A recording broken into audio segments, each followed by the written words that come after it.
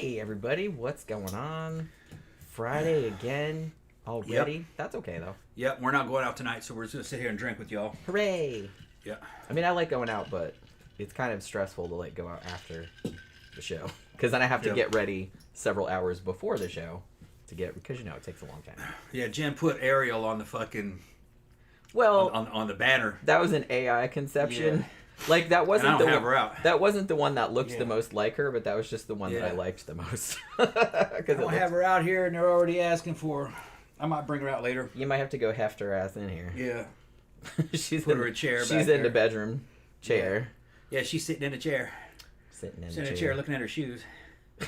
Got her feet up in the air. She can't even see the TV. Like she's turned the other way. Yeah, I just put her in there and just forget about her sometime. Change her pose up a little bit. For a while, it was funny because you know when we first got her and like we put her on that chair, and sometimes I'd walk into the room and go, "What the fuck?" Oh yeah, that's right. Yeah, you forget. But now it's just kind of she's kind of part of the furniture now. You know what I mean? Yeah. What's funny about that thing is that you got to have her in a comfortable position, or you get uncomfortable around it. Looking at her, yeah. Yeah. Like if she looks uncomfortable or something, you get kind of like, nah, that ain't right. Put her in a pretty pose, and all of a sudden you relax around it. You're like, okay. Yeah. I understand why that French guy's got 3 of them in his house. Yeah. Yeah, he's a French porn guy, and he likes to have beautiful women around him all the time. So he's got these 3 beautiful fucking dolls and all their clothes and shit. He says, I feel like I live with all these women. And he's but without all the nagging, am I right? Yeah. Yeah. And he's all man. He's into fucking cars and guns and shit. He just likes to make costumes and put makeup on him. He likes to put makeup and well, like I said, that's cool though. Yeah, I think it's almost kind of like drag queen by proxy. Yeah. You know, he's not putting it on himself; he's putting it on something else. Yeah, I think. But he's manifesting his feminine side. He likes prettiness.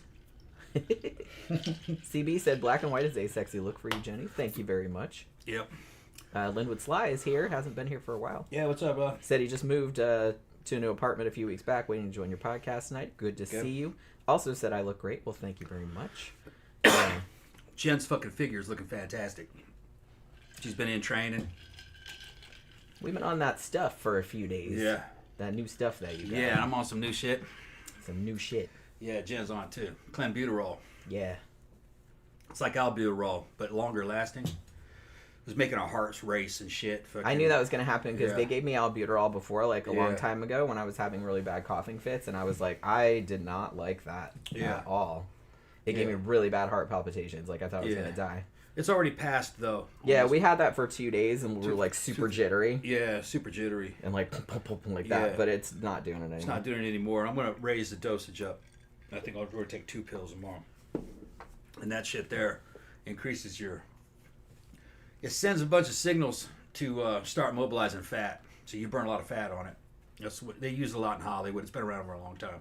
Yeah, we'll see how it goes. We've only been out for a few days. Bodybuilders and didn't help that we ate a big bowl of grits like an hour ago. Yeah. We haven't had grits in a long time though. No. I was surprised that you were making them. Yeah. Well, we're also on androgens too, so our metabolism's fucking running well. We fucking metabolize anything. We can't really gain fat on what we're doing.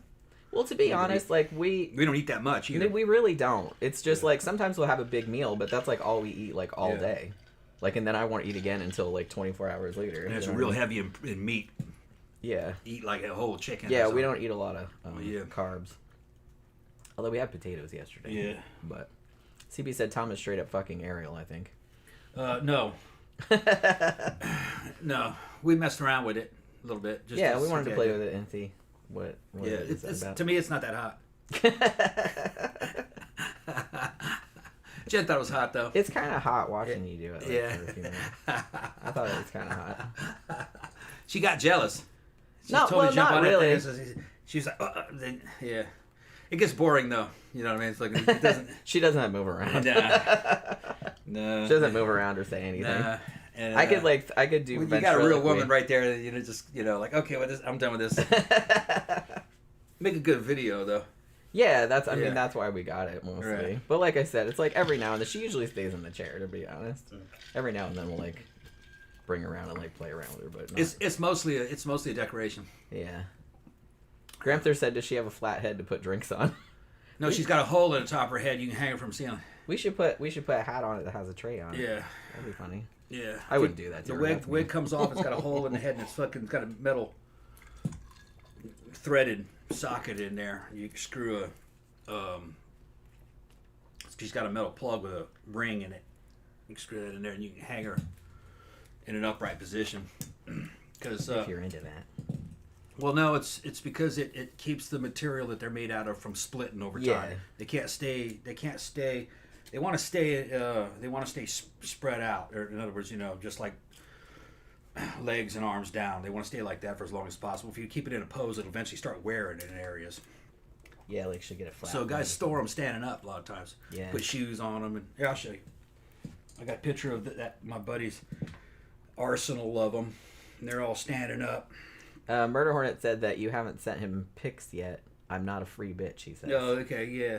You probably know what he's talking about. I know what he's talking about. I suspect I know what he's talking about. But Zach said, hey guys, put the show in a group chat. Some of my old high school friends may or may not be in here. We'll see if anybody turns up. I mean, I feel like people that don't have any experience with the show will just turn up and be like, what the fuck is this all about?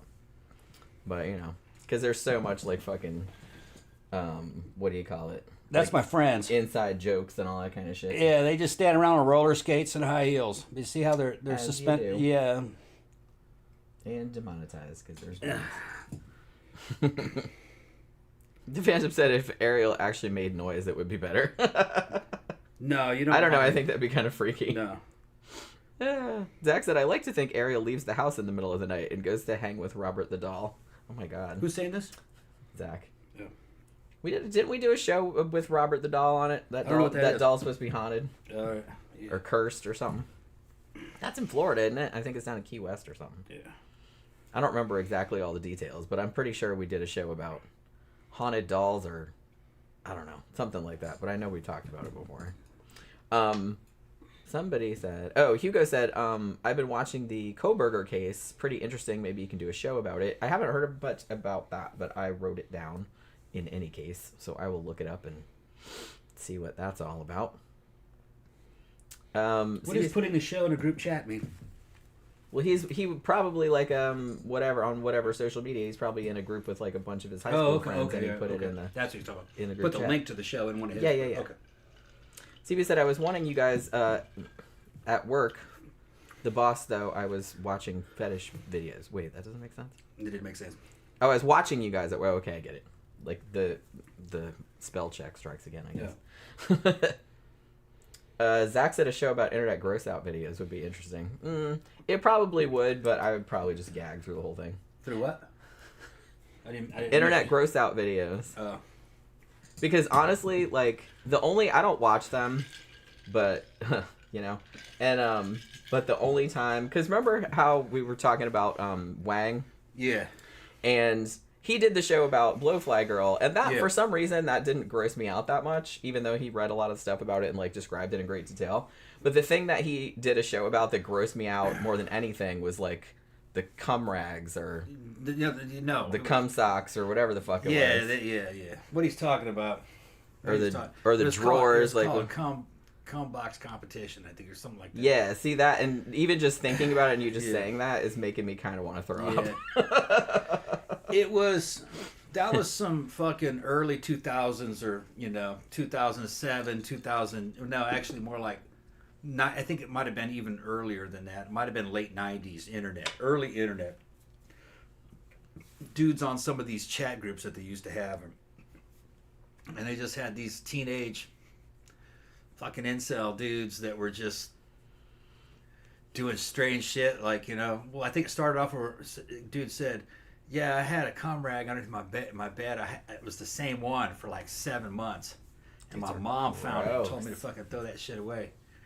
And he goes, I took a picture of it before I threw it away. He posted that picture of that thing, and it was fucking nasty. Another dude started going like, one dude said that I just opened my drawer. Yeah, I remember the drawer. Yeah, and he had a fucking shoebox, and it was just fucking nasty, And he said I think he said it was like a year and a half's worth in there. See, I'm gagging already. Yeah, and fucking they were describing the smell and shit, like. Stop. Smell like rotten shrimp and shit. Stop. Stop. I told you to stop. It was just like just thinking about it and remembering. I was just like the whole time I was watching the Wang video, it was funny, but I was just like gagging the whole fucking time. Yeah. It was teenage boys on the internet trying to compete of who had the grossest fucking shit going on. And these are fucking boys. Their mothers must be so proud. Like, probably like 10th and 11th grade when they're just nasty as shit. They don't even fucking do laundry and fucking socks that are fucking moldy and shit. They're like have that. Sandwiches under their bed. Old bowls of cereal and mold growing in them. Fucking tissue paper and Vaseline cans everywhere and shit. Just stupid, Fucking teenage boys are disgusting. I wasn't like that though. I was fastidiously clean. Well, you went to military school though. Yeah, I was just fucking. Everything was fucking ship shape. My brothers were a little bit like that, but not too bad. Not too bad. No, my hygiene. They weren't real dirty. I always liked things to be relatively neat. Put away. I wasn't too organized. Like I just put everything in a drawer, but I didn't like having laundry and shit laying around or anything. Make my bed when I get up and stuff. I don't know if people can live like that, honestly. No. Like I had a friend, not a dude. I had a friend that was a girl, and she wasn't dirty, but it's just kind of like she just left shit everywhere. Yeah. Like she'd take her clothes off and just like leave them on the floor, and so you come in her house and there's shit everywhere. There's just craft supplies and clothes and. I don't understand. How do you live like this? I don't understand these dudes. You know what I mean? Fucking. Also, I think growing up in Brazil, South Americans are have real high physical hygiene standards. They're always in the water. It's like a sign of being fucking wealthy is to be fucking clean, and even like to me, some American guys like I couldn't really fucking like I shower 3 times a day. I shower when I wake up. Yep. All right, so I go to work. I shower when I come back from work around midday, and then I shower before I get in bed. Yep. I shower 3 times a day. I shower twice a day. Yeah. And in the morning and before I go to bed. And I either clip or shave all my body hair with clippers or fucking razors or whatever. I'm just real. I do all my fingernails and shit, fucking toenails. I just can't be nasty. And we get in the army, get into basic training. I was already fucking broken of all that shit. You get in there and you see some of these dudes that are just fucking nasty, and the army has to break them of it. There's only fucking really 2 fucking groups of dudes that I've run into over time in the service and fucking contracting for Louisiana State Police and shit. Military dudes or police guys, fucking pretty clean. And convicts, long-term convicts. Those dudes live at close quarters and they're real clean. Well, yeah. They show up for their little work programs, all their fucking uniforms pressed and starched, hair perfect, everything, because that's all they have. Is their bodies and their uniforms. So everything is about being real clean, and they're at tight quarters when they're packed into those places, so they really value cleanliness. And if you're dirty, you're gonna get fucking beat up, So they're just they're paramilitary, like something out of a damn submarine. Speaking of which, we had trustees, working with us. Like I said, I never really encountered anything too bad, but I was on this subreddit the other day. And the question was, it was just like mostly like a women's subreddit. And it's called 2X chromosomes. And somebody was asking, do you genuinely enjoy giving blowjobs? That was the question. And probably about 40% of girls were like, yeah, they actually did enjoy it. Most of them were like, well, not really, but, I like, making them feel good. So it's like, so I do it anyway. And then there was a significant portion that said they really hated it because a lot of dudes don't wash their junk. Yeah, nasty, stinky motherfuckers, yeah. It's like they don't know how to wipe their ass. They don't wash their dick after they pee. Yeah. And it's just kind of like, like I said, I've never encountered that, like, anyone that dirty. Yeah. But apparently it's pretty common because a lot of women came on there and just said, they said, well, I don't mind unless. Motherfuckers are nasty. Yeah, but they're like, a lot of dudes don't wash anything in there. And she's like, and, smell like old cheese or whatnot. So, sorry. Gross. I was just talking about how gross the fucking cum jar was, and then I'm talking about old cheese smelling balls. Yeah. That doesn't gross me out, but you know what I mean. Murder Hornet also likes my wig. Thank you very much. Yeah, I like this one too.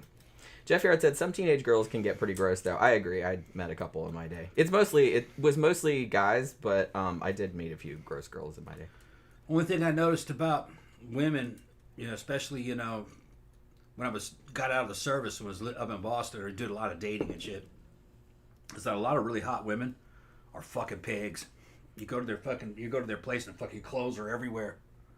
They're not so like it's fucking unsanitary. It's just that they don't They're just it's not throw shit every fucking where. Yeah, I had some friends like that. And you're like, what the fuck? They covered my place, man. My shit was fucking. I had wood floors and Oriental rugs and I had a fucking canopy bed and shit, and all kinds of gothic stuff. See, this is why you didn't have a problem getting women, because they're like, wow, this place is clean. No, they come in, they go, you live here alone? And I said, yeah. Just you? Yeah. Like you actually cleaned and they're like decorated it and stuff? Yeah, they're like, wow. They're looking, you know what they do? They go to the fucking, I'd come out and see them, they'd be checking the closets. See if there was women's clothes in there. Oh, okay. Because they didn't believe you. They didn't believe me. They thought you had a wife or thought a I had a girlfriend in there somewhere fucking doing all this shit. Like, maybe she was out of town. That's pretty funny. Yeah. Meanwhile, I said, no, I live here alone, and then she just laughed. Yeah. Meanwhile, I stayed at my friend's boyfriend's house, and he had 2 or 3 roommates, I don't remember what, and they had a stack of dishes in the sink this high, and it was covered with maggots. Yeah, I've seen that before in girls' houses. Just a big pile of fucking dishes, and they didn't wash them. There'd be 3 girls living in there. It's just so much easier. Just wash them after you use them. Like, I've lived a lot of places that didn't have a dishwasher. Yeah. We have a dishwasher now, so it's like really easy, but... These are pretty girls. Prettier they are, the dirtier they are. Yeah. A lot of times messy. Yeah. They feel like cleaning shit's beneath them. I guess. Maybe that's what it is. That, you know. Yeah, fuck that. I ain't cleaning that. Who's gonna fucking clean that shit? Yeah. You clean it. I ain't cleaning it. Nah. Yeah, pretty gross. I mean, like I said, I don't mind a little bit of clutter. You know, I'm not bothered by that. You know, shit doesn't have to look like fucking a museum or nothing like that, but I don't understand people that just like throw shit everywhere and just leave it. I don't understand you can live like that. That's right. There's not even any dust in the vacuum cleaner. That's right. No dust there. That's how clean this shit is. Linwood knows what's up. He's ex-army. Cleaning the fucking toilets and shit with toothbrushes and shit. Yeah. They break you that shit in basic. They make you value shit. Another thing is that, you know, if you're in combat arms, especially if you did any deployment, going to places like Korea and stuff, it's fucking cold and it's fucking wet and it's super fucking hot. It's always some kind of an extreme. And when you're in the field, you're wearing the same set of clothes sometimes for 2-3 weeks. You know, you're just filthy. So you really start to value being clean, and dry, and either warm or cool. You know what I mean? Yeah. If it's freezing cold out there, you know, you value being warm and dry. So you just like, you keep everything just looking, you know, it's just the way it is. They're doing inspections and stuff too. And you just feel secure that everything's clean and dry. You can't get rained on in there. You just, you know, it's like a privilege. Everybody takes all that shit for granted. But we didn't. Yeah.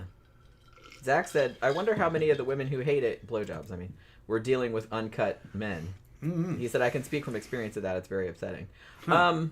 My ex-husband was uncircumcised, but he wasn't dirty or anything like that. His feet stank. I could smell his feet inside that car when you came. Fucking right. The old fucking Scottish motherfucker. He was Welsh. She was Welsh, yeah. Motherfucker's feet was stinking. She showed up. He had her car for a while. And when he left, he gave her car back. It's a Honda Fit. Yeah. And when that shit when I got into that shit when it was in the driveway, man, all I could smell was just fucking feet. I wondered. Like dirty socks. Remember when he might have been sleeping that thing for a couple of days. I kind of thought that. Yeah. Like, I'm not going to ask when I haven't talked to him for years and years. But, like, when he brought the car back, because he was going back to the UK. Yeah. And he just left it at the airport, and we went and picked it up. Because, you know, he was flying out. Yeah. And, yeah, when we got in there, it's like, and like, all his shit was in there. And I was like, has he been living in this car? Yeah. Like, we still had a house. Yeah. I just didn't live in the house anymore. Some weird shit. It was pretty weird. And then when I went in the house, like, to get some stuff, it was a disaster. There was just shit everywhere. In the house? Yeah, there was just... You fucked the house up, huh? Yeah, it wasn't like trashed, but there was just stuff everywhere. Oh, okay. Like, it looked like a hoarder house. Okay, yeah. So I don't know what that was all about. But he was hoarding. I guess. It's like, we didn't have this... Where did all this shit come from? Like, we didn't have all this shit before. I mean, it wasn't a big house, but... If he's trying to get a new girlfriend, he was going about it the wrong way. That house is in a bad location, though, anyway. It was, yeah. It was like, you know. Yeah. Well, the thing about it is that I don't, like I said, I haven't seen him in. Yeah. I don't even remember the last time I saw him. It was like probably more than 10 years ago. But it was just like. The house is in Daytona and like on the fucking most white trash block you could fucking. Yeah, imagine. it's very white trash. Yeah. But it was cheap when we bought the house. It was cheap when you bought it. So yeah. that's why. But it was a nice house. It was decently put together. It was just old, but just all the houses around it. There was shit like disassembled cars and fucking. Yeah, it was that kind engine blocks. It was exactly what you'd think of when you think of like white trash. Engine blocks hanging from the fucking trees. Pretty much. Yeah. Like our neighbor was like the world's biggest Leonard Skinner fan. Yeah. Was out there with no shirt. Woo, sweet home Alabama. It was like that, yeah. I'm not even making that up. That's He would blare it at 7 a.m. Yeah. But I heard through the grapevine. He didn't tell me this. That my ex-husband had gone out on some dates with some people or something like that. But I heard through the grapevine that he just bitched about me the whole time. Yeah. So it's like he never... Great strategy. I know. I was just like, how's that working out for him? Nobody on a date wants to hear about your ex, okay? And you bitching about it because that's going to be her if she goes out with you. Yeah, that's what I mean. About her. Yeah. And every woman knows that. That is a huge red flag. That is a huge red flag. If the first thing they bring up is what a bitch their ex-girlfriend is, or if they're just still pining over them or something like that, be like, yeah, I gotta go. I'm good with all my exes, and the ones that I'm not good with, I fucked it up. I deserved it, yeah. But, that was few and far between, though. Most of my girlfriends fucking friends with me still. Yeah, they love Jen and shit. Yeah, that's true. Yeah. Which is kind of crazy. Like I said, I think that was one of the things that I liked about you. You didn't really have any red flags in that regard. I never really had anybody that had gone out with you or knew you or anything like that warned me about you. Yeah, no. I mean, people warned me about you, but it was people that didn't really know you very well. And it was usually other dudes. Dudes trying to fuck you. Yeah, that's what that was. Well, that was pretty transparent. Yeah. But I never had any women. Yeah, no. Especially ones that had been out with you or like that knew you for a long time. I never had them like warn, unless they were trying to get you and they were trying to scare me away. No, usually what happened is that I was always wise enough to slowly start ending shit before it got too far down the road. You know what I'm talking about? If it looked, as soon as you realize that this shit isn't gonna work out, we're gonna have to fucking separate as friends. Some dudes will stay in that shit another 2 or 3 years, and that's gonna really get bad. That's really gonna get bad. Yeah. It's kind of better. It's better to just like as soon as you know. Mm-hmm. I don't think this is going to be a long-term thing or anything like that. It's probably better to just start extricating yourself before it gets real ugly. Right. Because it will. And you don't do it like breaking up. It's just like, look, we're great friends and shit. We go out to clubs, but you know what I mean? Between me and you, this long-term, this isn't really going to work out. We need to start, just chilling out. We'll hang out. And we can date other people and just see how it goes. And they're like, yeah. A few weeks later, fucking, we're dating new people or whatever. Yeah. You just don't want to put any pressure on it. And like I said, you may have only been with her for like a couple months anyway, so it's not like you're really super invested in it. Right. Well, some dudes are just so hard up, you know what I mean, that they'll stay in a bad relationship for another couple years just because they're getting laid. Yeah. No, you're just walking deeper and deeper into a minefield when you do that. If it starts going sideways a little bit, usually it went sideways with me just because they were just incompatibility. Like, one of the ones I'm talking about was a real bad alcoholic. I liked her, but she was just... Yeah, like every time you'd go out... Couldn't take her anywhere. It was like a whole thing that you'd have to deal with. Yeah.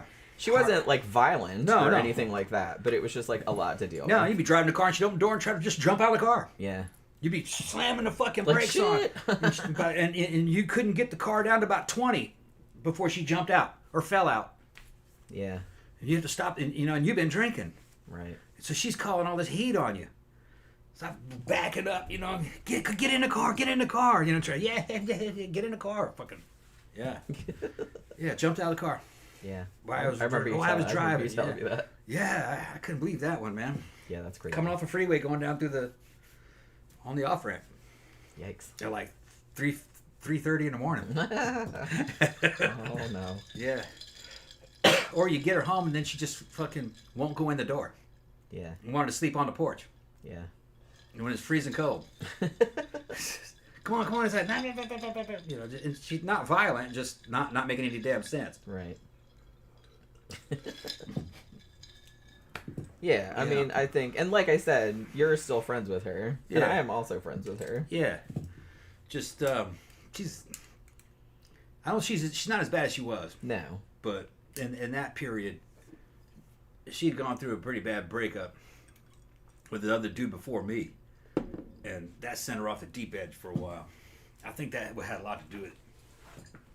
She lost her boyfriend and her best friend. Yeah, because her boyfriend ran off with her best friend. Yeah. Which, like, that could fuck you up, I see. Yeah. That. I mean, that would be... Especially when I told her that's what like it was. Double betrayal. Yes. She goes, I don't know what... And it's just... He went out with one... He's out with your best friend. He just, no, my best friend's fucking blah-blah-blah. And I said, yeah, that's who he's with. About a week later, she goes, you were right. That's who it was. That's who it was. We know all of them. We know who all the ones I know. We're all friends with all of them. Yeah. I mean, that was a long time ago. Mm-hmm. That was a long time ago. But, you know, it's all kind of water under the bridge now. Yeah. Let me catch up. Oh, man, I got way behind.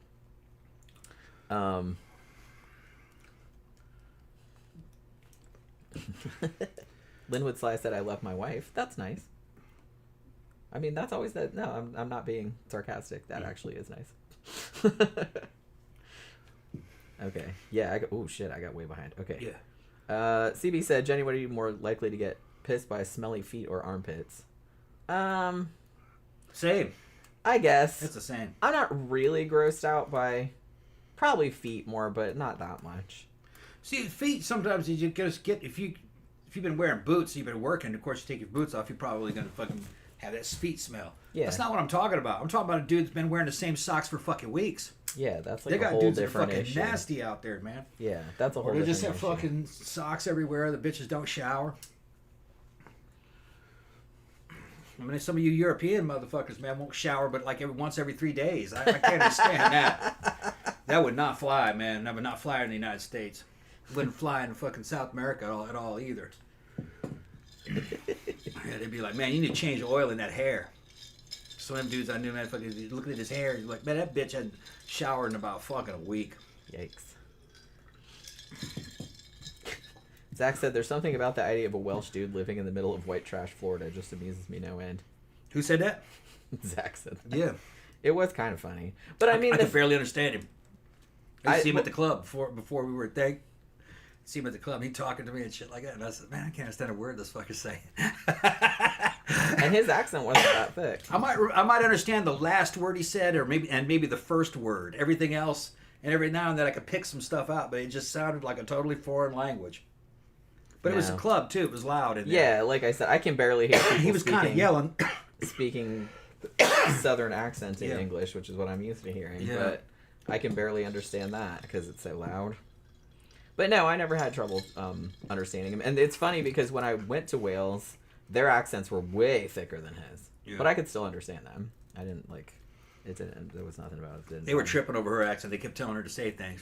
Yeah, I figured that would probably happen. They wanted you to say tomato.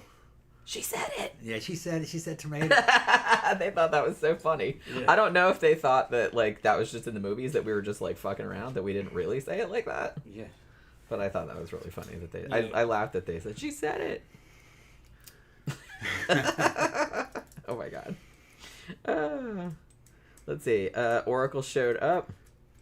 Oracle said, my husband has had exactly one crazy ex-girlfriend and hasn't said a word against her. I only know about the crazy because his first ex-girlfriend told me. Mm. And his first ex-girlfriend was my matron of honor at our wedding. Yeah, see, that always kind of works out. I know that there's kind of a school of thought that always says, well, you know, if you broke up with the person, you shouldn't really, like, hang out with them anymore. You shouldn't talk to them anymore. I'm like... That's bullshit. I think that's bullshit. It depends on what you broke up over. It depends how long you were together. Yeah, what it depends on a lot of things. Yeah. Like, I think it's good if people can still be friends with their exes and not...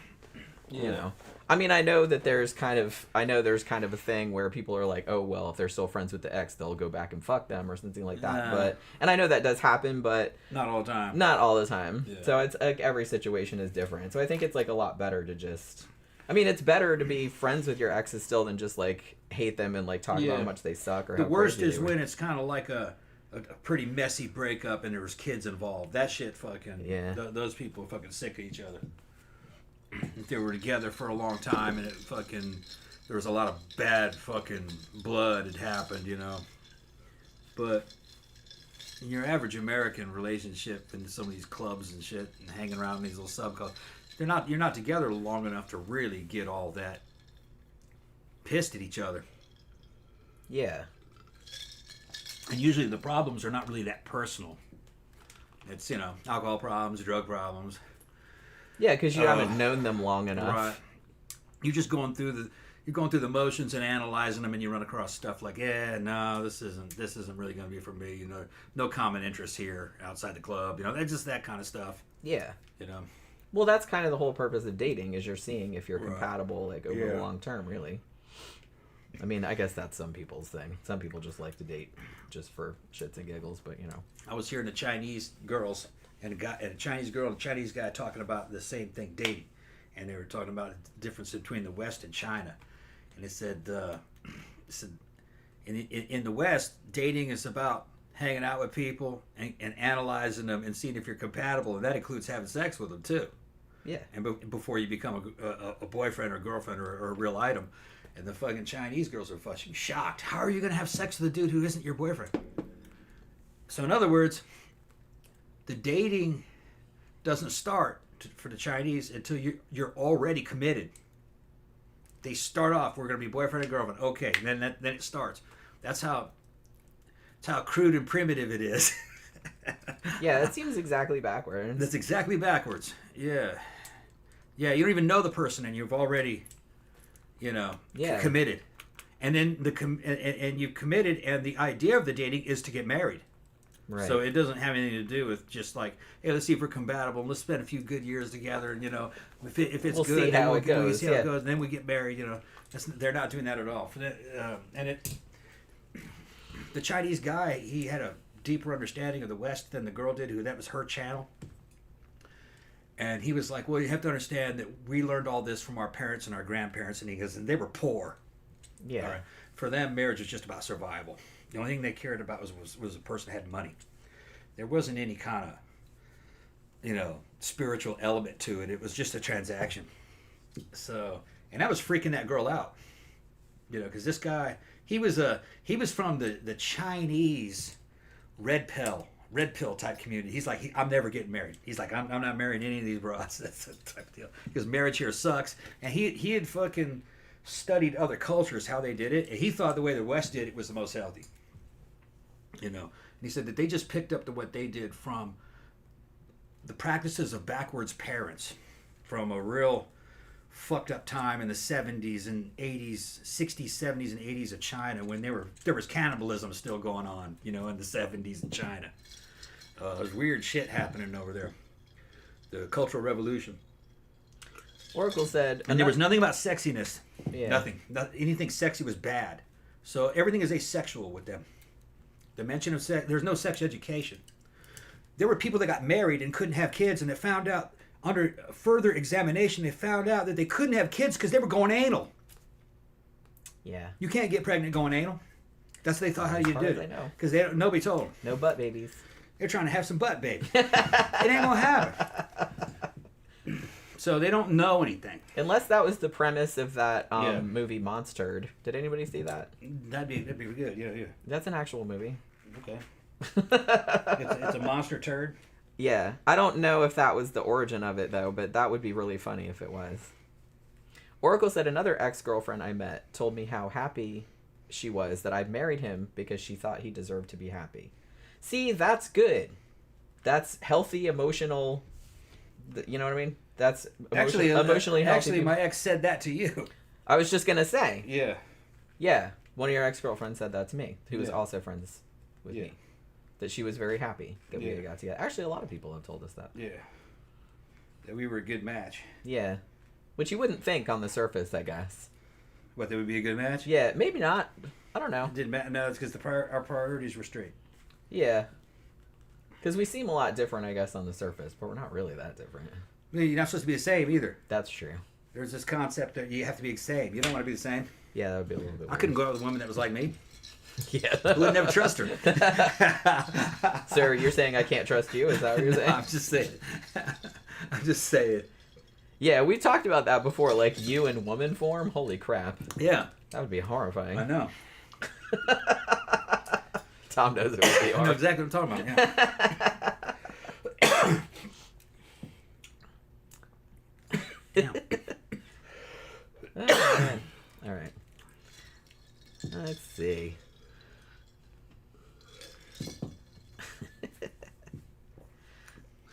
If you guys want to talk about anything, you can just ask a question and drop it in the comment section. And we can talk about anything. We can talk about new movies. We can talk about old cases. Just, just whatever you guys want to talk about. Nothing that complicated because it's like I'm not prepared for anything, but you know what I mean. But the stuff that we can just do by memory. Yeah, like I just we got good memory. I just like the freewheeling kind of shit, Yeah. Lynn would ask, what are you guys having tonight? This is actually rum and cherry coke. Rum and cherry coke, yeah. Which is surprisingly good. Yeah, it's good. We also have root beer, and rum is also good with root beer. Which that's coming next. We're almost out of this cola. CB said if Tom was a woman, he would be pregnant every 9 months. Man.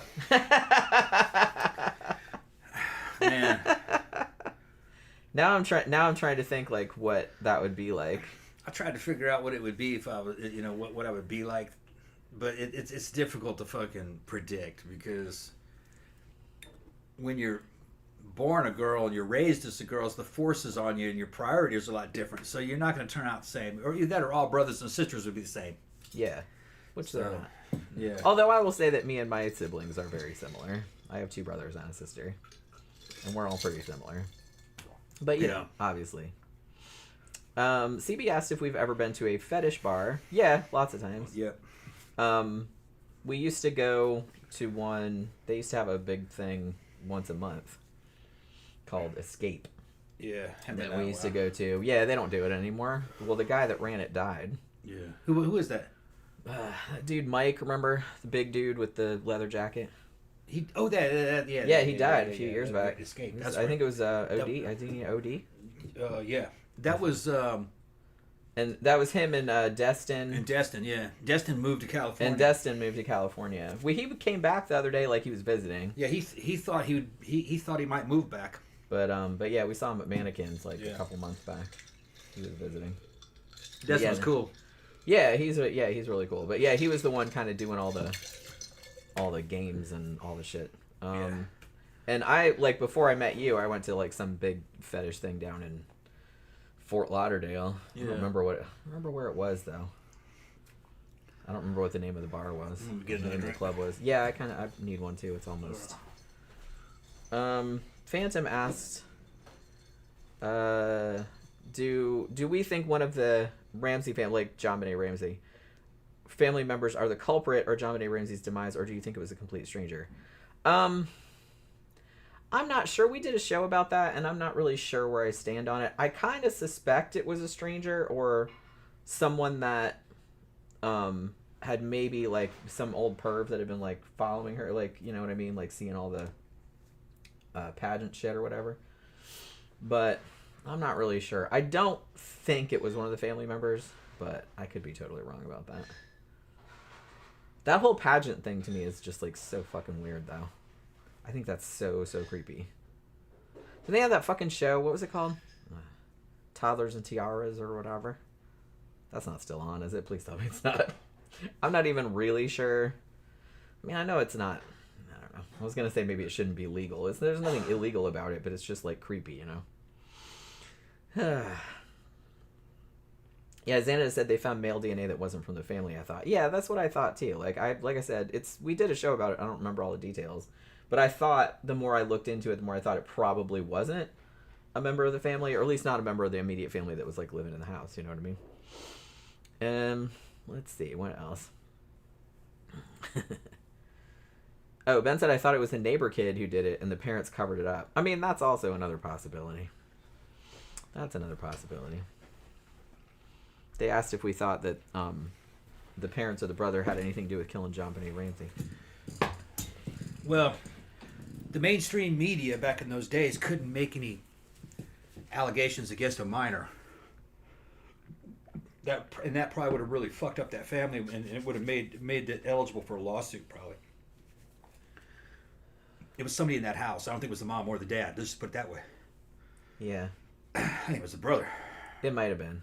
Yeah. I mean, if it was anybody in the family, it was probably him, but I don't really know. I suspect it was a stranger, but... Or, like I said, somebody that was obsessed with her because of the pageant shit. But... Wasn't there snow around that house? And there were no footprints? See, I can't remember now. See, this is why when you bring up the stuff, I don't remember all the details. I thought there was snow around the house, if I remember correctly, and there was no footprints. It was somebody inside that house did it. And there's only 2 males in that house. You know. I doubt it was the dad. I had a feeling that it was the brother. He was only a little bit older than her, maybe like 10, 11, maybe 12, something like that. Yeah, I don't remember. And he might have been real jealous of his sister and maybe killed her.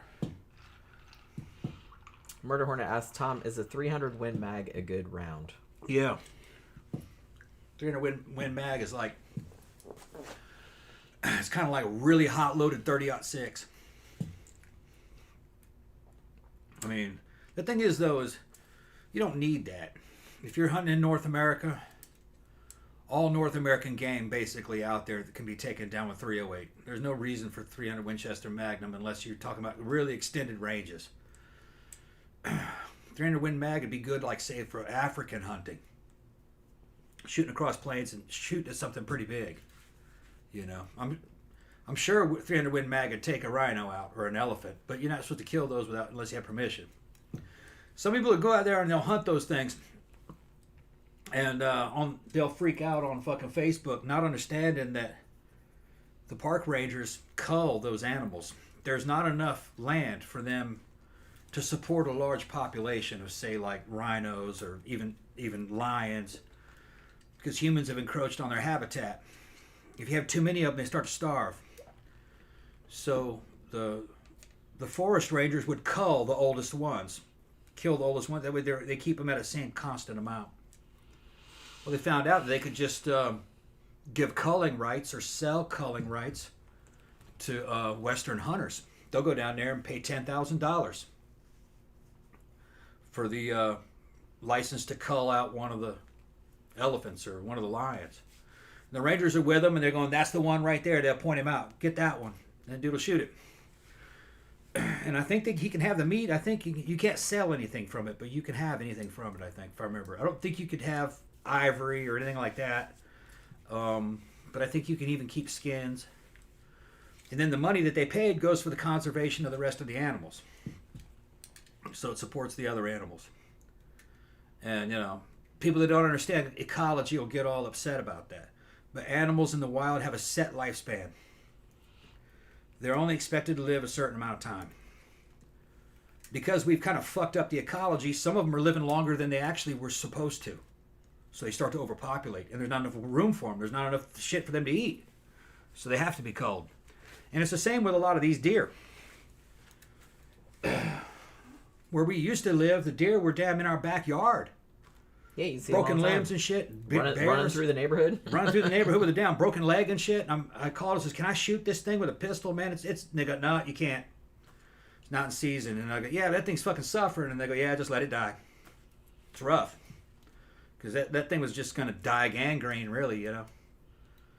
So I was just going to put it out with a pistol. But I was in a built-up area, you know. They wouldn't let me. I called animal control. Yeah, because it was just sitting in our backyard, like right by the porch. Yeah. It was so sad. I should have said nothing and just shot it. And then walked back in the house. But it would have been stinking out there. Well, yeah. Because you'd have to have somebody. Yeah, because you're not supposed to let an animal linger like that. But that's what happens in the wild, though. They linger in the wild. They die slowly. Most animals die because they're being eaten alive. You know, think about that. So a lot of them aren't dying that way anymore because we killed a lot of the predators. But things like deer were normally eaten alive by mountain lions and wolves. Bad way to go. It is. I would not want to be eaten alive. Yeah. By like a shark or an alligator or something. I've seen films of lions bring down a zebra. He's got 6 of them holding it still. And one of them's trying to choke it out. They'll bite it on the throat, try to choke it out. And you look in the back, man, and there's a lion taking a big old bite out of it. out of its hindquarters while it's still alive, trying to get him some. Joseph asked, I recently watched the movie God is a Bullet. Have you seen it? Have not. What did they name it after the Concrete Blonde song? Because there's a Concrete Blonde song called God is a Bullet. Came out in the late 80s, early 90s, something like that. Nah, I was watching, I just finished Reacher last night. Yeah. Like there was 2 seasons of it up on Amazon Prime, and I finished season 2 last night. That was a good fucking show. Yeah. I got real into that. I think I liked season 1 slightly more, but season 2 was real good too. Then Ben goes, and then Animal Control came and shot with a pistol. No, actually they did, because when I called that in and told them where it was, the woman I was talking to said, "Oh yeah, we heard about that one. That's other people had called. Everybody's been calling for that thing the past 2 or 3 days. And so is anybody going to kill it?" And they go, "No, we tried, but it just runs." Yeah. So I mean, they killed some bears. They'll kill bears. That scared some dumb woman. Yeah, and that had me pissed. They killed 12 bears because of that. And that bear didn't hurt that woman. She scared that bear. There were a lot of bears in that neighborhood. They were pretty big. Like I said, we see them all the time. But black bears are pretty friendly. Well, as far as you would think that something like a bear would be. They won't come up and greet you, but they won't threaten you either. They mostly run. And you could tell by their facial expressions and their postures that they're scared of people. I would be too if I was a bear. But they sure as hell know what a fucking refrigerator is. And they can open it. Yeah. Me and Jen were driving home one time, and it was the middle of the day. Remember that? And that bear was trying to get in that refrigerator, and I got out. Remember that? And it ran. It was going up into the garage. Going into the garage to go to that refrigerator. Because the garage was open. Yeah. Hey, you. And he goes, "Oh, he sees me." Then we went up to the people's door, and we were just kind of like, you might want to close your garage. Like, there's just a bear trying to get in your fridge. Yeah. And they were like, "Oh, shit." I guess they didn't know that it was open. Yeah. But yeah, and like we've said before, like we came home from the club one day at 3, 4 in the morning, and there was a huge bear like sitting in our driveway. Sitting right in my driveway, sitting on his ass like he was a man. Yeah. That's what the fuck you doing, man? And he sees me and goes, "Oh shit." He rolls over and gets up. And he was huge. He was much bigger than a man. And he was just a huge black bear. Yeah, he was a big one. Big black bear, yeah. But he was super chill. Like as soon as we pulled in, we were like, "What the? It's a bear." Yeah. And he was just like, "Okay, I'm going." Yeah, oh shit. And he just kind of lumbered up. Fucking walked off. That bear standing up probably would have been 7 feet tall. I'm sure. 6 feet, maybe. Yeah, it was. I was surprised at how big he was. He was huge. Yeah, Ben said Reacher is good fun. Yeah, I liked it a lot. I liked it just kind of like Batman, but he kills people. Yeah, a lot of people. Yeah. Wow. And he's like just so cavalier about it too. Yeah.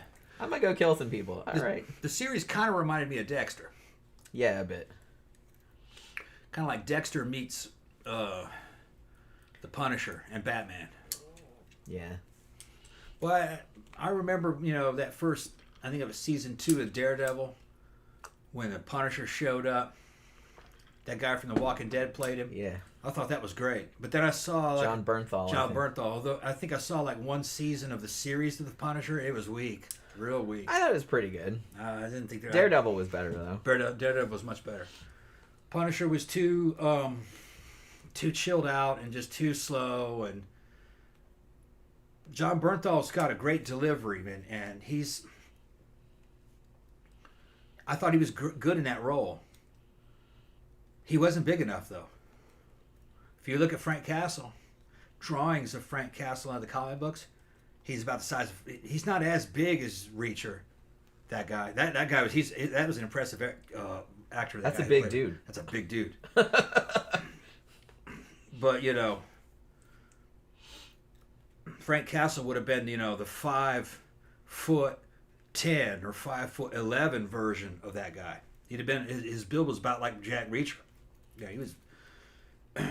And he was an elite fighter in all senses. Weapons and hand-to-hand, and knew how to plot things out. He was just real military in the way he did things. And at that level, those dudes are all on gear. The Batman's on gear. On a couple of animated series, he takes what he learns from Bane's venom, which was steroids, a high, powerful steroid. he took some of that and mixed it with his special bat fucking steroids, and made and got stronger. And he was in his 50s, you know, in that particular animated movie, because Batman wasn't a young guy in that movie. Remember the one where he had that bat tank? Yeah. Remember that? Yeah. I like the way those superhero movies. If you ask me, the superhero stories, I do like some of the live action ones, but they make so much more sense when they're animated. To me, they work best animated, because you can suspend your disbelief because it's not supposed to be realism. You know? And I guess it's a lot cheaper to just like draw shit than Yeah. pay like to. There's just certain things. There's just certain things that happen in comic book stories that doesn't translate well to film. You know. Well, like I said, I like some superhero movies, but it's not my main thing. Yeah. You know what I mean? I'm not really a fan of big spectacle kind of movies anyway, generally. Yeah. You know. Well, remember how good Into the Spider-Verse was, though? Yeah. That was animated. That was great. You could never make a live action film like that. Yeah. You know. I mean, you could, but it would suck probably. It would suck, yeah. But yeah, Into the Spider-Verse was great. Well, they made a second one, didn't they? Yeah, we didn't see it. We haven't seen it yet. It's probably you can probably rent it for nothing. But yeah, I can imagine, because it's been a while since it's been out. Joseph's talking about that movie, God is a Bullet. Said the IMDb description is: taking matters into his own hands, Detective Bob Hightower tries to infiltrate an evil cult to save his kidnapped daughter and avenge the murder of his wife. See, I like that kind of movie. That'd probably be good. When did that come out? I never heard of it. Like I said, I've heard of the Concrete Blonde song, but that's about it. Camp Guy said they were talking about the John Benet Ramsey case still. John Douglas said he doesn't think the Ramseys or Burke did it. I just saw the interview.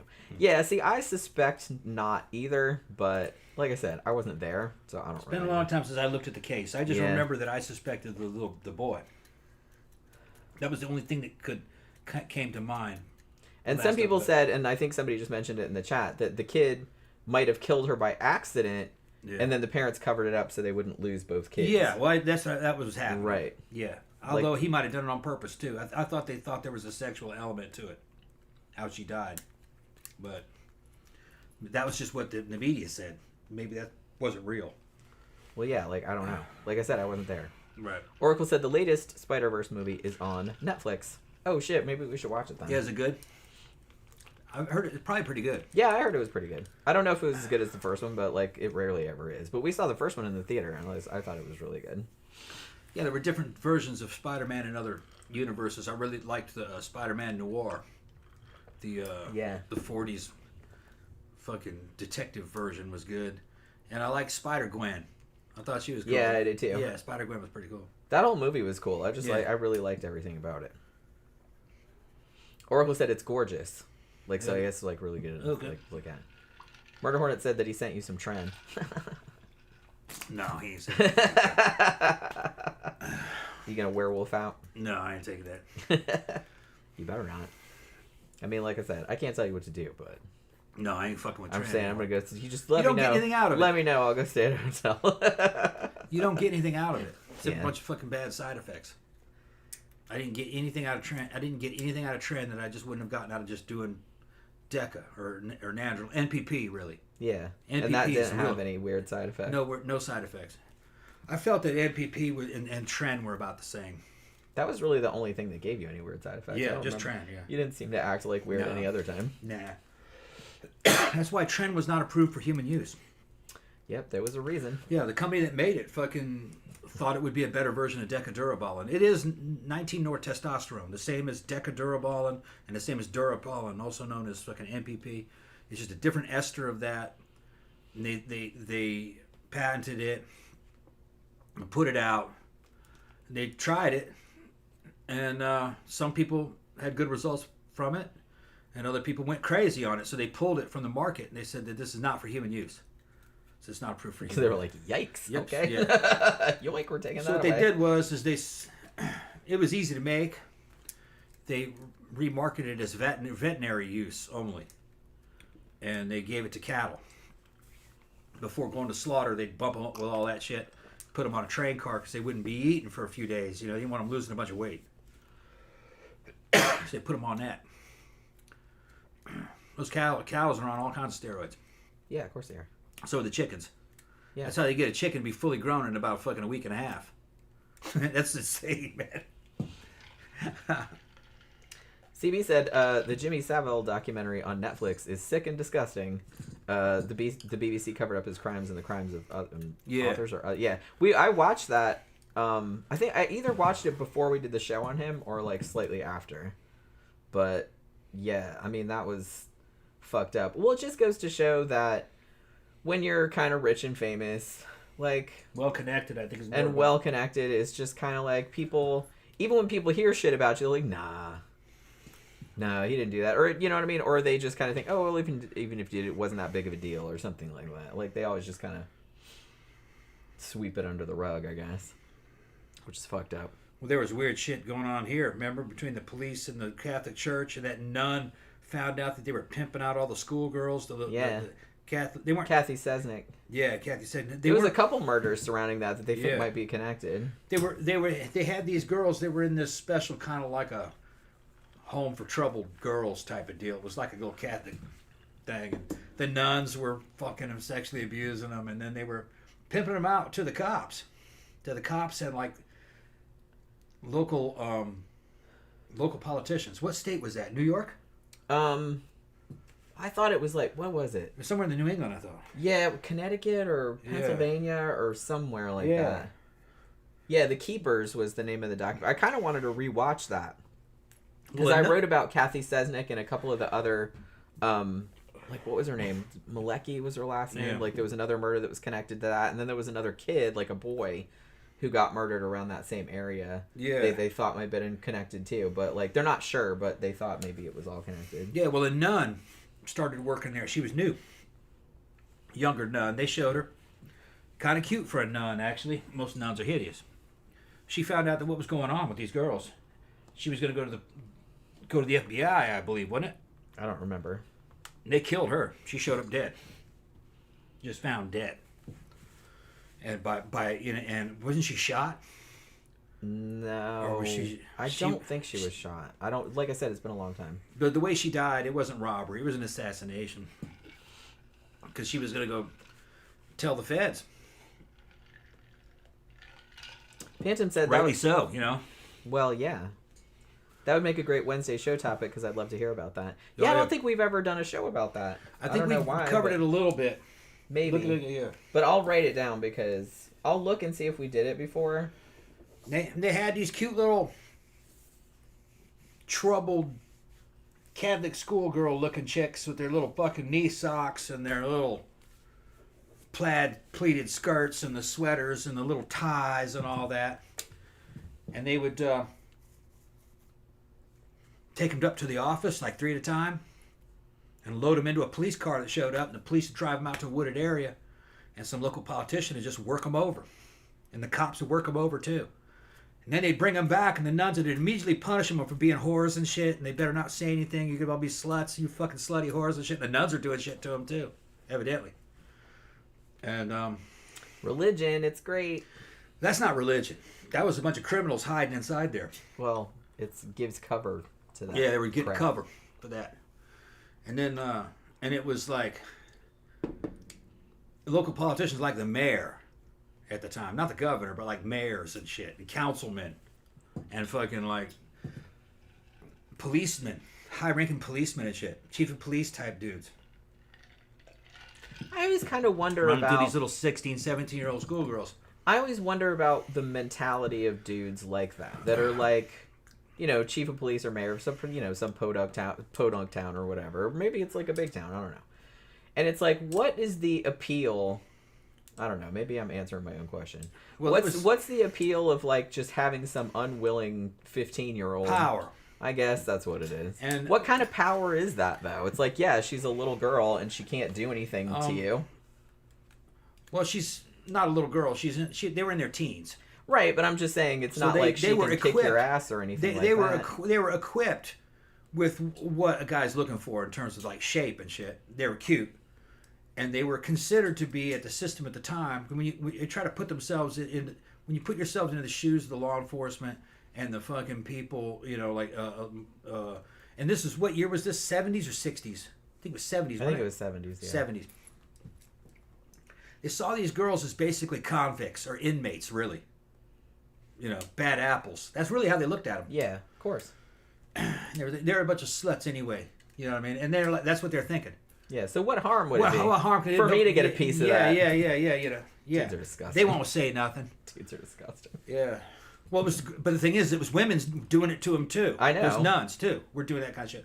So there are these cute girls who were fucking got in trouble by their religious parents for probably sneaking out late at night or whatever, drinking, you know, just doing regular shit, doing like teenage shit. But you know, this is a Catholic area, and the parents are gonna say we're going to lock you up in this fucking school here until you learn how to grow up and be a lady or whatever. And then the cops and the nuns run through them like prostitutes, and then punish them for it.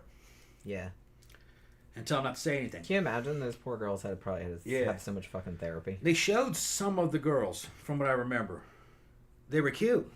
You know what I mean? There's nothing wrong with them. Just well, like I said, I'm sure that, I mean, back in those days, you probably didn't have to do anything. They'd probably catch you with one joint, and they would put you in that shit like you're some delinquent or some crap. Yeah. Ridiculous. But then you got these crooked guys in the clergy, the police, and crooked guys that have gotten elected, and they're no better than criminals themselves. You know what I mean? So they just saw some girls that were unprotected, basically, that were already kind of like, wouldn't be believed. And they're fucking official authority figures, so they can do whatever they want to them, and nobody will believe these whores. You know, that's the thinking. Which, like I said, just the fact that so many people think like that is like fucking terrifying. Well, here's the thing. You're saying that people think that way. I don't think they think that way anymore. That was the 70s. The dudes that were doing that were in their 40s and 50s back in the 70s, so they're dead. It was corrupt motherfuckers from another generation. They wouldn't even be baby boomers, I think, at that era. They would have been greatest generation. World War II generation, basically, that did that.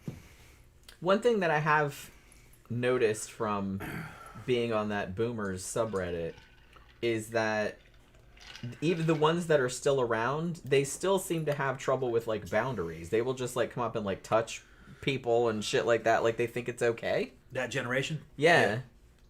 Like I don't really get why, like, this entitlement that they seem to have. Well, it was very hierarchical.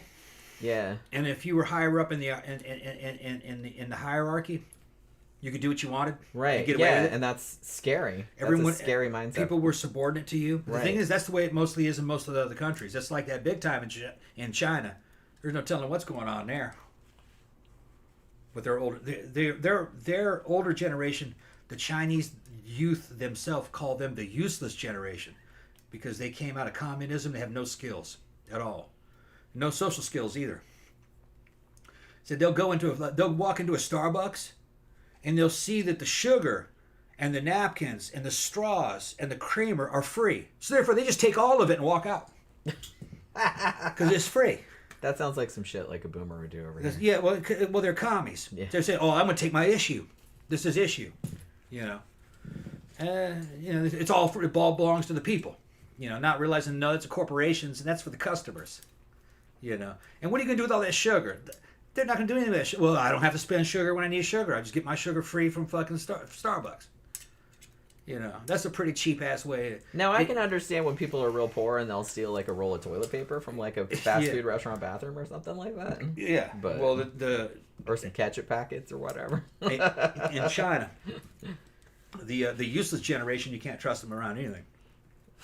They'll just steal it. They'll just take anything that's not nailed down. Yep. So we got a super chat. Oh yeah, finally somebody bought us a drink. What Lynn? Thank you very much. Didn't say anything, but thank you very much for the super chat. Send us $10 and bought us a drink. Thank you very much. If y'all want to buy us a drink, you can just drop us some of that money in the goddamn comment section. Give us a super chat. The collection plate, but not like the churchy collection plate. We're not churchy. We're here preaching the truth and talking about smut. Yeah. And stuff like that, which is fun. Smut and murders. Yeah. CV said, Jenny, you should watch The Magdalene Sisters. It's based on a true story about girls in an Irish asylum system for underage pregnancy and being raped and girls seen as not pure. I remember hearing something about that. Maybe I ought to write that down. Yeah, I did. Okay. But yeah, I remember hearing that because I think I read about it I was reading about like didn't this happen in Ireland, the Kerry babies case? But it was very much because it's a very Catholic country. Underage pregnancy was seen as like really, really bad because you couldn't get an abortion or anything like that, and they would send you off to these homes and all kind of like terrible stuff like happened to the girls that were there because again they were vulnerable, and of course anytime you have a vulnerable teenage girl, you know there's going to be all these vultures fucking circling. Oh yeah, whatever vulture you got is going to try to get that job to get around them those girls. Yeah. Like I said, it's scary, man. You got to watch your ass out there. Gotta watch your ass. I don't think it's as bad as it was. It's a lot better. But you gotta fucking internet. You still gotta watch your ass, but it's a lot better than it used to be. Trust me. A lot of that shit didn't survive the internet. Yeah. The internet's too powerful. Back in those days, the only way people could find out is if the news were to pick it up, and if you were the local mayor, you were gonna quash that shit. Like, oh no, that didn't happen. You know, they're just, you know, people just want to do what they want without consequences, which that's not how shit works. I mean, if you have a lot of money, that's how it works, I guess. But yeah. For the rest of us peons, it doesn't work like that. You're gonna get your ticket punched. Yeah, that's how you keep doing that kind of shit. That top 3%, they're above the law. Yeah, they're above the law. But like I said, and it's been demonstrated, all that damn Child Island business and all that shit. Epstein got his issue. He was only the tip of the iceberg, though. They never did release the client list, did they?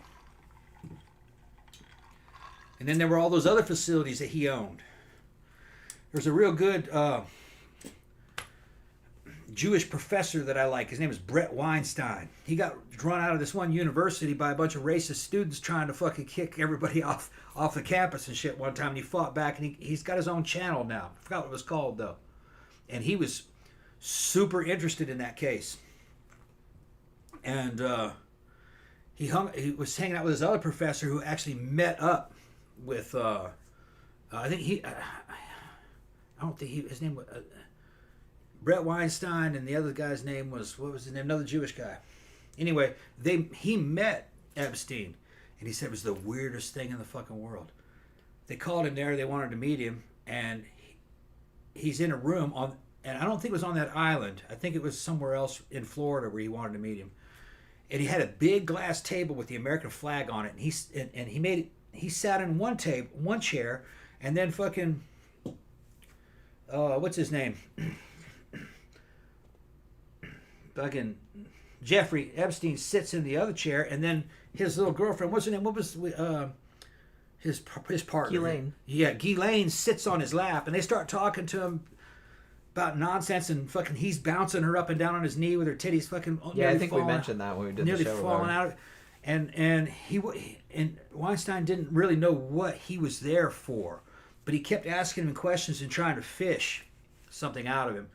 But whatever he was looking for, he didn't find it.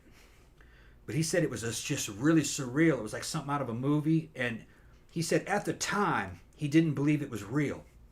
He thought this was some kind of candid camera thing. Right. Am I being punked right now? Yeah, he didn't think it was real. Ashton Kutcher, whatever his name is. And it freaked him out. He went back home and thought about it. And because he didn't know who Jeffrey Weinstein, or what's his name, Jeffrey Epstein really was. He just was supposed to be just famous, rich, powerful guy who could pull all these strings. And that, you know, he was a scientific genius and all this fucking weird shit that's not true about that dude. It's just that he propagated all these lies about himself. And when he got back home, he said over time he realized that was something having to do with kind of like the intelligence agencies were trying to recruit him for something through that guy.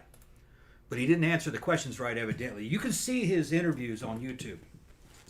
That wasn't Brett Weinstein. That was the other guy. I think he was a Weinstein also. But it's a different guy. He tells a story of what it was like meeting Jeffrey Epstein. He said it was just fucking absurd, bizarre. Well, like I said, I think that happened more than once because I think we talked about some cases of that. Because some people had said that too, that they had met him and like the two of them would sit over there and she'd sit in his lap and they'd start like making out and he's like, what the fuck is going on? You know what I mean? Yeah, and he's like pulling her titties out and shit. Yeah, like that kind of, like, okay. Yeah. I just came over for a beer, but whatever. And then he'd start asking him, he'd ask him certain questions that he didn't think were related to anything. And he's like, okay, you can go. That type of deal. Yeah. Fucking weird. Well, dude's fucking weird. He had a lot of facilities. One of them was out in the middle of the desert. I saw a picture of it. It was this real high-tech looking fucking building out in the middle of the fucking desert. Straight out of James Bond.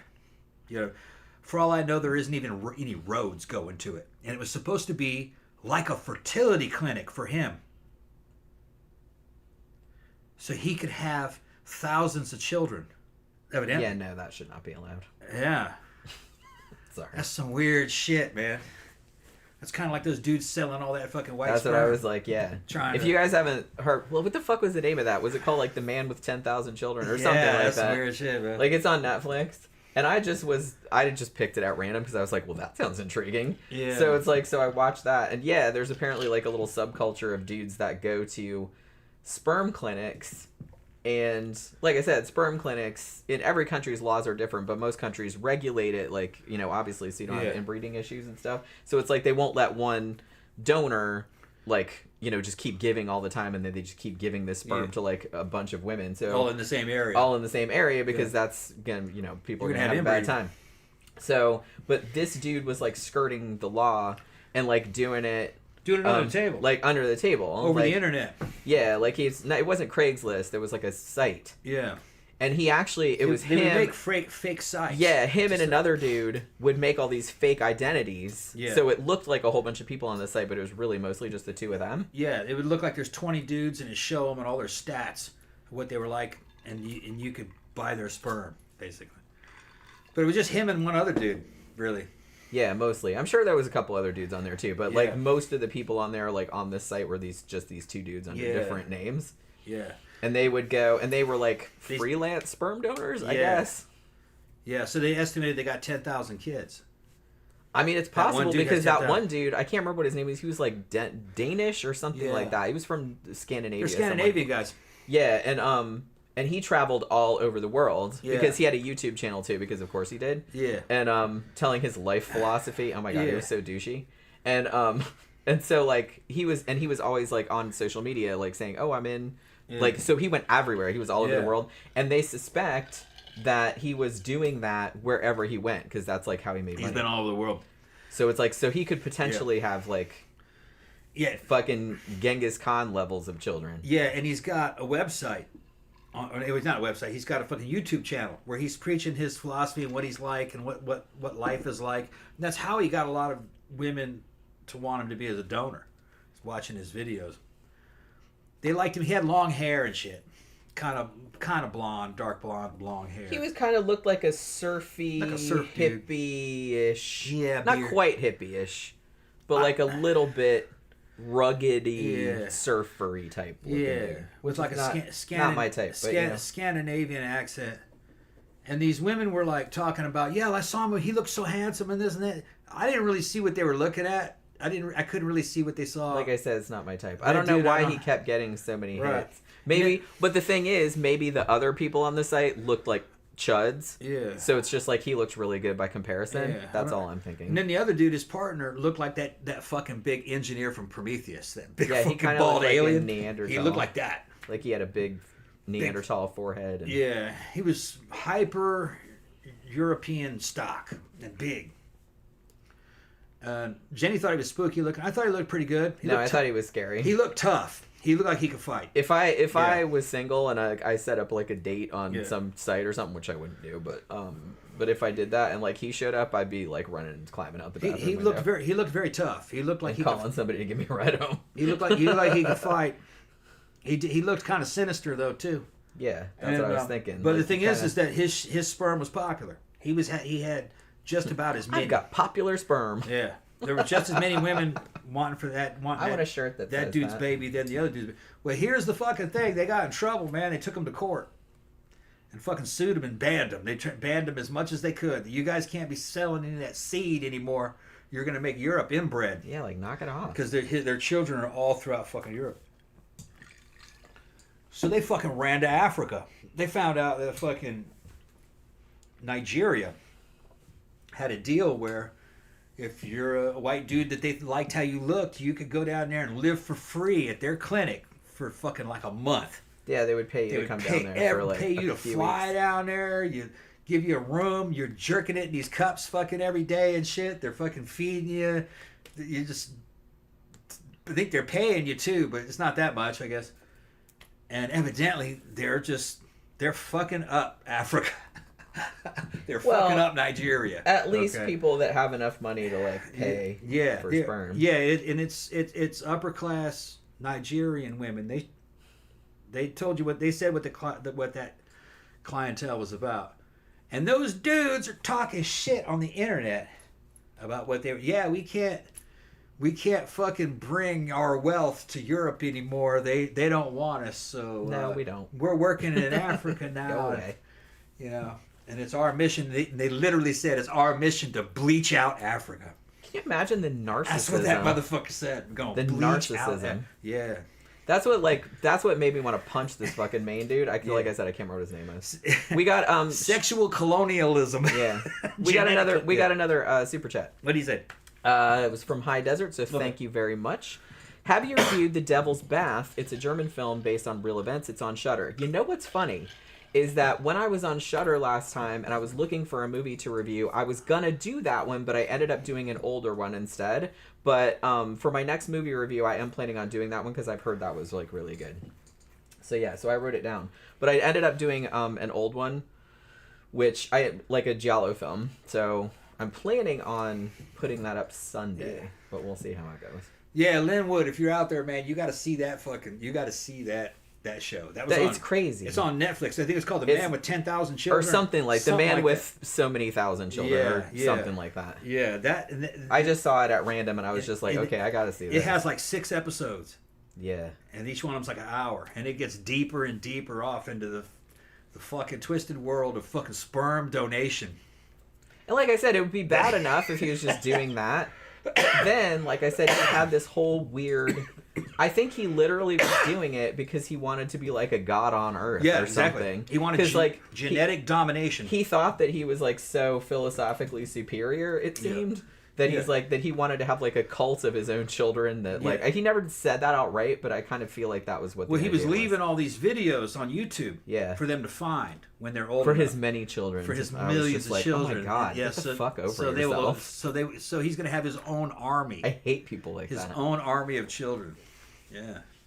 Like, why the fuck do you think you're so special?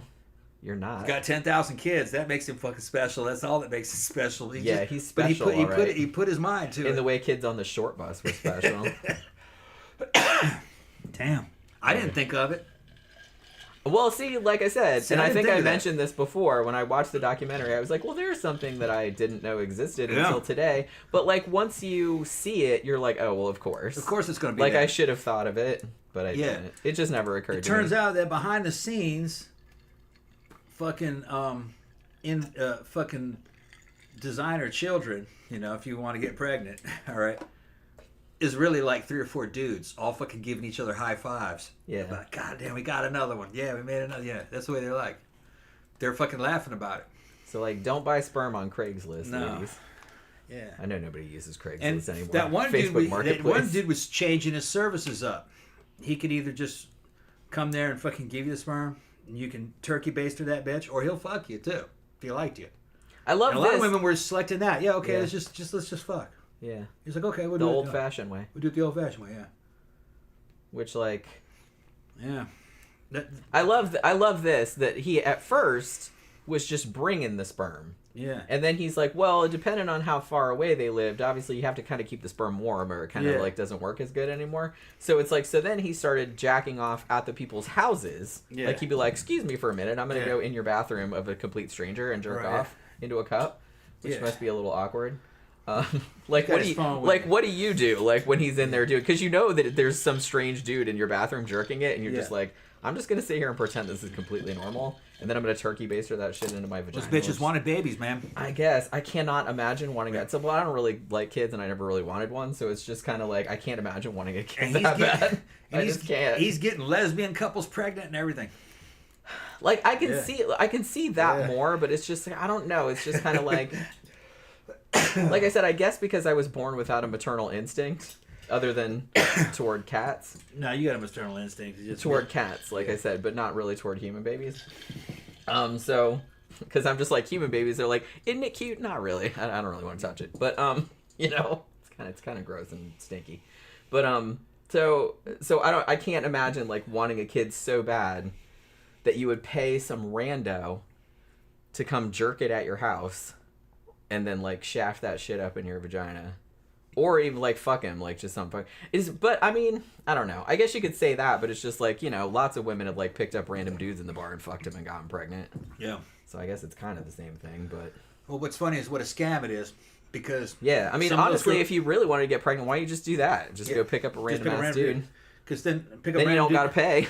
Yeah, you pick up a random dude, you just like how he looks. Yeah. You just like, hey, want to fuck? Okay. Yeah. And then you might get pregnant. Like I said, you don't have to pay the man. Yep.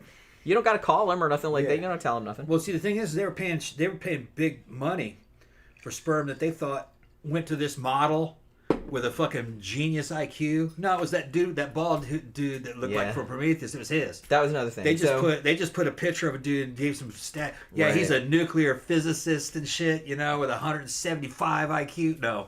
It was that bald dude that looked like the dude from Prometheus. Yeah. If you want your kid to look like that. And here's the thing, and High Desert makes a very good point. I hope the kids don't turn out as narcissistic and stupid. That's the thing. Now you're making like 10,000 more people in the world who might turn out like that douchebag. Genes do a lot. They do. Genes are a big factor. They are. Yeah. But let's just hope that... I mean, because a lot of the parents that were on there, like, because they didn't know... One, they didn't know how many times he'd done it. Because he was mostly doing it under... Because, like I said, the clinics keep a pretty tight lid on that shit. You know, they have paperwork of everybody that's done it before. And it's like, after you've given so many times and they've used your sperm so many times, they're like, okay, well, you can't donate anymore. So they have, like, a limit. I think it's 25 times, like, in Denmark or wherever the country was. Like, you could give 25 times and 25... you know, people could receive your sperm, and not everybody that received the sperm got pregnant, you know what I mean? But they would give it out 25 times, and then after that, you weren't allowed to give anymore. But he was doing it, because he was doing it under the radar, like freelance, they really didn't control any of it, and they didn't really know what was going on until later. So, like, a lot of the people that got sperm from him didn't realize that there were, like, thousands and thousands of people, even in that same area, that had gotten sperm from him. You know what I mean? So I think they found out, I don't remember how many it was, but just in this little, like, town, or, like, you know, collection of towns in Denmark or wherever it was, he had like 30 kids or something like that. So, and a lot of those parents, like, after they found out, I don't remember how they found out. And they talk about it in the documentary, but when they found out, like, they all kind of met each other because they were just like, we gotta stop this man, you know what I mean? Because holy shit, and he's going, like, all over the world doing this. And that's kind of that's the fucked up thing, is that technically there's nothing illegal about jerking into a cup and giving it to somebody. I mean, that's perfectly legal. There's really no way you can stop that. There's nothing illegal about just fucking a random person, like, hoping you'll get pregnant. There's nothing illegal about that. And so it's just like, you can't really police it. And so I think in a lot of ways they kind of hit upon something that was really lucrative for them because there's no way to control it. Yeah. What was funny is that the woman that ran the foundation that leveled the fucking lawsuits against these dudes to try to stop them, she was the victim of this shit, okay? Her mom conceived her through some fertility clinic where they were going to use either the man of her choice of sperm to do it, to have her kid. But it turned out that the doctor that ran the fertility clinic was the one that was her daddy, he was putting his sperm in all these women. Went to that. I remember when that happened. That was a big case. He had hundreds and hundreds and hundreds. I want to do a case about that too, or a show about that too, because it was. I'm just gonna call it Dr. Sperm. I'll know what I'm talking about. If you went to that dude's fertility clinic, you were gonna have his baby, and he was a bottom shelf fucking dweeb. You looked at him, he was just, from what I remember seeing him, I was like, him? You know. Well, that woman, when she came out, she didn't look bad, but she probably didn't look the way she was supposed to look. There's a different father, you know. Right. Well, like I said, she's kind of good looking. That's what they were trying to get this dude on was fraud, because what he was doing was he was selling a product that he wasn't delivering. He was saying all this stuff about intelligence and blah, blah, blah. And especially all the stuff that he had on the website where they had pictures of different people, and then that wasn't what he looked like, or that wasn't his credentials. Yeah. So that's fraud, obviously. So they can get you on that easier than they can just like selling your jizz. Because that's, like I said, there's nothing illegal about that. That fertility doctor, I think they locked him up for life, though. They might have. Well, that would be rape, I think. Yeah, I mean, technically that would count because you're that's kind of like rape through coercion or through it's not coercion, it's false pretenses. Yeah, through what do you call it? Not coercion, deception. Yeah. So yeah, that would absolutely be what that was. Yeah. And rightly so. I mean, that is some fucked up shit. And who knows? Maybe there was a privacy fucking shield. And he was fucking banging it. Yeah, you never know. You don't know. Well, you'll know when you do that show. Yeah, that actually might be a good. I'm just laughing that I wrote Dr. Sperm on there because I was like, I'll know what I'm talking about. I gotta go pee. Yeah, he was trying to get Genghis the fucking Khan out. Yeah. On his fertility clinic. Like what? I don't understand. Here's again the narcissism. Just blows my mind. It's like you're not so cool that we need a whole bunch of you. Yeah. Okay. For some One reason is more than enough. For some reason, he's up in his office, and he's seeing these fucking good-looking women coming in and out of his office, and they want babies and shit. I guess he starts thinking about it like, well, what if it was my baby? What would it look like if our faces were murdered? That kind of shit. So he's like, I'm just gonna put my shit in there, and then I'll see what it look. That's some wild shit, man. That's some real wild shit. Damn. I wonder how many of them. I wonder how much you want to bet that bitch only did that to the hottest ones. Yeah, if she came in, she was fugly. He's like, nah, I'll just give her the sperm. I don't want to crossbreed with that. That'd be some wild shit, man. We're gonna do a show on it though. It's been a long time since I heard about it. I heard about it when it happened. It was on the news. It was a long time ago. Might have been early '90s or late '80s. But I don't have all the details. I just remember that shit happened.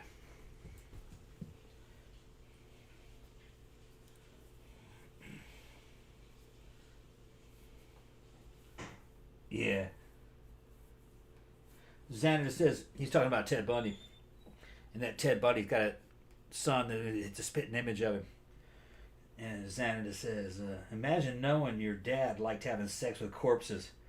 Bundy would put makeup on a dead girl's and go back to him. Yeah. Bundy would keep a head in his refrigerator and put it up on the damn fucking mantle above the fireplace for a while. He'd have sex with heads. Some wild shit, man. People think of Bundy, like, well, he was one of the better looking ones. That motherfucker was gross. He was just as gross as fucking... Yeah, he was totally gross. He was fucking gross. I don't care what they look like. He wasn't as gross as Jeffrey Dahmer, but in that same ballpark. Jeffrey might have had a better personality, actually, than fucking Ted Bundy. Yeah. Ted Bundy was kind of soft spoken. Well, and he was also like super cocky, like super arrogant. I don't know who. Ted Bundy was. Yeah, Ted Bundy was. Yeah, not so much Dahmer. Dahmer just didn't want them bitches to leave him. Don't leave me. Don't leave me alone. Yeah, it's wild shit. Xander said, imagine knowing your dad liked having sex with corpses. That, yeah. You look in the mirror and you see fucking Ted Bundy's face looking back at you. Goddamn mom, fuck you. Yeah. Yeah, like what? Wow, shit. Wow. Because remember a while back we did that show about women that fall in love with serial killers or marry serial killers. Yeah, it's a whole phenomenon. Those ladies have some issues.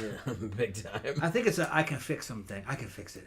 Well, like I said, I think it's just, and I think we talked about this on the show, I think it's just a very extreme, because there is a certain type of woman. Yeah. Honestly, this is kind of, maybe not so much anymore, but this is kind of conditioned into women that, well, men are kind of this, that, and the other, and you have to, like, fix it.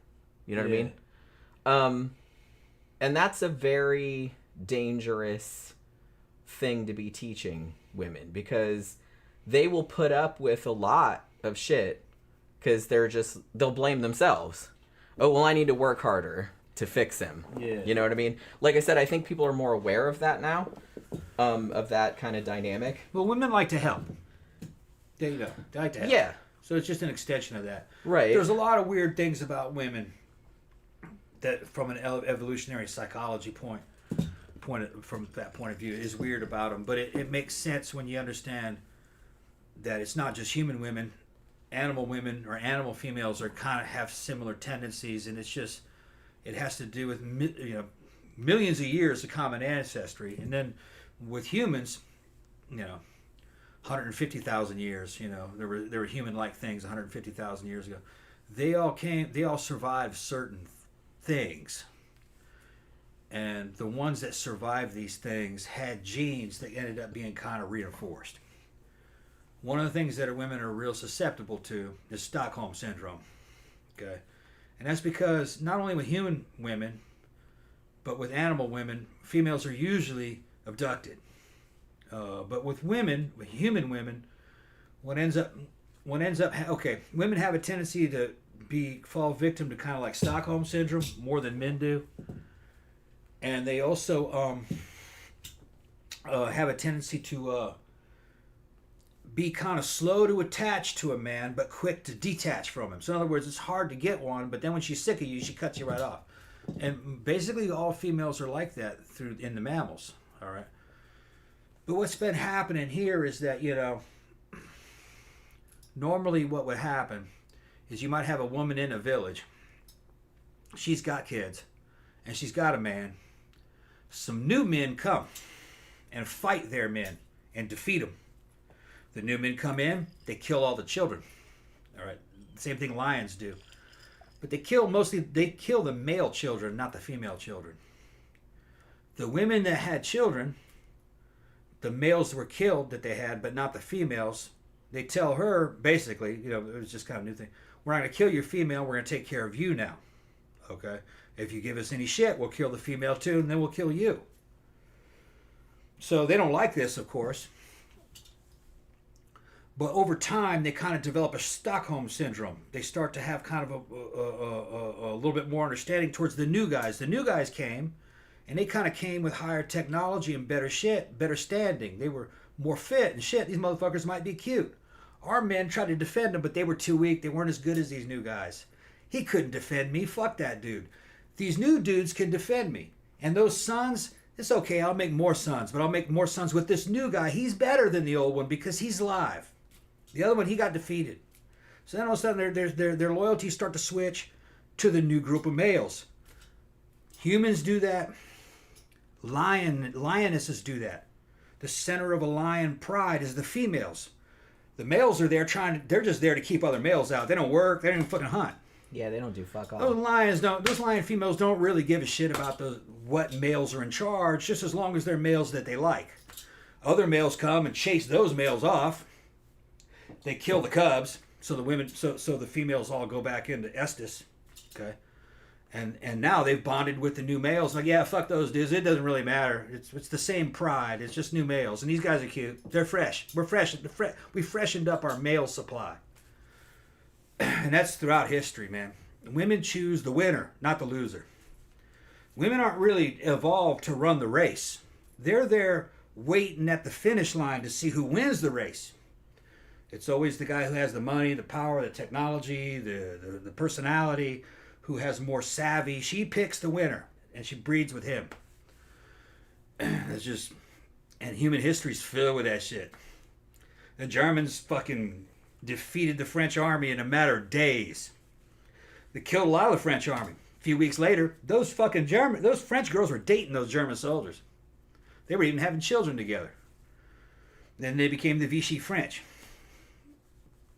When the Germans got kicked out, of course, the women that sided with the French, they shaved them bald and fucking humiliated them in the streets. But they were just doing what women do. Women pick the winners. You blow up Japan, burn it to the fucking ground. 63 cities, almost like 7.5 million people killed. A lot of them during the fire bombings of Tokyo. You go to Japan, right after the war was over, the Japanese women were running to fucking American GIs. That's where the wealth and the power was.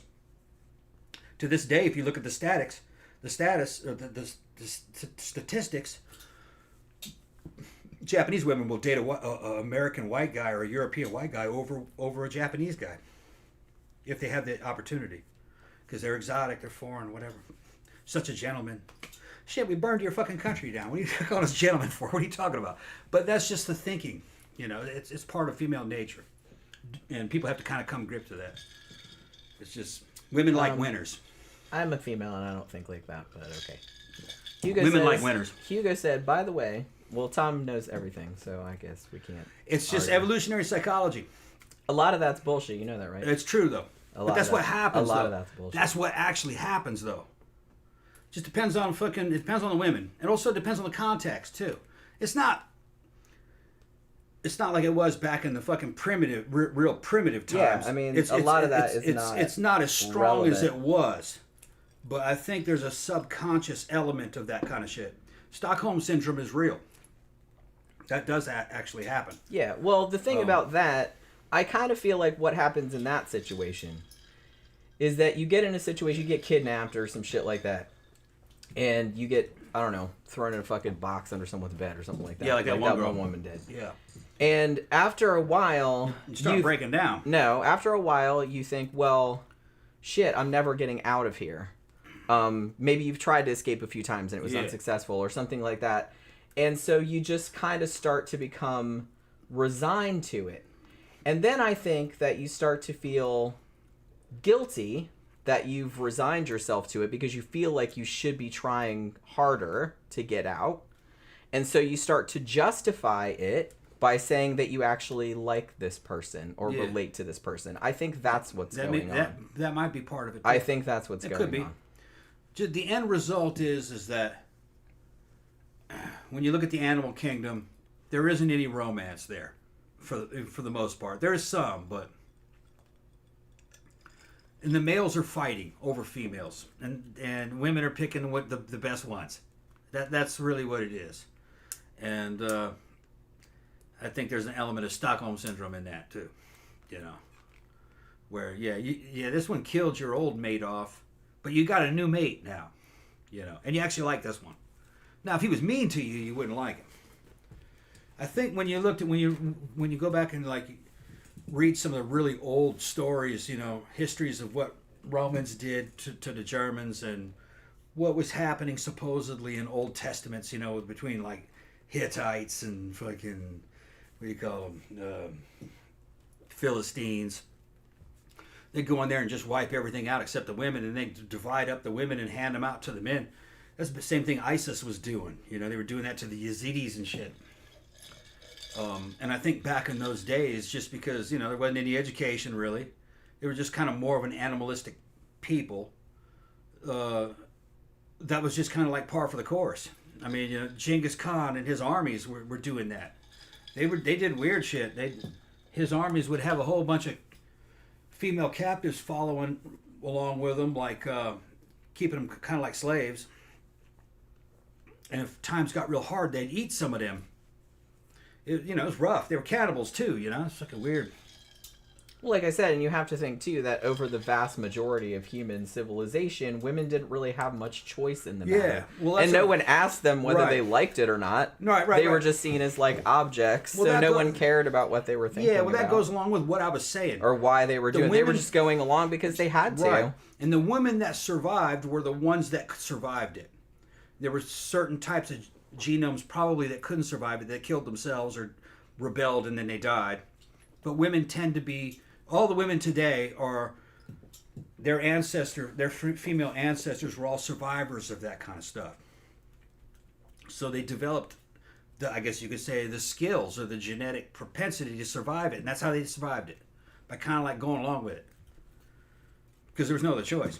Yeah, because you're going to get your ass killed. Yeah, either that or you were died, you were taken out of the gene pool. All right. Well, I think the animals are like that too, though. So like I said, no one ever asked us if we liked it or not. No. No one cared. No. It was like that in the animal kingdom. Like I said, we're just objects to them. So it was like that in the animal kingdom too. Hugo said, by the way, after the success of Jeffrey Dahmer show, Netflix is doing the Menendez brothers. They say they have new allegations. I've been wanting to do a show about the Menendez brothers like for a really long time. I keep putting it in the poll, but it never wins. So one of these days. Phantom says, September 6th is almost here. I'm jonesing hella bad to see Beetlejuice 2. So much so I'm starting to get the shakes like Michael J. Fox over here. That's funny. I saw the...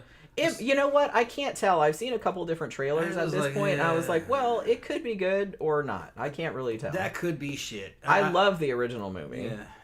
A lot. So, as soon as I saw the trailer, I was skeptical. So I don't know. I don't know if it'll be just like too much fan service or... I don't know. Who's directing this? Do you know? Is Tim Burton directing it or no? I don't think so. I don't know. I've seen like a couple, like I said, a couple horror movies that are coming out. That new one by Zoe Kravitz actually looks pretty good. What's she making? It's one called... She's making movies? Blink Twice, yeah. It's a horror movie. Okay. I remember seeing a preview for it a while back. Like, is when she we were in it or is she just directing? No, I think she just directs it. I don't think she's in it. But it looks kind of good. But we'll see. Yeah. Like, it looks kind of fucked up. And that one, like I said, that one with Hugh Grant in it looks pretty good too. Yeah. Heretic, I think that's called. And I think the Nosferatu remake will be out in December, like in a few months. I like Zoe. She's cute. She made a good Catwoman too. Yeah. Even though that wasn't a great Batman movie, I thought she was okay Catwoman. She was in Fury Road too, wasn't she? Yeah. She was one of the brides. Yeah, she was one of the brides. Yeah. Cheeto or whatever her name was. Yeah, Cheeto, I think. Her dad was cool too. Yeah. I forgot who her mom was. It's another celebrity, wasn't it? I don't remember. Yeah. Zach said, I heard that Sam Mendes is making 4 separate movies about each of the Beatles, due out in 2027. I don't know. That might be kind of good.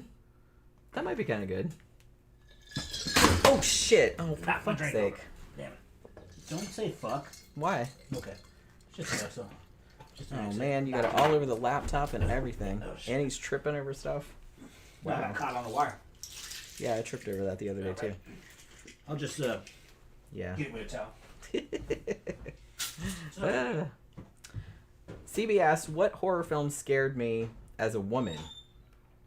Got all of them. But one that I saw, and this is just the first one that I thought of because I saw it recently, was that weird ass movie Men. Did you guys see that one? I just reviewed it like a couple months back, and that kind of freaked me the fuck out. I admit. It was a weird fucking movie, but it was basically like this woman, like her husband commits suicide, and then she goes to this remote, it's a British movie, and she goes to this kind of remote thing to like kind of recover like this remote house, whatever, like an Airbnb or something. And she encounters all these dudes in this village, and they're all played by the same actor, but they're all like different characters. And it's just like really freaky, like the way they all kind of like interact with her, you know what I mean? And sometimes it's like some of them are like overtly sinister and some of them aren't at first, but then like later on it gets like more sinister, and that kind of freaked me out a little bit. But gotta make a new drink. Yeah, well, I need another one too, so okay. Might as well kill 2 birds with 1 stone. And turn that light off too, because it's too bright. Yeah. I just need it for a second. Although I don't know how, because there's like a little light over there by the dressing room, and I don't know how bright it makes it over here, but I don't think it makes that much difference. But yeah, anything that's like, another one that just occurred to me was like maybe something like Wolf Creek or something like that, because that was based on something that really happened. Like I would never go anywhere, I'm not victim blaming, but I would just say I would never go anywhere hitchhiking or hiking or anything like by myself anywhere, like, you know. So shit like that, and it's probably because I grew up watching movies like that. I'm like, nope, I don't want to get murdered, and I write about real murders all the time, so I'm like, no thanks. Thank you very much for the super chat, Jeffy Art. The Salem's Lot adaptation is set to premiere on HBO Max for streaming in October. The images in Vanity Fair look pretty good. It looks circa 1970s. Oh, that would be rad if they actually set it in the 70s and made it like that. Like I'm gonna watch it anyway because I'm kind of curious, but. Because the thing about it is that I mean, I love the Toby Hooper one, but it was made for TV, so it's like they couldn't show as much stuff as they could in a movie. You know what I mean? Or as they could show nowadays. So I'm kind of curious to see what they do with it. Because, you know, you guys know I have like a spectrum of Stephen King adaptations. You just kind of have like excellent ones, kind of middling ones, which is the largest category, and then like shit sandwich, you know? That's the lowest one. There's not as many shit sandwiches as... Because sometimes ones that I thought were terrible, like when I watched them again, I was like, well, that wasn't that bad. You know what I mean? But there's a couple that I still think were really bad, looking at you, Lawnmower Man. Also, The Mangler. Lawnmower Man was so bad that like Stephen King sued to have his name taken off it, which I don't blame him because it didn't have fuck all to do with his original story. Like, it was about fucking virtual reality. I'm like, what the fuck does that have to do with anything? That doesn't have anything to do with the original story. At all. Mr. Nephilim said Human Centipede freaked me out. Didn't finish watching it. It was just gross, mostly. I wasn't disturbed, I was just kind of grossed out. And I tell you what, that carpet cleaned real well. Yeah. Look at that. That's already dry. Don't pull everything off the... Watch the cords. Tell me what to do. I'm just making a warning. I see it. Okay, I was just checking. Got this little piece of ice. Linwood said Wolf Creek is a great film. It is. I really liked that movie. I think I saw it in the theater, actually. But it is, like, pretty disturbing. And Tammy said there's a good Wolf Creek series on Tubi. Only 2 seasons. I know. I've been wanting to, like, get around to watching that, actually. Phantom says Last House on the Beach and The Night Train Murders are troubling films for broads. For broads. Like I said, I kind of feel like most slasher movies are probably... You know, as long as they're competently done. Yeah, see, Jeffy R. comes in and says, I would imagine that when your land gets conquered, the women's survival instincts kicked in, and you try to do your best to just submit to the conqueror, survive. Exactly. And another thing is that Jen and modern women today kind of project themselves into the roles of what ancient women were going through. No, I don't do that. Like, Jen chose me. We're together because she chose to be with me, and I chose to be with her. If she was an ancient woman... She wouldn't have chosen me. I would have been forced onto her. So, The first group of dudes that got killed that you had kids with, you didn't choose that motherfucker either. Right. He was basically another one of the conquerors. Well, yeah. It was just from the generation before. Well, like I said, it was just like it wasn't really even... You can't compare it. Well, no, I wasn't saying that you could. Right. I was just saying that it was a product of the culture at the time. Like, nobody really got to choose much of anything. No, there was no choice. Back then. It was just pure survival. And for a long time, I mean, people talk about, sanctity of marriage and all that. I mean, that's a fairly recent concept, like marrying for love and partnership and stuff like that. It's like before that, they were just kind of like, well, this is a good transaction. It was a transaction. Yeah, and Christians saying that marriage is between a man and a woman. I'm a cultural Christian. I'm an ex-Christian. That's bullshit. You don't know anything about fucking history. No, and you don't know anything about the Bible. No, they don't. Christians generally don't. You've been told that the Bible... My atheist ass knows more about the Bible. You've been told that the Bible says marriage is between a man and a woman. The Bible says a marriage is between a man, a woman, her handmaidens, and any other woman you want is your woman. Pretty much. Okay? That's why Charlemagne had like 6, 7 wives. Christianity really was more like Islam. You could have as many wives as you wanted. Yeah. Well, those two religions came from the same thing, so it's just kind of like they were very similar. The whole thing about just one man and a woman, that's much later, and that's England, Germany coming up with that. So I know it's like crazy, but Mormonism is actually kind of closer to what it was like. What it was like than anything that, you know, people that cry about sanctity of marriage nowadays. It's like, you don't know what the fuck you're talking about, for one thing. Because it's never like that. It's never been like that. Yeah. You know? And the thing about it, too, is that even people... Because I kind of remember, even back in the 70s and stuff, people decrying, like, divorce. Because I remember divorce becoming, like, a big thing in the 70s. And, prior to that, you kind of got married and you were kind of stuck there. Yeah. Like, the dude could punch you in the face and he was a drunk and all this other kind of stuff. There really wasn't much you could do, but you kind of stuck with him. You know? Yeah, I gotta get because it really wasn't acceptable. People did it, but there was like a huge stigma about it. And I think that is very, very bad because, like I said, all of these people were stuck in these horrible situations and they didn't really have any recourse like to get out of them. So it's like you just kind of had to put up with it. So like I said, it's, you know, you can say how you want about women or whatever, but it's just kind of like they didn't really have a lot of choice, you know? Until the early 1970s, a woman couldn't even get a credit card in her own name, like unless she had her husband or her dad sign off on it. And that's in my lifetime. So, you know, that was not that long ago. So you didn't really have a choice. You didn't have a husband. You were kind of fucked, you know? CB said the guy that got away from the man that inspired Wolf Creek wasn't his name like Ivan Milat or something like that? The backpacker killer, whatever, was put into a British asylum because his story sounded unbelievable. Yeah, that was a crazy. You know what? We should do a show about that too, because that was some fucked up shit. Wait, what are we talking about? The backpacker murders. It was Australia. I don't know that one. Yeah, the serial killer down there. I think his name's Ivan Milat, and I think he working with another dude. I thought he was working with another dude. And they would like pick up hitchhikers or kidnap women and like do all kind of horrible shit to them. And they made a movie called Wolf Creek, which is kind of loosely based on those. And the the murderer in it, I think his name is Mick Taylor in the movie. And I still remember this to this day. And this movie came out in like 2005 or something like that. And he paralyzed the woman by like stabbing her right like in the back of the neck or someplace like that. And he called it head on a stick. Huh. Like he could do whatever he wanted to your body, but you were still like completely aware, but you couldn't move. Wow. Like all this other kind of stuff. And that scared me so bad. I still remember it. I was like, I couldn't imagine. Could they feel what was happening? Probably not. Huh?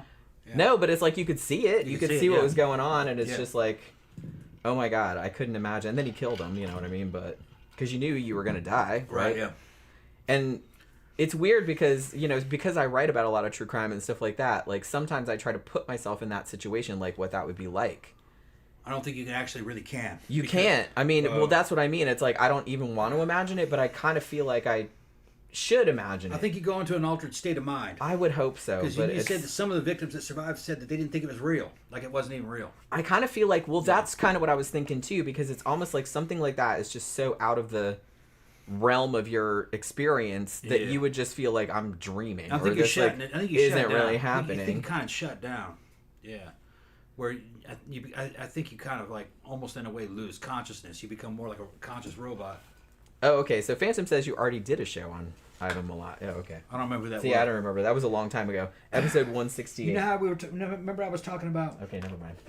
I didn't remember doing one, but... Chinese girl and that Chinese guy talking about Chinese relationships. That girl mentioned something that was very interesting. Might make a good show.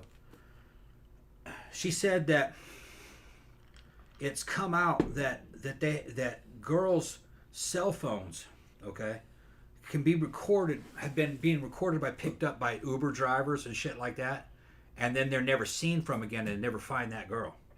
That's been happening kind of frequently in China, but the government isn't saying anything or warning anybody about it. I don't know how she knows this, where this comes from, but she mentioned that. That means there are serial killers in China.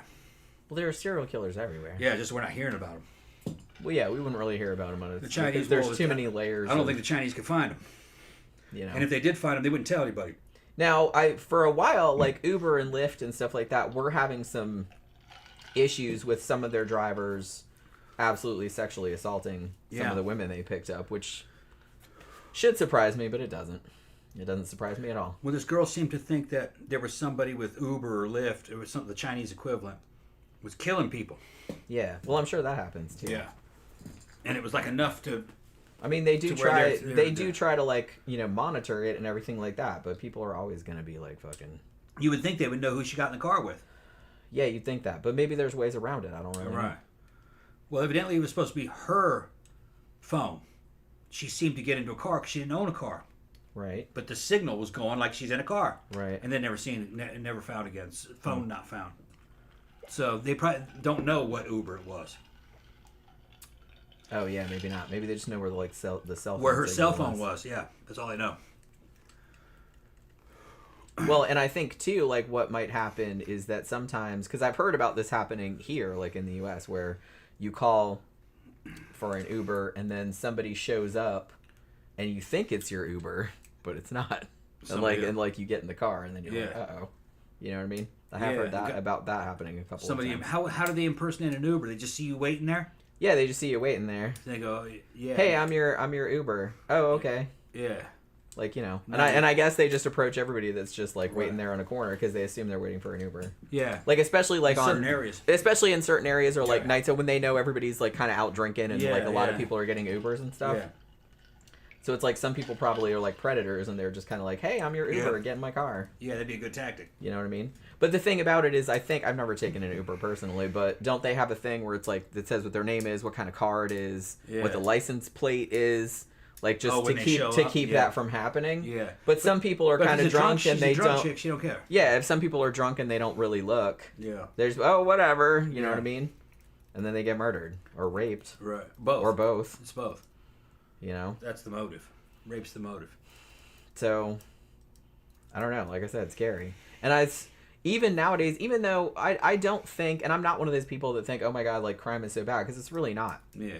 But still, I still would not go anywhere like by myself. Yeah.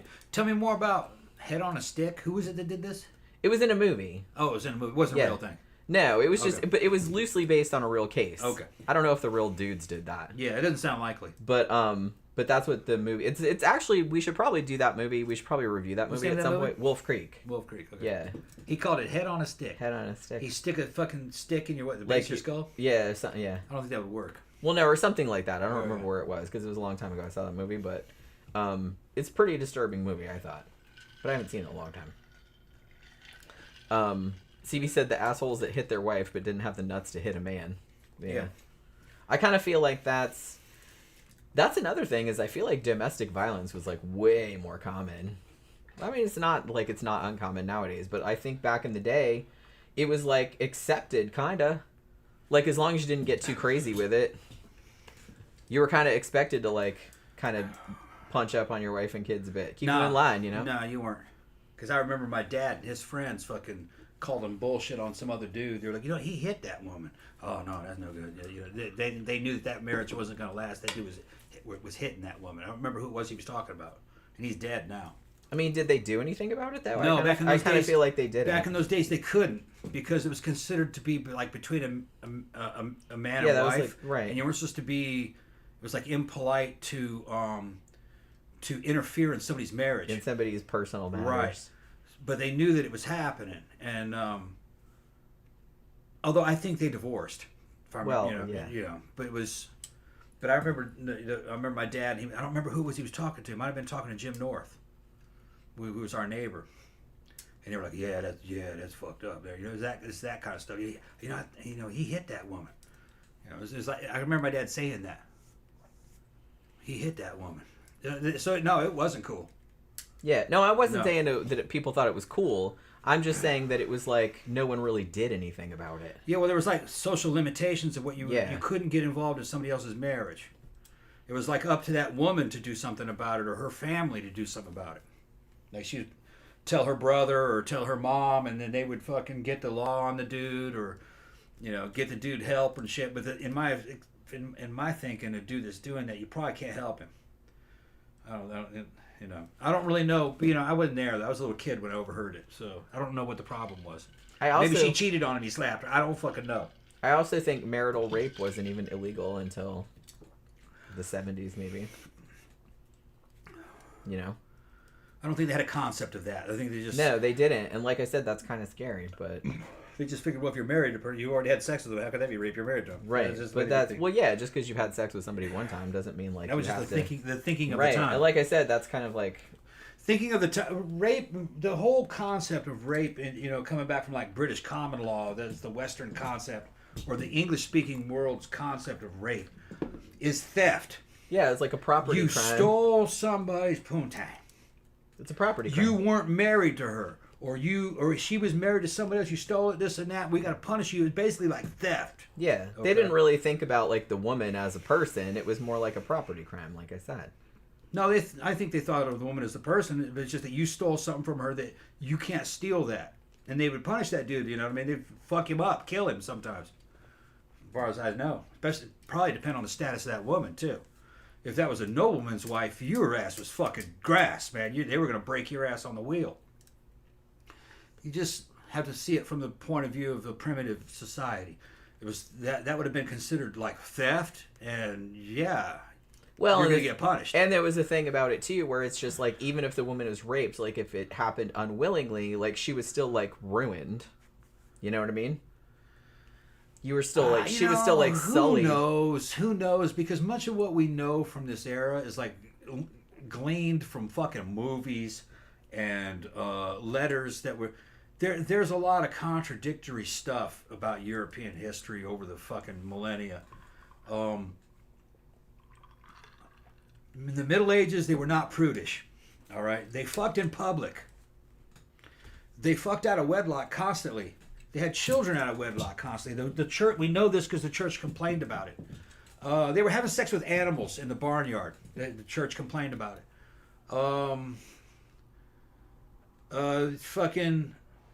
They got married in bars when they did get married. And they didn't get married in a church. They had to pass laws that you have to get married in a church. Because they weren't getting married in churches. They were getting married in bars.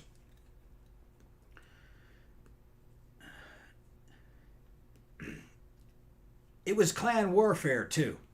Depending on what your family was. If you raped somebody, some woman, and she was from a big, powerful family, they would kill you. You know, and maybe like some more people to even up the score, you know. I don't think we really know what they were thinking. But everything was a type of property crime, too. You know what I mean? Because that's kind of how you're dealing with... also kind of Judeo-Christian based thinking. And if you start going into the Old Testament, they tell you, well, how do you pay for a murder? Eye for an eye, tooth for tooth. Or you can do it like, okay, if you killed somebody's nephew, you know what I mean, you can fucking pay him off with fucking 17 cattle. There's all kinds of weird shit that they had in those old laws. I don't really know how they thought of things. I don't think they thought about things on an emotional level like we do today. I don't think they had that luxury. They were primitive. Phantom said, I wonder how many times Bill Cosby'd his own wife. It's like, but seriously. Well, yeah, I wonder... Bill Cosby. Here's the thing. Is he still in prison or did he get out? I think he's still in prison. Yeah. Did his wife stay with him? I haven't followed the case since all of that. Did she stay with him? Because holy crap, why would you? When you found out. Maybe did she not believe that he did all that crap? Because he totally did. Yeah. And like... Maybe it's not exciting when it's your own wife. Yeah. You know? He just likes like just random ass chicks. Like drugging them and doing that shit. Maybe another weird thing that I remember is that... That's fucking bizarre. In the Middle Ages, most people slept in the same bed. The whole family would sleep in the same bed nude. And they're having sex in the bed, too. With the little kids in the bed next to them. That's some wild shit, man. Yeah. I mean, I guess that's how peasants lived. They didn't really think about it because they were peasants, you know what I mean? Yeah, they're peasants. We only have one bed. Yeah, they have one bed and they're all in the bed and they take all their clothes off because the clothes are fucking dirty and wet and shit. Full of lice. And lice, they'd get in the fucking I mean, I think bed, that was more just for practical reasons, but it's still like kind of weird to think about. But like I said, you know, we have privileges that they didn't have. Yeah. I think even, you know, when you grow up in that environment, certain parts of your neural pathways never get unlocked. You never have certain concepts that we have today. Most of the shit that you talk about, Jenny, and actually that you complain about, all really come from the era of Christian Enlightenment. That's where that stuff comes from. The concept that people have rights. Well, that's not very old. No, I know. That's it's 1700s. Not. I know it's not. 1700s. There was no people didn't have rights. That's what well, that's what. About? But that's exactly what I was saying. Yeah. Is that they really didn't. They genuinely didn't seem to see other people as like people. Everyone was just everyone was like, an animal. Yeah, like everyone was like an animal or an object. animal or livestock or. That's an what object. I meant. That's all I meant. That's and I said that. I thought they were kind of psychopaths. Yeah, that's what I'm saying. Oh yeah. They didn't really have the capacity. They weren't stupid. They were as smart as we are, but I kind of feel like they didn't really have the cultural context. They didn't have, You know, and like you said, maybe a lot of neural pathways hadn't opened up. Yeah, I don't think they had empathy. They didn't seem to. No, because they would do things like not everyone go and watch tortures. They thought that shit was cool. Yeah, they thought some people would do that nowadays. They would fucking take a whole bunch of cats and throw them in a basket, and then throw the basket on the fire to watch the cats burn up. They think that shit was hilarious.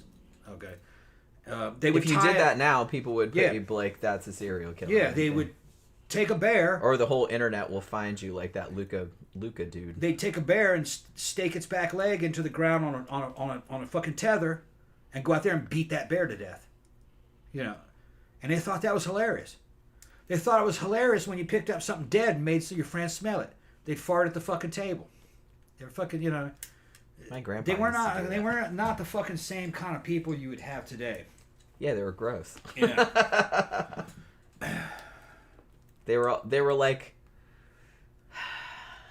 your old dad or like an old uncle that you didn't want to like go to dinner with because he'd always like fart and burp and blow. No, worse than that. But worse than that. They were kind of like psychopaths.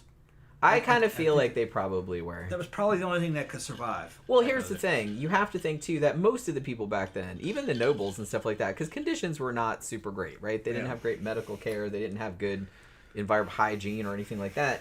So it's just kind of like you were kind of born into this, and even if you had money...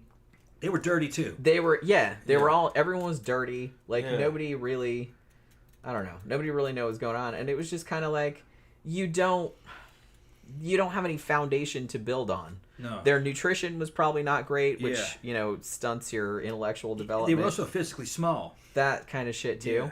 So, I think there is an argument to be made that they weren't... I don't think they were modern humans. No. I mean, they were, but not... Not as we know them. Not as we would know them. Like, if you brought one of them here, like, I don't think they could deal with it. You could take an English serf and his lord, and with a time machine come and fucking analyze them today, and you'd probably find nobody even in the poorest, most undeveloped places in the United States, or not in the world today, nothing would match that. They'd be the worst of the worst of the worst. You know what I mean? Yeah. I don't think there's any person that exists in the world today that was bad off as them. No. Today, no. You go to poorest places of Africa and they would still be ahead of the way they were. They'd still be way ahead. I mean, at least people now are aware of like shit like sanitation and the concept of what disease is. The concept of what disease is and stuff like that, which they absolutely were not aware of back then. The concept that shit like murder wasn't funny or that torture wasn't funny. They thought the shit was hilarious, evidently. Yeah. They bring their children to watch tortures. Yeah, can you imagine? So, you know. I'll watch fake shit. Fucking ruthless, yeah. I'll watch fake shit, but come on. I don't even like watching the real shit either. Jeff Yard said, I read that medieval families actually indeed have a lot of affection for their children. They probably did, because I think that having affection for your children is natural. So I don't think they just like popped kids out and they're just like, whatever, another thing to throw out in the fields. But I think he's talking about late medieval period, okay? Because I've heard some people, philosophers and historians that analyzed and said that really the closest thing to a utopia ever would have been the very late medieval period. They said in certain areas of Europe it was going real well, and education was pretty good, and cleanliness was pretty good. But you see, when we talk about the horrors of the Dark Ages, we're talking about events that happened in certain places at certain times. It wasn't all like that. It wasn't all like that. Europe wasn't uniform. What was happening in one place wouldn't be happening in another. You might have fucking dancing diseases where people were dancing themselves. I've been wanting to do a show about that too. Yeah. That might be going on in one area, but it's not going on anywhere else, and the people would hear about it and go, no fucking way. That's happening? What are you talking about? They're dancing themselves? What are those freaks over there? The only thing I can think of is that they were getting high. Must have been rye ergot in their bread. That's kind of what I was going to say. That they were hallucinating. Some people have speculated that might have been what was the catalyst that kicked off the Salem witch trials. Just started getting high. I'm not sure if I believe that, but I don't know. Did we get another? Maybe. That's what I was going to say. Okay. That's from Zach. Thank you very much. Zach, he says, I know a lot of couples these days are going back to separate beds or separate bedrooms. And there are some practical benefits to that. Maybe the Victorians were onto a certain wisdom we don't fully appreciate. Depends on the couple. It depends on the couple. I have heard about some people doing that.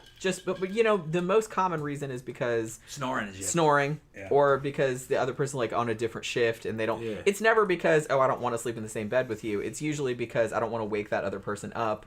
Like, you know, if they sleep opposite, you know, if they work opposite shift or something like that. But I don't know. Like Tom snores sometimes. I probably snore sometimes too, and sometimes it wakes me up. But I don't know. I don't think I would like sleeping in a separate room. I wouldn't like it. But I'm not judging people that do. Because I've heard about people that do, but I don't know if I would like that. CB said, if people were being gutted in my local park, I'd go watch out of morbid curiosity. I would, depending on who it was they were gutting. You know what I mean? Most of the time, 99% of the time, I wouldn't. But if you said, hey, this person, we're going to gut this person, I might go watch that. But normally I would not. CB said, this has been a fantastic episode. Thanks. Really? Well, thank you very much. I mean, we're having a good time. We always have a good time on Friday. Because like I said, and especially when we're not going anywhere, so I know that I can just like sit here and drink and fuck around and not have to go anyplace. Yeah, Jeff Yard said, I think the article about having affection for the children of the Middle Ages was referring to the time at around the turn of the millennium, 900 to 1100. AD. Yeah, like I said, I think it's just natural to feel affection towards one's children. I think that's just kind of because animals have that, you know what I mean? Yeah. So I don't think everything is like cultural context, but like I said, there was some bad shit happening in certain areas. Just like I guess today you got bad cities, bad neighborhoods, and they're doing shit that you wouldn't do anywhere else. But you know. Because it perpetuates itself, and it there's gets worse and worse. Yeah, and like I said, if the environmental factors are bad, like if the, you know, air is bad, if the water's bad, if the schools are bad, you know, and people grow up there for generations, it's like they don't really have much chance to get out because it just keeps perpetuating itself. Like the shittiness. There was one historian that was talking about late medieval period, and I can't remember where it was he was talking about. I thought it was like somewhere in Germany or Austria or. Might have been like in a place now where like Holland is. I don't really remember exactly where it was, but he said in the late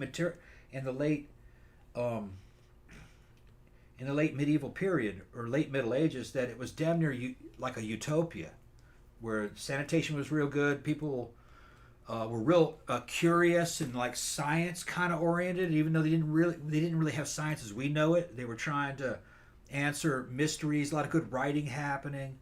I don't know how long it lasted because other things happened in other places which changed everything. Because later on, Age of Empire, around the time the 1500s, 1400s started to kick in, Europe started to heat up. It was basically in a world war between England, France, Portugal, and Spain, you know. And then they started to try to take territory in the New World in the 1400s, the late 1400s. And there was a bunch of economic problems happening in Europe, especially around Spain. Too many nobles, not enough land. You know, we're English speakers, so we see a lot of the history that we know is coming from England and the English-speaking world, and a lot of the propaganda is in our history. Like we don't credit how good the Spanish Empire was, man. The Spaniards were fucking good, man. They were real good. And they took a lot of land. They got more land than anybody in Central and South America. Now, it wasn't all roses. Bad shit happened. But Cortez and his dudes did some good... They did a mixture, you know, good and bad. But he ended up basically freeing that entire area we know as Mexico from the Aztec domination, and they did it by leading a revolt of a bunch of other Indians against that capital city that was forcing them to pay the blood debt. Man, the Aztecs were badass, man. I fucking like them, but they weren't good per se. You know what I mean? They were brutal, but they all kind of were. It's just that shit had to end. That type of behavior, the modern world was starting to encroach. But the Spaniards were fucking insanely successful as far as empires go. Now they ended up faltering later on in England and France kind of took over, but they started doing other things. But in terms of just sheer land mass, Spanish took the most. They had a great armada too. True. Mm-hmm. Yeah, it's kind of funny because I remember taking world history throughout school and stuff like that, and they do teach you about, but it's mostly focused on European history. Yeah. It's a lot of English history. Obviously, we did Spanish, French, German history stuff too, but it seemed like it was mostly focused on England. England's secret sauce, man, was the law. The idea that leadership can be held accountable for what they do. Start off with the Magna Carta. And then common law. Trying to fucking make a law that was fair to people regardless of what class they were. Yeah, which is kind of a revolutionary concept, honestly. That wasn't normal. And a lot of that was all that ethnic fucking strife in between the British, the Irish, the Scotch, and the Welsh. You know what I mean? They were trying to work out all these differences between each other and within themselves. And English law really helped American law a lot. Well, yeah, that's where we got our shit where from. We get it. Now, we put shit in there from the fucking Revolution and the Enlightenment that you have the right to speak, okay? Even if the powers that be don't like what you're saying, you can fucking say it. Even if it's a lie, it's still protected. You got to have that. Yeah, you can't incite violence.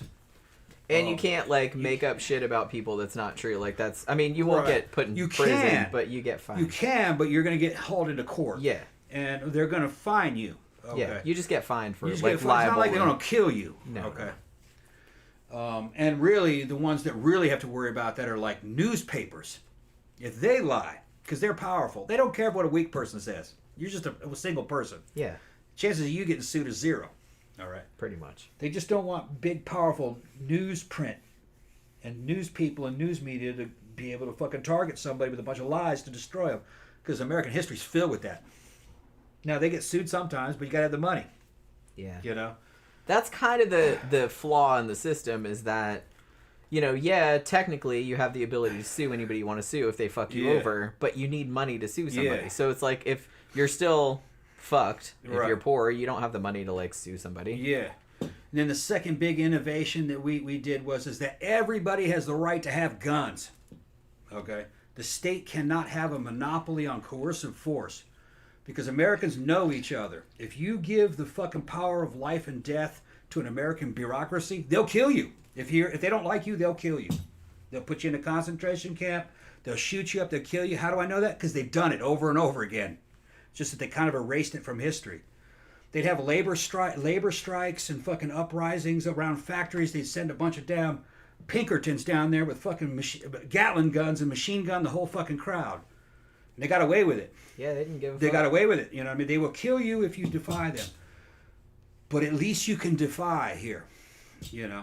And if they get bad enough, you can run them out of office with force. There were whole towns that ran governments out of office by force. They actually had a little civil war here back in the early 50s where they knew that they stuffed that ballot box. And armed militia went down there and had a big shootout and drove them off. The feds got involved and everything. They said, yeah, that's right. And they looked at the ballots and they said they did cheat. I don't remember what that was called. It was called the Battle of something or other. So we've had local civil wars that are at a city level over elections before, back in the 50s.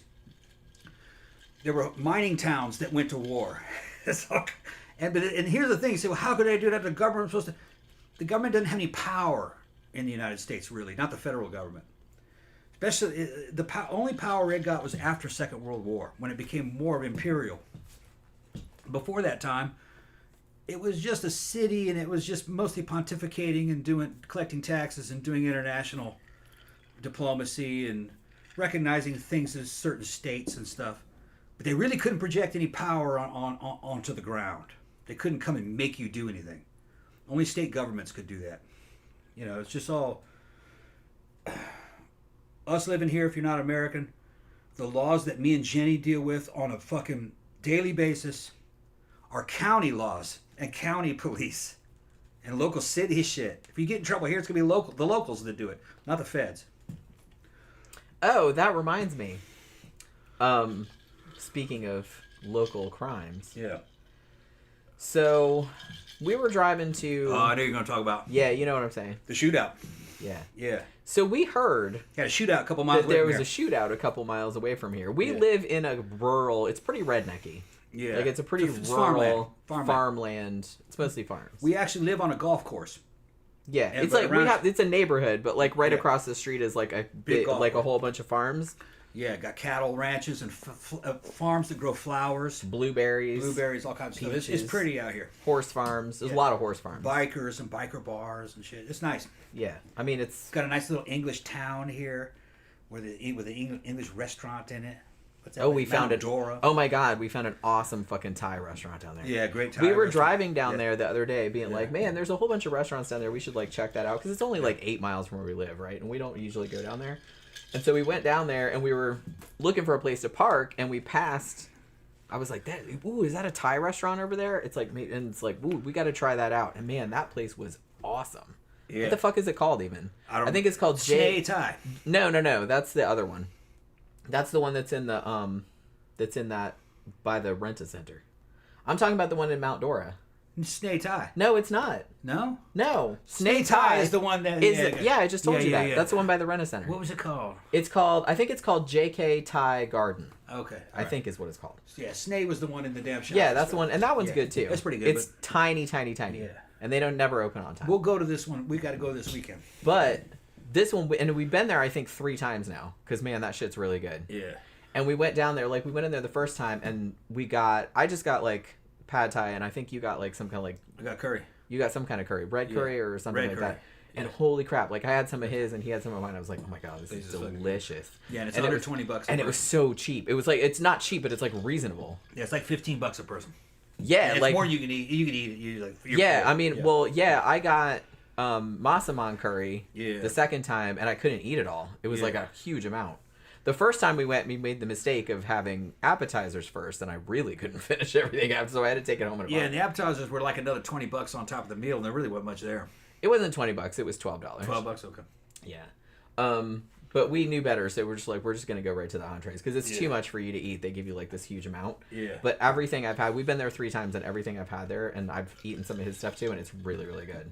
And we found a Mexican restaurant down there too. Yeah. That was also really good. We went there last Saturday. So we're trying to like. No, that wasn't Dora. That wasn't Mount Dora. That was downtown Eustis. Downtown Eustis, yeah. It's pretty. And it's got Dia de los Muertos shit, and it's fucking. Yeah, it's a cool looking building. Picture. Yeah, really nice. But it's called, what's it called? Sol de Mexico. Sol de Mexico. Sol de Mexico. Yeah. And it's all like Dia de los Muertos stuff. Yeah, I'll show a picture. But it was good too. And it was cheap. Went there last week. Was cheap. That was also very reasonable. Yeah, and the food was good. Yeah, because we've been trying to like try different restaurants out because we have like downtown Eustis. There's not a bunch of stuff. There's a couple Mexican restaurants, a couple Italian restaurants, a couple coffee places. Not a lot down there. Mount Dora, however, is hopping. Because a lot of people, that's kind of like a lot of people outside of Florida don't know about it, I guess. But it's kind of like a tourist destination. If you're in Florida, a lot of people go there for like antiquing. There's like all kind of like little art shops and stuff like that.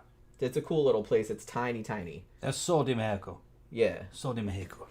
But there's a lot of cool restaurants. There's like a British pub there called the Magical Meat Boutique. Yeah. Where we go sometimes. That has like really good fish and chips, really good, what do you call it? Shepherd's pie. Really good shit.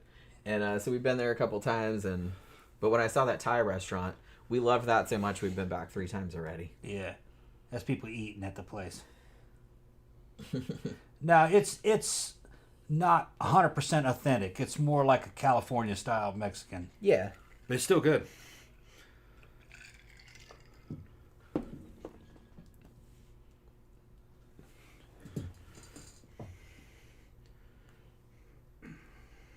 CB said if I ever find one, go to a duck restaurant because duck is amazing when cooked properly.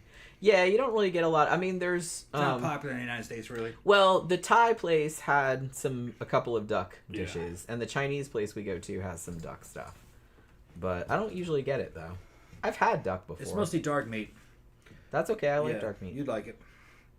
You know how I do. Jack Dolph said, they're talking about Bill Cosby. It's like Bill Cosby's wife be like, Bill, what's this case of roofies for? It's for jacking off, isn't it? Yeah. Man, now I wish I'd had that, like, soundbite. I didn't have time to, like, fucking get it. Because remember I said I was going to get a soundbite from 10 to midnight with Charles Bronson saying, it's for jacking off, isn't it? I could think of lots of situations where you could use that. But so, yeah, we went off talking about food again, and I don't even remember where I was going with that. But yeah. What were we talking about before that? I'm trying to, like, go back in my mind to, like, what we were talking about and why I got distracted by the food thing. Why did I get distracted by the food thing? So, yeah, anyway. So we're going out tomorrow night to Barbarella. And next Saturday, we'll probably go again. And then next Sunday, they're doing a goth night, Memento Mori, on Sunday night because the Memorial Day or Labor Day rather, is on Monday. So they usually do Memento on a holiday weekend like that. And that will be the last time that Barbarella is in that place. We still don't know where they're moving it to. All we know is that it's 4 miles from its current location. And I've heard it's a cool place. It's a place... John told us last time, he's like, it's a place that's already in operation, because we were talking to the bartender last Saturday. Because he's gym bros with Tom. So they always talk about working out and steroids and everything like that when he's there. So he said, oh, well, he's not taking us with the bartenders because there's already a staff there.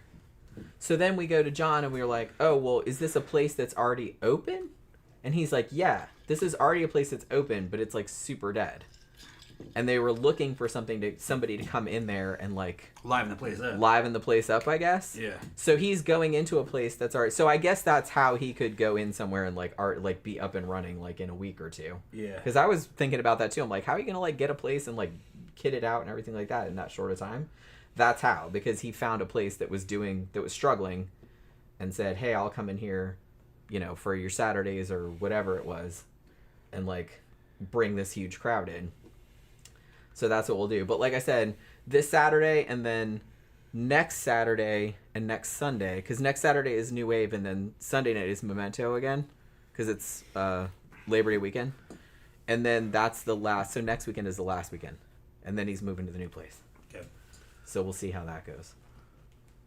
And I saw on Facebook that Sonia posted that she was maybe going to go to the new place. Oh, yeah. I saw that you posted, you're not coming out. So you're not coming out.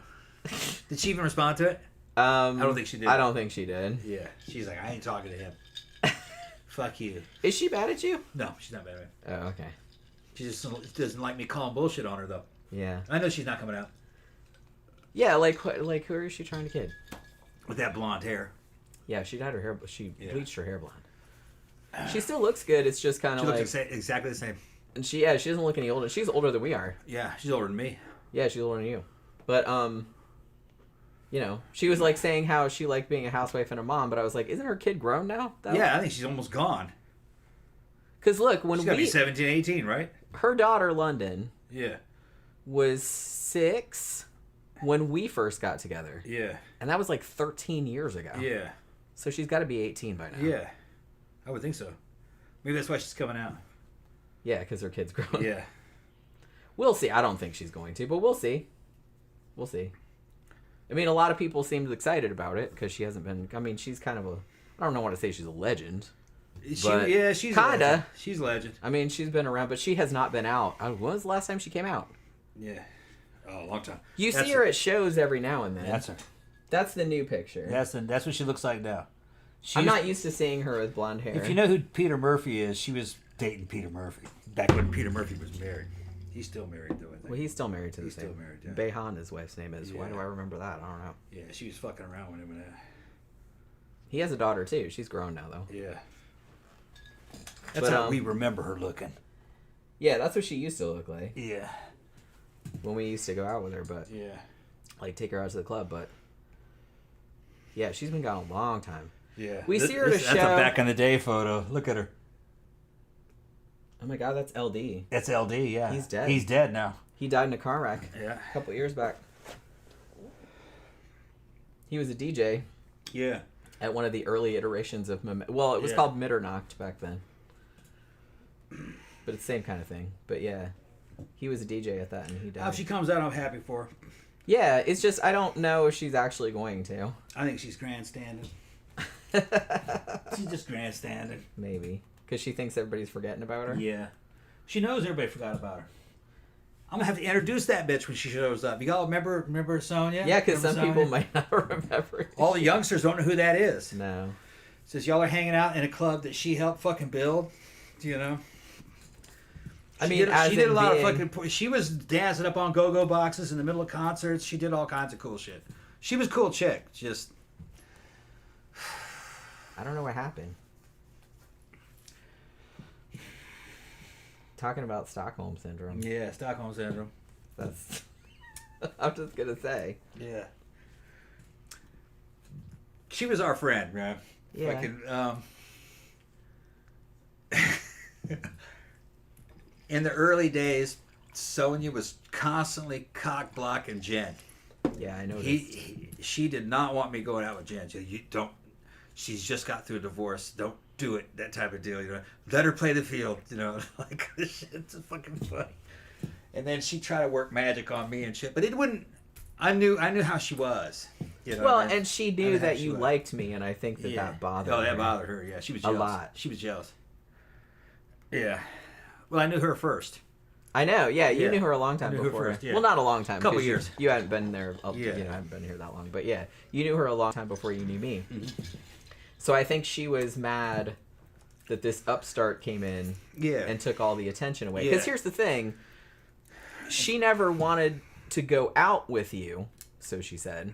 Yeah. Because you asked her to go out one time and she said no. Yeah, she played hard to get. She wanted me to try harder. Yeah. I don't try harder. And you were like, okay, nope. never mind then. Yeah. And, you know what I mean? I don't try harder. And so I think she was kind of mad about that. But you guys hung out all the time. Yeah.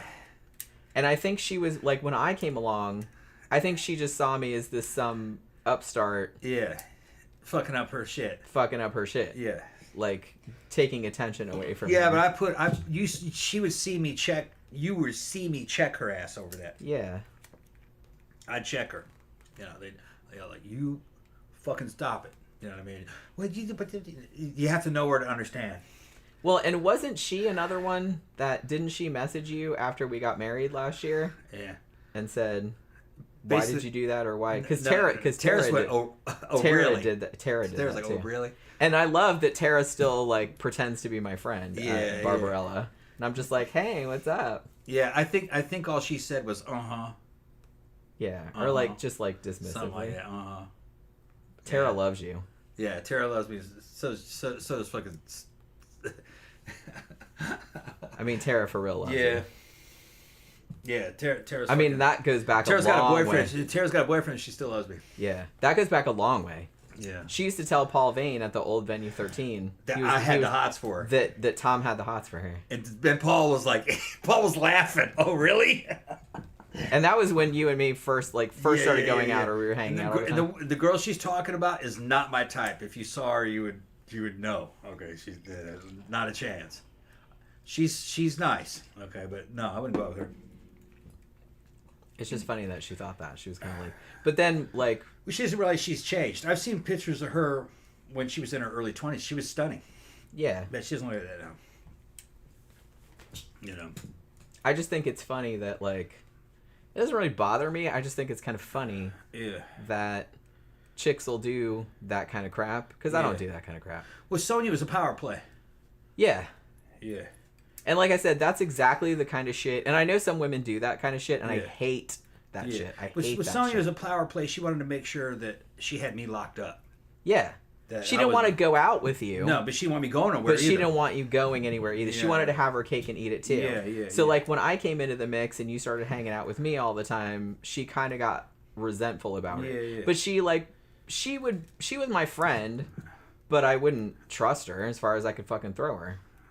She's I could probably throw her pretty far because she's real skinny. Very much like a scene girl. Can fucking do Cher Bono to a fucking T. She could. Okay, that was super hilarious. She could do like a really good. She could do Cher Bono. She's a queen. And she would do it every now and then, like if we asked her nice. But yeah, Sonya was a diva. Oh, big time. Yeah, deep. She's like the very definition of that word. Yeah. But, Sonya was cool. I still like Sonya. I did too, but like I said, I wouldn't trust her though, because I know that's her brand. I know she said shit behind my back. That's her brand. She said shit about me behind my back. Yeah, that's her brand. But the thing is, it's not believed. It's all bullshit. Well, no, I know nobody believed it. No. But I don't like... Well, most of it she said to me, and I was like, yeah, sure. I don't like... She was it's not so much that... trying to win. It's not so much that I think people would believe it, because I know they won't. Because everybody knows me and knows I'm a nice person, and I wouldn't fuck people over. And so if somebody comes up with some wild story, no one's going to believe that about me. Nobody. But it's just... Well, Sonya didn't make up things about you. No. I'm just saying in general. Sonya's angle was she's not enough for you. You need a woman like me. That was the angle. But she wouldn't go out with she would. Well, she would if I tried hard. If I tried hard enough, made a fool of myself, and got rid of the other guy that was fucking with her. Right. Although they weren't really a thing. They were a sometimes thing. Yeah. It was like although they're a thing. Their daddy, the baby daddy. Yeah. I'm not gonna chase off the baby daddy. Yeah. You know, I'm not gonna do all that. Yeah, it was a whole situation. Yeah. But like, I don't like catty women. Yeah. Because I don't like you pretending to like me to my face, and then doing shit like that behind my back. Like I said, it's not a case of whether I think anybody will believe shit about me or something like that. If somebody starts a rumor or something, it's just the betrayal of, hey, how are you, blah, blah, blah, and pretending to be nice to your face and then saying all this kind of... So I was asking how long we've been together. Long time. Long time now.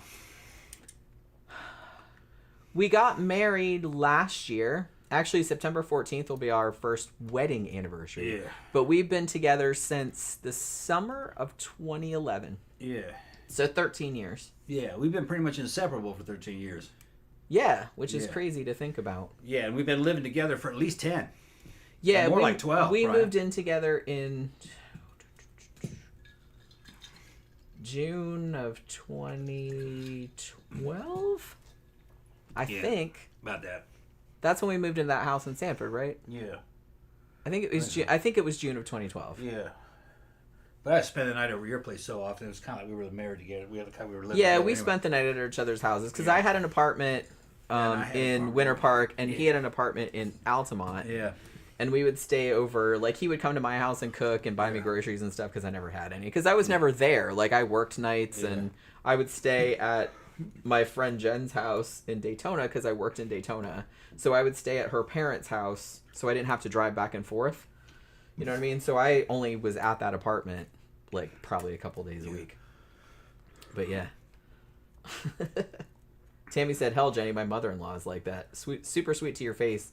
And then talk shit behind your back. Yeah. And I really don't like people like that. Sonya didn't actually talk shit behind your back or make up things behind, to other people. She was constantly whispering in my ear.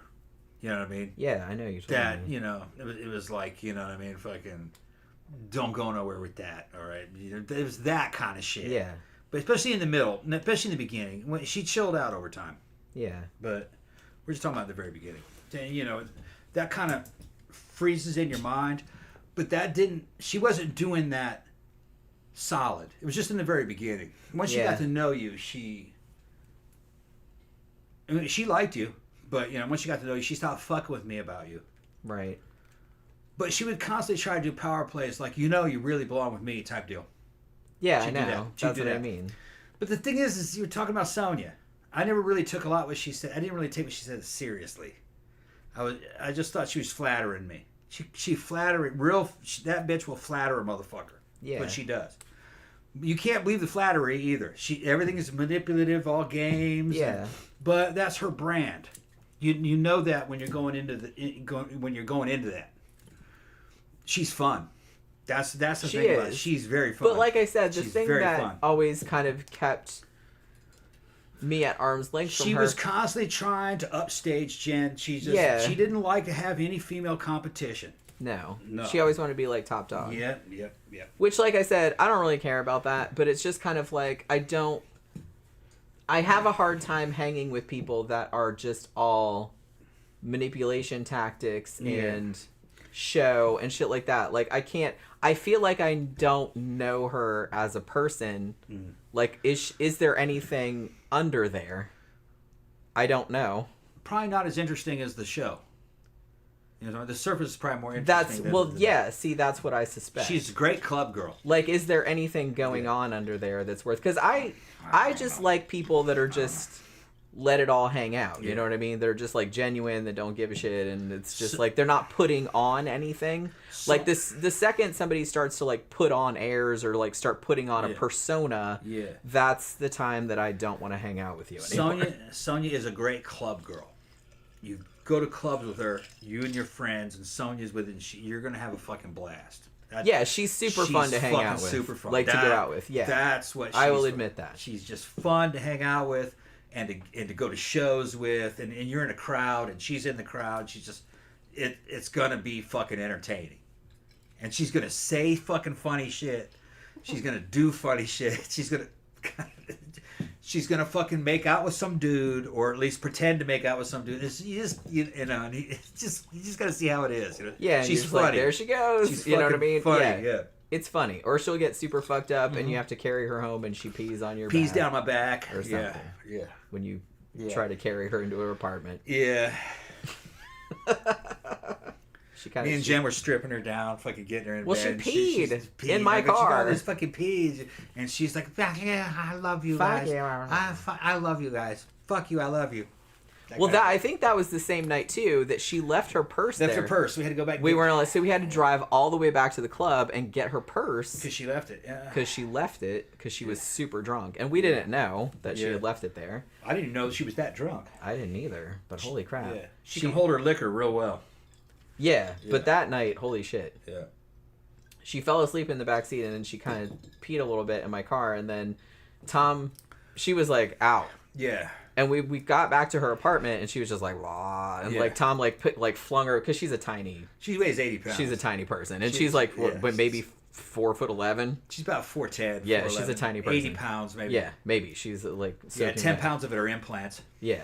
And so Tom just like throws her over the shoulder, and I was taking her bag, and we're like trying to get in her apartment. Where are your keys? Like, can we get in? And she peed like all down his back. Yeah, and then like it's going down my back. She's peeing down my back. And I was like, oh no. Yeah. And so like we took her in the apartment, and we put her in the bed, and like she was covered with pee. So it was just, like we took all her clothes off. It's like it's fine. We've seen her naked before, so it was just like we took all her clothes off because she was all fucked up. And put the blankets on her. And she's thank you. Yes, thank you. Yeah. I love you guys. It's like, holy crap. Funny shit. Okay. That was a night, let me tell you. Yeah. Speaking of peeing, I gotta go pee. All right. I'm gonna make another drink too. All right. So tell us some more Sonia stories. Yeah, I'm gonna find some Sonia photos. Let's see if I can find some Sonia photos. Let's see if she comes back out. If she comes back out, then I don't know. She's excited about the new location. We'll see. She says she's claiming she's coming, huh? Yeah. When all that shit was going on, that was the Sonia of that time, more or less.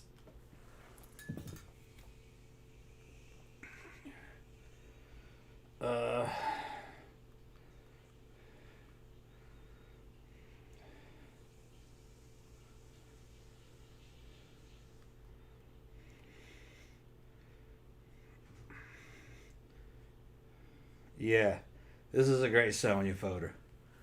That was from that time.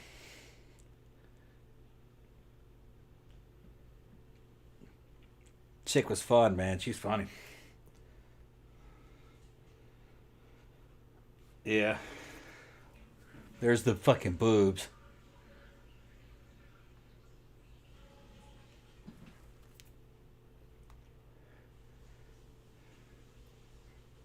Yeah. Another real good photo of her.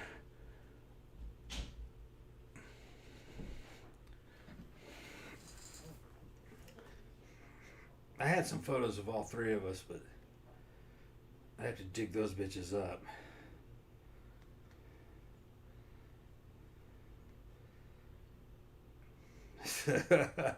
I can't show all these photos.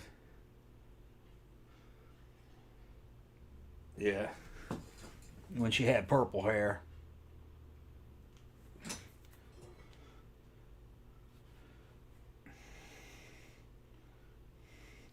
Yeah, so she weighed about she weighed about 85, 90 pounds.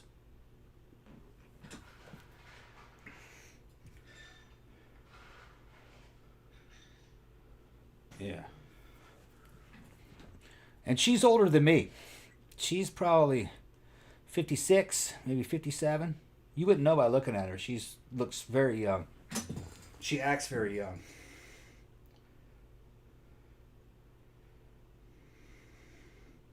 Oh, this is a great photo. I took this photo of her. That's a good photo. I took that photo. Remember this photo? I took I took that photo. Was at That was at that Firestone. Yeah. That was Firestone. some show we all went to. Yeah, it was Firestone. I don't remember what show it was. Yeah. Might have been Peter Murphy. Might have been. No. No, it wasn't. Skinny Puppy? No. No. Nitzarab, maybe? No. No, it was Gary Newman. Oh, that's right. It was Gary Newman. Yeah, I think it was Gary Newman. Yeah. Oh, remember this? Remember that? Remember the eye makeup? That's what... Yeah. That was around that same time. She was in her 40s at this time. Like I said, she's older. She's older than me by about a year. Than we are. Yeah. She's older than me. DVD Dragon asked, does Daytona deserve its reputation as Daytona bitch? I would say yeah. Daytona's very redneck. It's kind of a shithole. It's better than it was when I was growing up there. It's got a lot of housing complexes that are nice, but there aren't any clubs there. No, there's not. Just every now, like when I was in the 90s, they tried to do some shit. There were like a couple little dives that played punk and stuff, but not really. The best thing when I was like in the 80s was 701 South, which did kind of like new wave. Yeah. Once a week. Daytona's where you hear like fucking country music and it's mostly country music. Yeah. The most popular club in the city is called Rockin' Ranch. And it was this shitty fucking... It might be still there for all I know. I haven't been in a while. It was just shit. It wasn't even like in a nightclubby area. It was just like on the corner. I think across the street was like a 7-Eleven and like a car dealership or something like that. And it was just kind of like that was where everybody went. Like on Friday and Saturday nights was Rockin' Ranch. So it's very, very rednecky. It's probably different. I don't usually go back there for obvious reasons. My brother still lives there. Although he lives a little north of it. He lives more in like Ormond, which is kind of a nicer... more suburban kind of area. But Daytona is pretty better than it was, but it's kind of rednecky, kind of scuzzy. You know what I mean? Aileen Wuornos. It's very Aileen Wuornos. The bar that she went to there, I know where that bar is. I've never been there, but because I'd probably get killed, but it's a lot of it is like that. It's very biker too. Because that's where they have, like, Bike Week, Biketoberfest. So twice a year, you get 500,000 bikers coming from all over the country. And it's just, like, a whole big thing. And they have a spring break thing, too, which I didn't mind the bikers, actually. They were usually no trouble, other than blocking traffic when you were trying to get to work. But spring break was worse because I used to live in the late 80s. I lived on the beach side. Like, literally, I lived... Here was my apartment. Here was a strip mall. Here was the beach. You know what I mean? So it was like a block. And when it was spring break, holy shit. Like, all the douchey college kids would come. Like, all the frat bros and stuff. And they would just, like, they'd park in your yard. They'd piss in your yard. They would just kind of, like... It was a nightmare. So, you know. The bikers weren't nearly as bad. Even though they did block traffic a lot. But, yeah, so... I don't know. So, like I said, I think that's why that makes me so mad is just that it's hard for me. I don't like that Cady thing. And her saying shit like that. And I think more recently, our friend, Tara, who, like I said, is totally in love with Tom and has been for a long time. Like, that's not a secret, I don't think. And when we got married last September... She sent him a text or a message. Didn't she send you a message over Facebook I don't remember what it was. That said, "Why did you marry her?" No, she didn't say that. I thought that's what you showed me that she said. No, I don't. I showed it to you, I think, but I don't think that's. Yeah, I'm pretty sure that's what it said. I think it was just why. Something like that. But the thing is that Jen's a woman. She takes that shit seriously, which I understand that because from woman's point. But I know fucking Sonya. Sonya's full of shit. Okay, Sonya. She's full of shit. Sonya loves to play games. I know she's. Full and of the shit. number one Sonya game is to be tops, to be number one, to be first, always. But that's her brand. That's her brand. Okay. If you let her be number one, she'll shit over you. You gotta go, oh, fuck you. You gotta call bullshit on her. And then she respects you. Well, she's one of those... She kind of knows that she's putting on a show. You know what I mean? So I appreciate her show, but I know it's... Well, and a couple of times I did have like kind of a genuine-ish conversation with her. Yeah. She didn't have a super great upbringing. No. And she has bad self-esteem issues. Yeah. Which I get. Like, I get that. But it might be worse than mine. It's overcompensation. Which is saying something. It's overcompensation. So she's... whereas I just kind of became self-deprecating and funny and shit like that, she went the other direction and became like super like overconfident and bitchy and catty and everything like that. But the thing is, though, but it's the same root. I think. I think Jen didn't. I'm not sure how. I don't think Jen really picked up the vibe that I picked up. Is that all the fucking overconfidence and all the bitchiness is in fun? She's acting. No, I know. She doesn't really actually feel that way about herself. I know. Yeah. Well, like I said, it's coming from a place of insecurity. Yeah, and I think you're projecting something. Yeah, and you're kind of supposed to know that. I always took what she did and said was kind of tongue in cheek. Right. That she's fucking with you, and you're supposed to know that she's fucking. It's just her brand. Yeah. You know what I mean? It didn't really. It doesn't bother me. No, I'm just saying it that shouldn't. It shouldn't. It doesn't bother me. I'm just saying that it's not a person that I could see myself having like a deep, long-lasting friendship with, because I can't have deep, long-lasting friendships with people like that. I don't know. Things have changed. Because they're all like, it's all like shallow, and it's all show and it's all projection. She's older now, though. Yeah, maybe she's chilled out. Things I have don't changed. really Things know. have changed. I don't really know. Things have changed. Don't think too much into it. You just fucking hang out with her. That's kind of my whole thing, though. Yeah, you just hang out when you see her and you have a good time and you just like. Well, no, I would. Out of here, I would. I wouldn't be a cunt or anything like that. I mean, unless I was provoked. Look, way Jen's talking. I understand what Jen's talking about, but if you guys were there to see when all of us were hanging out, her and Jen actually got along real well. Fucking, she liked you. Yeah. She saw you as a threat. I know she did. If she didn't see you as a threat, if she didn't like you, she wouldn't see you as a a threat. Which in a way, like... She's a threat. Yeah, that's kind I liked her too. A condiment. I liked her too, but like I knew that she saw me as a threat, and I kind of thought that was funny. Yeah. But then on the other hand, because I'm insecure, I was also threatened by her as well, which kind of made me mad. Yeah, it was okay for you guys. It was a complicated. It was fucking situation. cute. It was fucking funny to hang out with both of them. It was very cute to see the shit that they would do, and a lot of it was shit that Sonya instigated because she's real mischievous, and I always thought she was funny. I really didn't take any. You know, I kind of knew her routine and everything. And I just thought she was entertainment. You know, she's. Jen is very different. Jen is a lot more intellectual. Okay, Jen's a lot more kind of like practical.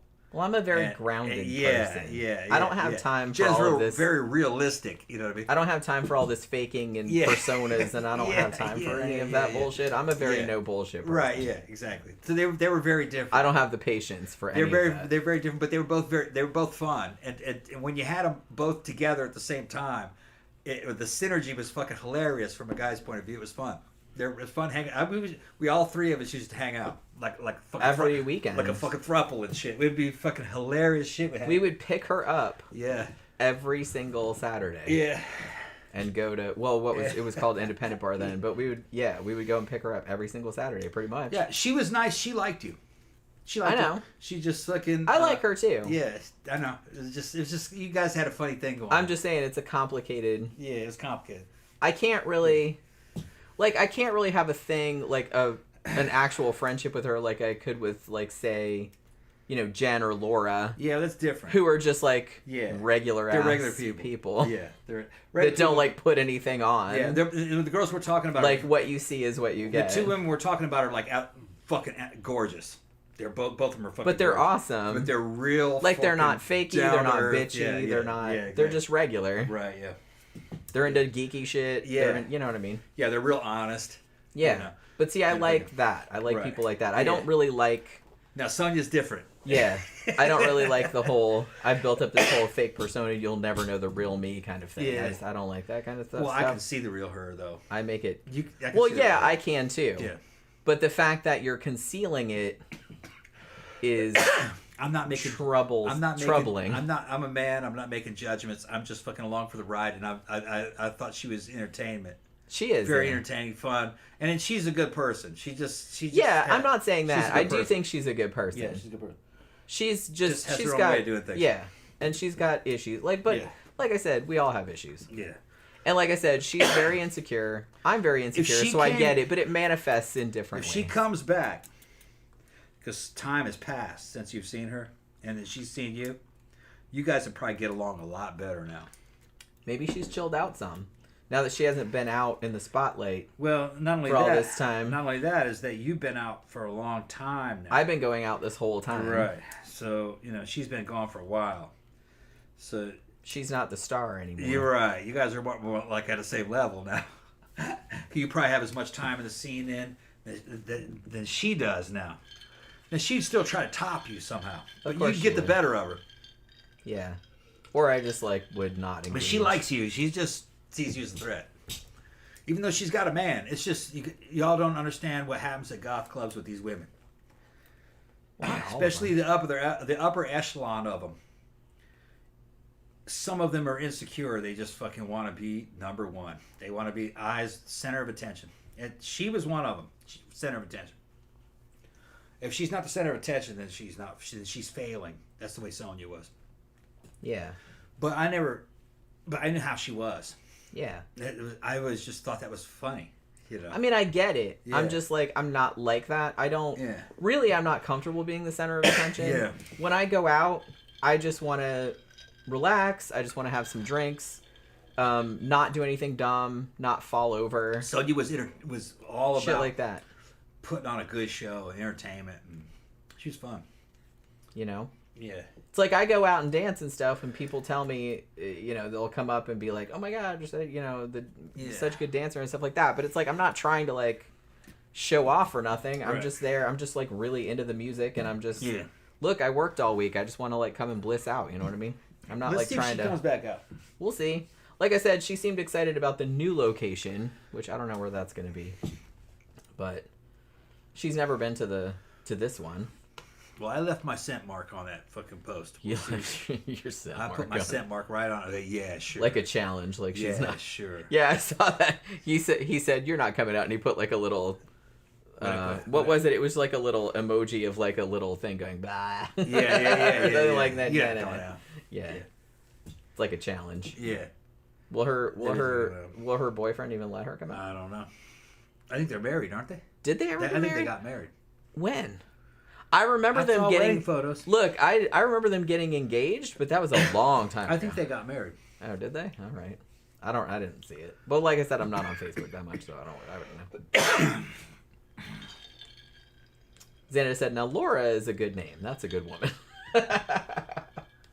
I'll show them pictures of Laura and. Yeah, I mean we have before, but Laura and the other. Laura's kick ass. I love her. Laura's awesome. I love her. And Laura's last name is also Ross, but we're not related. Not related. Yeah. I mean, it's a pretty common last name. Yeah.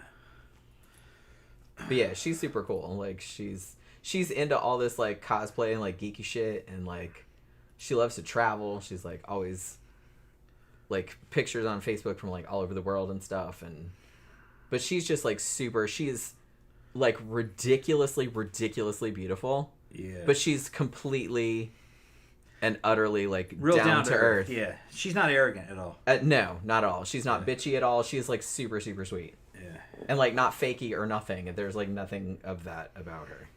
That's why I like her. You know what I mean? Because she's just really genuine, which you don't run into a lot. Not with pretty girls. Well, that's what, you know what's funny? I was thinking, I might have said this before. But remember that dude, Mike, that I was going out with for a bit before we got together? Yeah. And the first time, like, I've been talking to him a lot online, like, before we went out. But we went out on our first date or whatever, like, to this kind of fancy, like, martini bar or whatever. And I came in there, and we were, like, talking for a long time. And, you know, at some point I realized he was, like, 11 years younger than me. And I was just kind of like, okay, this is a little bit weird. But it was okay. That is my favorite picture. That's me and Sonia making out. It's Jen and Sonia making out. That's his smooching. That's his Look at the favorite. boobs. The boobs. I kind of remember that night, actually. We were at the club. They fucking started smooching, and I took a picture of that shit. Yeah. Yeah. I think you even encouraged, you're like, make out so I can take a some picture. more. Do some more. Yeah. I was like, okay. Well, dude, we were kind of. Yeah. But I do remember that happening. We weren't that drunk. Yeah. But That's the way that shit looked back in those days. That's me, Jen, and Sonya. yeah, that's all three of us there. Yeah. That's really A long time ago. That was when we first started going out. So that was probably like 2011. But yeah, so one of the things that he said, like on this first date, like toward the end of the night, he said, "You know what?" He's like, "You're not like I thought you would be, or you're not like other." He said something about, "You're not like other pretty girls," or something like that. And I was like, "You mean I'm not a cunt?" Yeah. And he's like, "Yeah, that's what I meant." And I mean, you know, and I'm not saying pretty girl, like all pretty girls are bitches, because obviously they're not. Because we know a lot of beautiful women that are absolutely not bitches. But I get where that stereotype comes from. Trying to find a picture of all three all together. There's a lot of them. Do I? Maybe you don't have them. Maybe they're on my thing. I don't know. Hold on, let me see. Keep talking. Then I said Tom showed us pictures from the 90s. Those weren't from the 90s. That was nice. 2000, That was from that picture 2000. just there was from 2011. Yeah, 2011. Not long ago, bro. Yeah.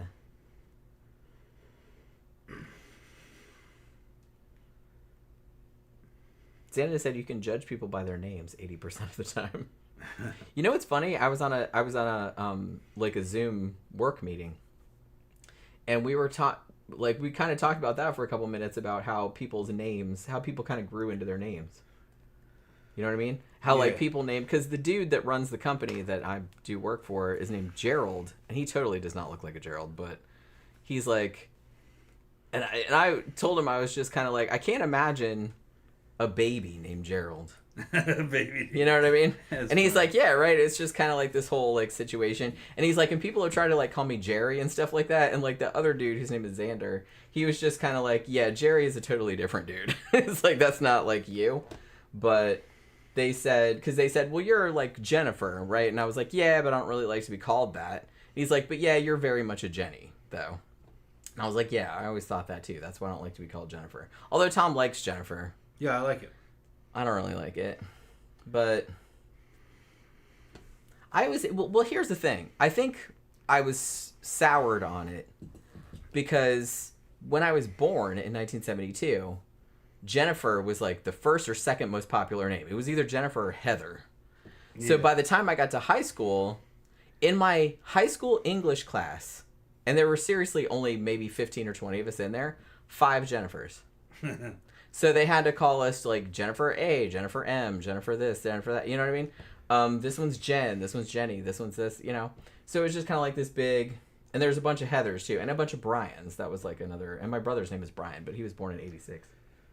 So I always, when I was growing up, I always wanted something more like exotic. You know, I don't know what I would change it to. Here's a picture of all 3 of them. That's Jen at the top. Below her is Laura. It's Laura Ashley Ross, or Laura Ross. And that's the other Jen Draven. This is my favorite picture of the 3. Yeah. Our friend Brian took that. Yeah. That was about at our house. 2017, maybe? 2018, maybe? Yeah. 2018. Yeah. Our friend Brian is a photographer, and he came over to our house and took like a fuck ton of pictures of us, and we use them in a lot of marketing and stuff. We gotta have them all back over again. Yeah, we want another fucking photo shoot soon. Yeah, we were talking to him last week about that. But I don't know. We'll see how it goes. Jen wasn't out last time, was she? No, She doesn't come as much. Well, she's been working a lot. She's working with that wolf sanctuary, and she got her. Didn't she finish her canine training? Yeah, thing, so. And like, so she's doing that now. She was working for the state police for a while. Yeah. Training dogs. Yeah, she trains police dogs. And now she's working with a wolf sanctuary. Yeah. CB said 2 hot ass women making out and one is Tom's girlfriend. He probably thought it was Christmas. Yeah. Well, we had a thing going on, all three of us, a little bit. Yeah. For a little while. Yeah. Nothing like super. Not in a real while, but that's Laura in normie fashion. Yeah. Normie mode. Laura. See what I mean? Yeah. I told her that before. I'm like, Laura's just naturally real good looking. Yeah. I was like, you were just like ridiculously pretty. It's like that's the way Laura looked when I first met her. She's young in that photo. Yeah. Maybe 21. I mean, she's younger than us by, not by a lot, but. Yeah. Look at Laura. Yeah. And she is like an awesome, awesome person. She is so, so cool.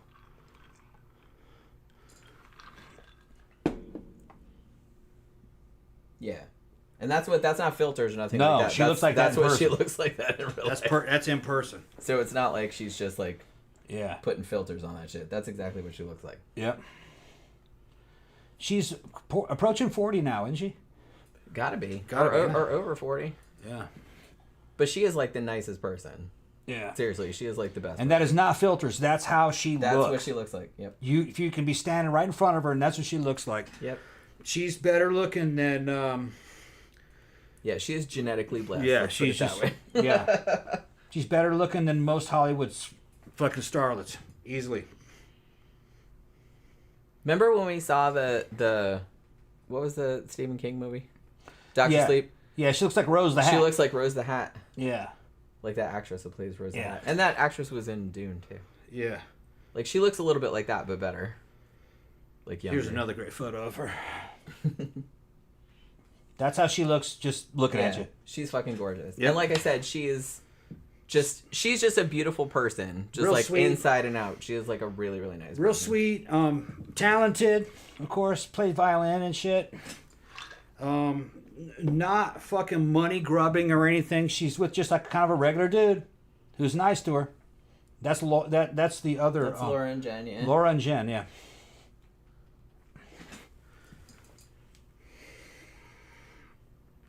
Like I said, that's her boyfriend. They've been together for a long time. Yeah. And like I said, she's real into like traveling all over the world. Yeah. They love going to conventions and doing cosplay. Honestly, I don't know, because one of the pictures they did went viral, so y'all might have seen it. They dressed up like, you know, the criminals in Superman that they put in the pane of glass, like Zod and them. Her and her boyfriend and their friend dressed up as that. They were in the Phantom Zone. Yeah. And so, like, they all dressed up like that, and it was, like, in this oh my god, it was so good. It was, like, the best fucking costume. And, like, the picture was so awesome that they took at the convention. It was, I don't remember if it was, like, what do they call it, like, Spooky Empire or whatever it was. But somebody took a picture of that, and I saw, like, a bunch of people from, like, other places, like, posting it. And I was like, holy crap, that's Laura and Adam. And their friend, I don't know who their friend was, but, yeah. They did that whole... And I was like, oh my god, that is the best. They think of, like, the best fucking costumes. And they go, like, all out. You know what I mean? So I think that's, like, so fucking cool.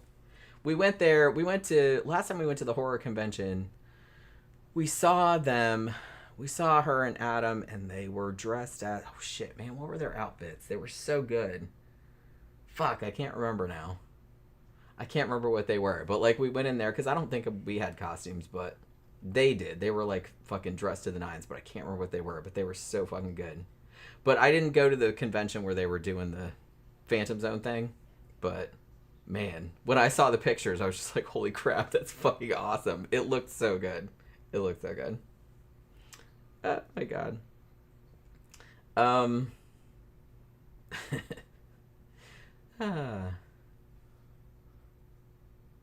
Jeffy Art says, Jeffrey is what I've been called when I'm in trouble. At my old job, one of the senior partners was Jeff, so my job used my full name. For over 10 years, I was always triggered at work. Yeah. I mean, I don't get mad if somebody calls me Jennifer. I would just prefer them not to. Like, that's my name, but I don't know. I don't love it. I don't love Jen either, but I'll take it. Because Tom calls me that sometimes, but, you know, I don't know. Like I said, I always kind of wish I had another name. But if you ask me to pick, I don't know if I could pick one. You know? Linwood says, Jenny, you're extremely beautiful. Yeah. Tom's a very, very, very lucky man. Yeah. He better know it. It's not luck, bro. It's skill. If it was luck, Jenny wouldn't have made a choice. She pulled the trigger. Fucking. True. I did kind of come after you. Yeah, she came after me. He said I came after him like the Terminator. It's like the Terminator. Yeah. I was kind of very laser focused. No, but I understood. And I liked Jenny from the day I met her. Even when she was married, I thought she was real cool. I liked her. She got better as she went along. Actually, me and Jim were talking about it earlier, is that our relationship, Tran aside, got better with time. Oh, it absolutely did. Yeah. Like, not that it wasn't good to start with, but I'm just saying that... Part of it was me going on test. That helped a lot. That did help a lot. I felt a lot younger. I felt a lot more positive. I didn't feel like an old man waiting to die with the numbers counting down. I was real fucking negative. Lynn also asked me politics. We don't normally cover politics on the show because we try to be positive. I don't really want to get into that. I'll answer his question. I'll answer your question. The U.S. empire has lasted as long as it can. All right. The differences between the United States and other developing countries like India and China, the differences aren't really that great anymore. China is actually probably in a better position than we are. Russia has grown. They're a land superpower. Okay, you can't attack them on their home turf. You know, they're very good for thousands of years of protecting their own land. America and the oligarchy that runs it cannot control the world. That's what they wanted. They wanted a one world government with them in charge. The rest of the world ain't gonna tolerate that, man. This isn't an age of empire anymore. This is exactly what the Russians and the Chinese are saying. This is a multipolar world. Every civilization will have its own pole. You can't have a world government because there's too many different cultures. There's too much diversity. Okay, and that's a good thing. As soon as we realize that the concept of an American empire is impossible, we'll withdraw those troops and all those money from overseas, and we'll focus here in the United States to develop an infrastructure that's badly neglected. Yeah, a working class that's badly neglected. We don't got to get involved in other. There's no reason to fuck with these people. They're grown adults, okay, and we have a nuclear defense. We don't really have to worry about them. And as long as the United States behaves itself, it will be one of the members of the world superpowers. But we're run by a bunch of corrupt oligarchs that have weird ideologies. They want to fucking rule the fucking world and use the United States as their fucking attack dog. And the attack dog is fueled by the blood of fucking Southerners, Mexican Americans from the fucking Southwest, and black people. All right? It's not these rich people from the fucking New England that are doing these wars. They're doing it on the back of the warrior class, which is from the working class. Fuck them. They don't deserve an empire anymore. They're played out. Part of the American system was a fucking fake duopoly between right and left. It didn't matter who you voted for. You were always voting for the oligarchs that controlled both parties. We're entering an era where you choose the oligarchy or you choose destroying the empire. And I fucking swore an oath to the United States, not an empire. And the people and the Constitution. It's time for the empire to end. We have to go through an era of reform. And you can't do that by building on what's here. You have to destroy what's here and go back to basics. Maybe build another one or start from fucking basics. You got to get rid of all the money out of politics. All the lobbies have to go. All all the imperial shit that we were doing with fucking Israel. Okay, the Israel lobby has to go. We have to become a United States centric. If that doesn't happen, then this ain't gonna make it. It'll just break apart. I'm in a good place. I don't care. If the South breaks apart and the thing breaks apart into four, it'll break into 4 pieces. That's what'll happen if it goes badly. I don't care. I'm good. I'm good. I'm in a place where I'm happy. And it'll work itself out. I don't know if it'll break apart, but it could. Chances are with this next election, I don't think it's going to matter who gets elected. It ain't going to be accepted. Goes back to what I said before. These sides are going to try to kill each other. No matter who's elected, the other side won't accept it. I get ready. It's going to be local. Take care of your local area of operation. We're in uncharted territory. But just buck up. Make sure you got food and water. Just like preparing for a hurricane. There might be interruptions for a while. You don't know. Probably be okay. Other countries that go through civil strife, they'll be in the bar watching it happen on television, and it's going on fucking three miles up the road. It'll probably be okay, but people are going to get killed. I'm not worried about it. Yeah, like I said, I kind of feel like a lot of the shit is just people trying to get everyone riled up. Yeah, but that's effective. Fake out. Well, obviously, it's not effective on me, but it's effective on other dumbasses, I guess. All you have to worry about is the 10% that actually fight. Those are the ones. And that's only 10%, and I'm not worried about that. Yeah, but they dictate the outcome. Yeah, well, it was only 7%. I'm still not worried about only them. 7% of the U.S. population dictated the outcome of the American Revolution. That was 7%. Everybody else is like, I don't want to get involved in Well, like I said, I'm just to a point where, okay, I'm just too old to worry about this shit. I can't do anything about it. You know, I would like things to go a particular way, but it's not like I have any power to control it. And honestly, I have enough fucking anxiety in my life, just living from day to day. Yeah. Working, trying to make money, shit like that. I can't carry all of that burden. Yeah. Or I'm gonna blow my fucking head off. Here's you know what I mean? So it's just kind of like I can't. That's why I don't really like to talk about it, because it's just kind of like it bums me out. Got some people asking what our opinion is. This is my opinion. You're not really looking at the end of something. You're looking at the beginning of something new. We're living in an interesting Honestly, time. I think whatever happens, I think it will be better coming out. Probably than we are now. But it might be rough for a while, but I think it will be better at the other end. Yeah. If the American empire vanishes, the money will be spent here in the United States, and the fucking people will be better off. We can build infrastructure here. All right. There's no reason to protect Korea anymore, or Europe, or any of these other places. We couldn't protect Europe if we wanted to. Well, I mean, everyone's got their own shit. Everybody's got their own shit. It's not like the old days where we were like so far ahead of everybody. Yeah. Like actually, a lot of other people are ahead of us. They're ahead of now. us. So who are we to tell them how to live? That's what I mean. Right. We need to get off our fucking high horse and just take care of our own shit. That was from another because time. Look, our roads and bridges are falling apart. Like our educational system is terrible. Shitty. Yeah. It's just kind of like, so why don't we invest back in... We spend the most money out of any country on the military, and we got one of the worst militaries as far as what its defensive capabilities is. And the same with the fucking healthcare. We spend all this fucking money on healthcare, and we got terrible shit. Yeah.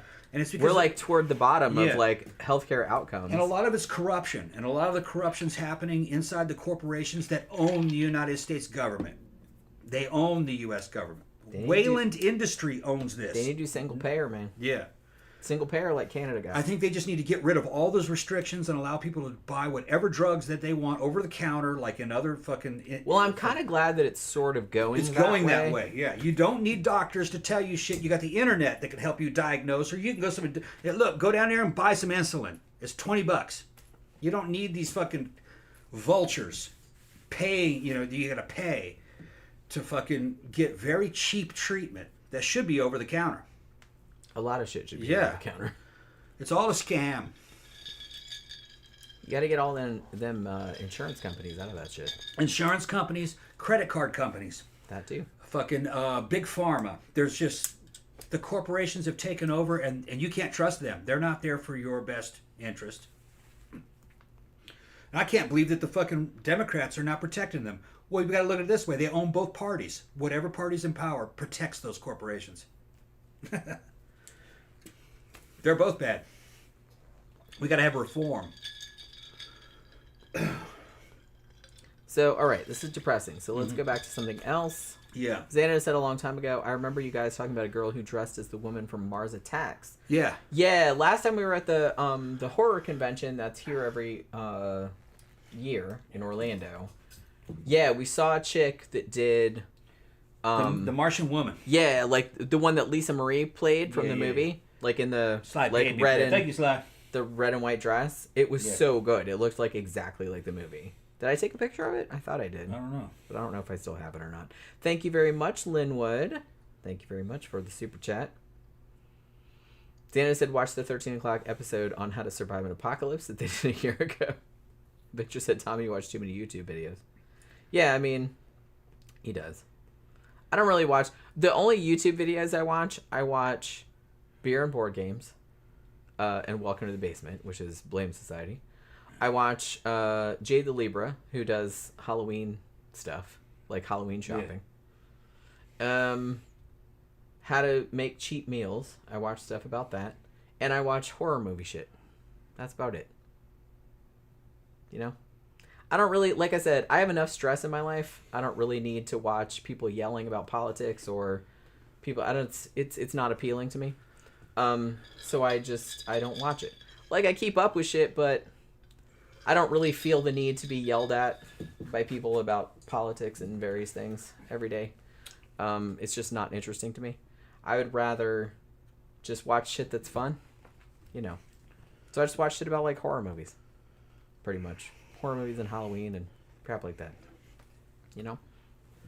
Like I said, I have enough anxiety in my life. I don't really need all that crap, or I'd blow my fucking head off. Let's see, where are we?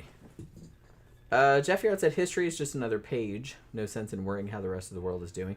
I mean, it's a big world out there. There's billions of people.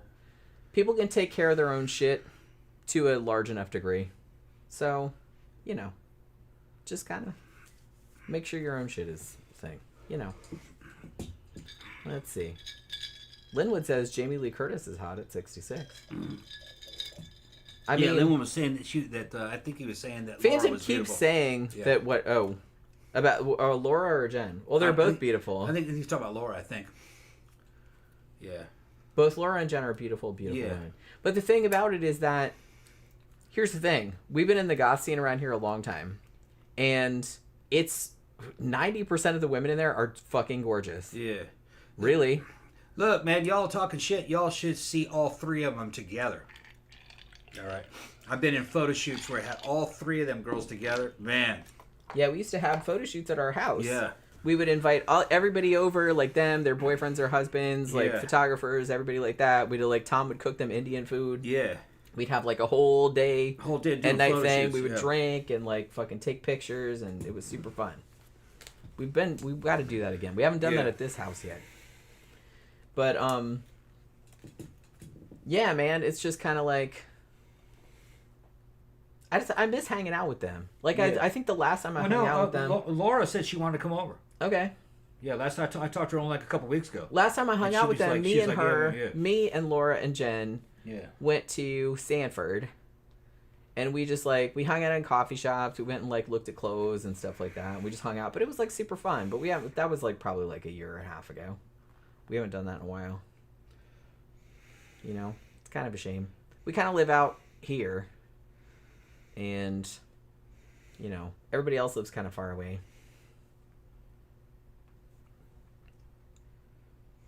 I mean, Tom always says, we need to go, like, hang out with some girls and stuff like that. I'm like, I would, but... She never have any time, yeah. I don't have any time because I'm always working.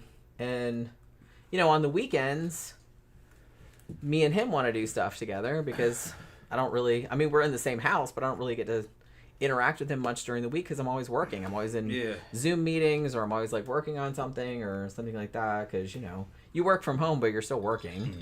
You know, we're in the same house, but... It's just kind of...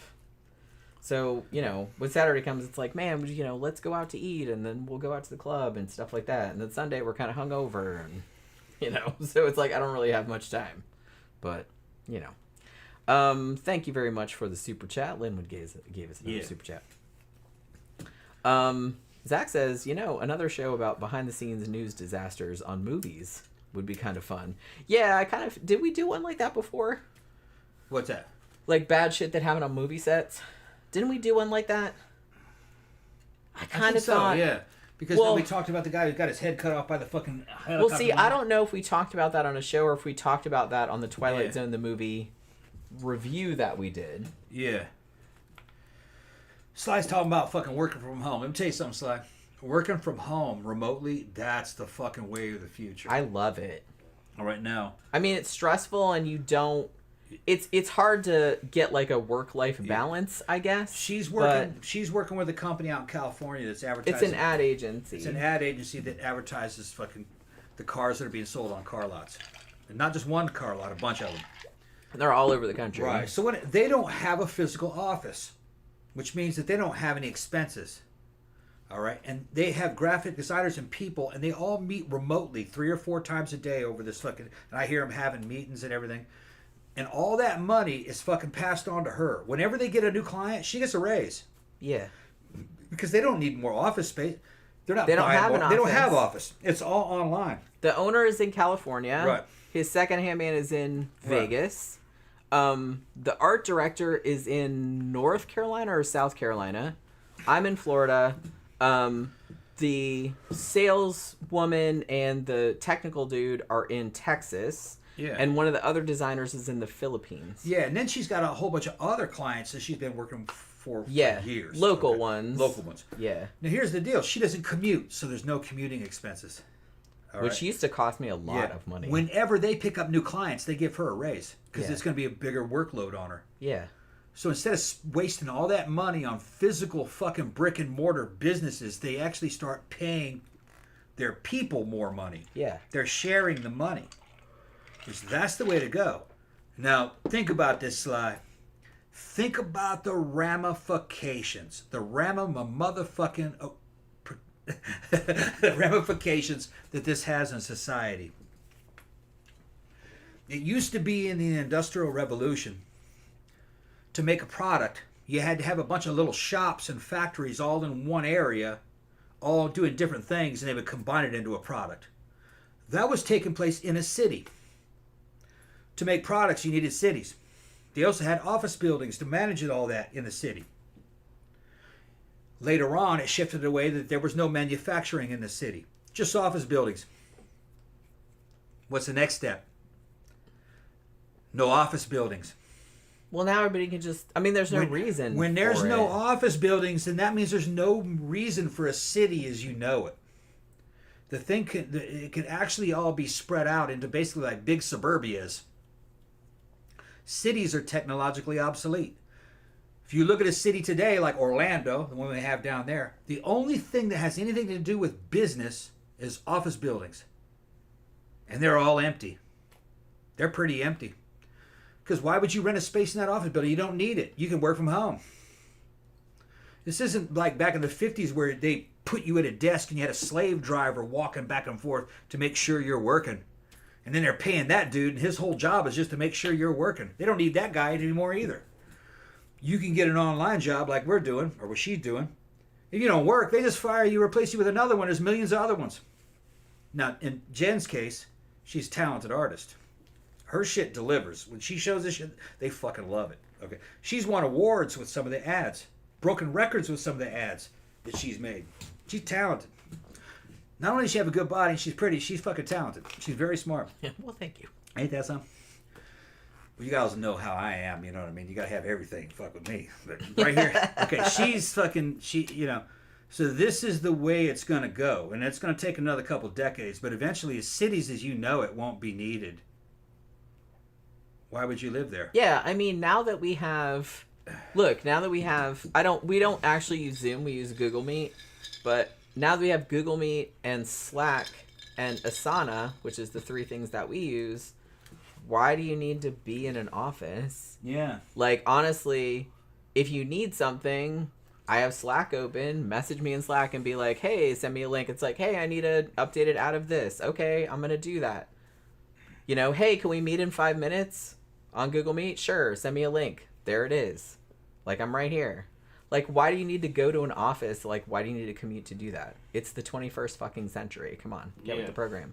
So it's just kind of like, I was for a while, because, you know, I was working at that place in Daytona, you know, and I was good to have a, you know, it was good to have a job. Like, I needed the money and stuff like that. So that's why I took it. But it's an hour drive. It was an hour drive each way. Yeah. And, you know, the job was okay. The people were okay. The pay was okay. But you lost $400 a month. Going yeah, I mean, it was like $400 a month in gas. Yeah, just like getting there. Yeah, it's far. Yeah. Now I can have my big V8 old man car out there and afford to drive it wherever I want because we don't have to commute with it, and you're not putting any miles on it. I mean, we literally never take that car. We go to Dollar General, which is and movies. Honestly, we could walk to it. It's right there. Publix, which is like less than like maybe a quarter mile away. Yeah. And we go to the clubs and restaurants. It's just for recreation. That's it. That car is just for recreation. So, you know. And that's very efficient. You're not burning any fuel. You're not spending money. If you want to look at things in terms of like carbon footprint and all that crap, you could say that's the way to go because we don't burn as much fuel or waste as much energy. And I like that better because, like I said, I don't really like... One, I don't like driving. Two, I don't like having to show up at someone else's fucking place at a specific time. That just rubs me the wrong way. Well, what you do is you're supporting a middle manager who's just watching you. Right. And I don't need to be watched. Yeah. I will do the shit. Like, tell me what to do, and I will do it. Yeah, if you don't do it, they just fire you and replace you with another. What do they have to lose? They're just wasting money on a middle manager. Exactly. Yeah. Like I said, that's why we have Asana, which is like a task manager, like a work task manager. Like, you know, they'll make me a task. Hey, we need an ad for this. Like, update this ad or whatever. Put a task in it. They assign it to me. I'll do it. Yeah. And then I just put a little link when I'm done. Yeah. And they're like, okay, that looks good, or change the Spanish, or because I have to do them in English. We can make money right here. And if you look, that's the heart of fucking capitalism. Capitalism came out of the Middle Ages when you had serfs that were freed from the land. They're now working downtown in their little cottages, making products like shoes and selling them in the fucking market square. That's what capitalism was. We don't have that anymore. We got corporatism, which is you're fighting an army of motherfuckers, and they're destroying capitalism by crushing fucking competition. Taking other people's money. With this system, you go back to what capitalism actually was: is that you at home working, selling a service or a product. Yeah, make it. And I won't say it's stressful. I will say that. Yeah. Because you have to constantly hustle. Yeah. Because if some shit comes up short. Yeah. 1 month, like you don't get as much shit from your clients as you thought you were gonna get, or somebody's a little slower paying than you thought. Then it's like you might have to go on a stream mate and do something sexual. That's what I mean. It's just kind of like, well, at least we have that as a backup. I can jump on stream mate for a couple of hours. Yeah, well, fucking, I'll be back there. We'll put on a show. We got the fucking dolls or whatever. Make a few dollars. We haven't had to do that in a while, but yeah. I mean, at least we have that to back up. In between jobs, we fucking made some money doing that. But yeah, and that was like a really, I mean, it sounds funny, but it's just kind of like that was actually a real boon to us. We didn't make a huge amount, but we made we made enough to like get by. Mm-hmm. Like, you know, during some time when I didn't really have as much work coming in as I wanted. Yeah. You know, before I found flexible. Before I found this ad agent, and I'm like totally open to doing that. It's like it doesn't bother me. Yeah.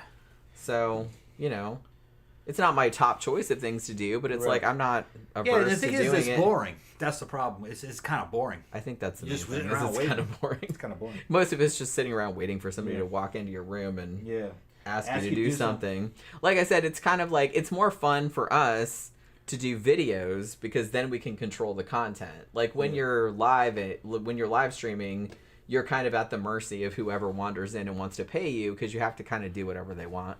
Yeah. And sometimes it's weird. Yeah. So, which I don't usually have a problem with. Sly's talking about motherfucking occasions. Yeah, ramifications. Motherfucking. Yeah, that's good. He's thanking you for updating your work. Yeah, that's the 21st century way of working. And I mean, I work like a regular person. Like I wake up about 7:30. Yeah, she gets out of bed. I said, "Don't go nowhere." I know. Yeah. I get up, I I feed the cats, I scoop the cat box, I make a cup of coffee. Yeah. And then before I even take a shower, I get on my computer, I check all my emails, I check my emails, I check their emails, I check everything. Like, okay, what's going on today? I make a list of everything I have to do that day. I take a shower, I come back, and I start working on it. Because they're, the guy that owns the company is in California, so they're 3 hours behind. So they don't usually start sending me stuff until about 11 in the morning. So I usually, if I have anything to do for them from the day before, I usually have like 2 or 3 hours to work on it. Yeah. Like if they have anything, so you know what I mean? So sometimes I'll take a shower real quick and then come in and like, if there's anything I have to finish, I'll have something to, because we usually have a meeting about, either we have one at 11:30 or 12:30, like my time, which is Eastern Standard. Yeah, I get up around 8:30, 9 o'clock, fucking take a shower, get dressed, try to get some coffee, and then I go out and check. If I gotta do yard work, I'll do yard. I got an acre of land here. If I got an edge and do yard work and lay down mulch and doing landscaping. It's a lot of yard work. Come back in, make fucking brunch. Yeah. You know, make some brunch before we get hungry, and then take something out for fucking thaw for dinner, and then go back out, maybe watch fucking YouTube for a while, bullshit with fucking Murder Hornet, and fucking try to order things and fucking take care of the fucking house and the landscaping, you know. Playing with Pookie. Jen's in here working. And I'm kind of playing with Bambi, but... Yeah. Because she will not leave me alone. I keep telling her, it's like, I gotta work, baby. And she keeps coming up to my chair and being like, bear, bear, bear. Here's my belly, please pat it. Yeah. So it's just kind of like, you know. Linwood said, I really miss you guys' honesty and humanity. Aw. I can't see what that says yet because the heart's... Fucking come hang out with us a little bit longer, man. Fucking, you know. Well, like I'm getting fucking loaded. I can't hardly talk. Hold on. Yeah, okay. Man, I'm ready for another drink already. You want another one? Sure, why not? Okay, I'm making them. Like I said, we're not going anyplace. Yeah, I mean, that was kind of one of the things, and this is why I enjoy the Friday night show so much, especially when we're not going out and I have to rush or anything like that, because it's just kind of like, I don't know. Like I said, I work at home, which I prefer, don't get me wrong, but you don't get a lot of other human-to-human interaction. Like, I do get that at the club. That's why we go out to the clubs on the weekends, because we see all our friends, and so we at least get to see all our friends once a week and talk to people face-to-face that we like. But, you know, it is kind of isolating. It's kind of lonely. So it's kind of nice to hang out with you guys, talk to you guys. And one of the things that I always kind of stressed, I don't even know if this was something that we thought about when we started doing the show, but it never really occurred to us to put on a persona. You know what I mean? When we started doing the show, even back in 2016 when we first started doing it, we just talked like we normally would. You know what I mean? Like we didn't, because I watch a lot of stuff, particularly if I'm doing research for a particular topic or whatever. Like I'll go through and like watch a bunch of other people's YouTube videos about whatever the topic is, just to see what's out there otherwise.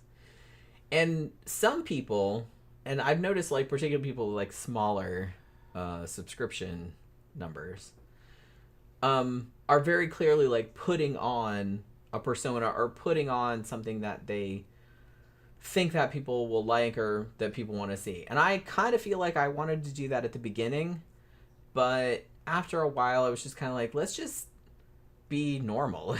Like, let's just be what we're regularly like.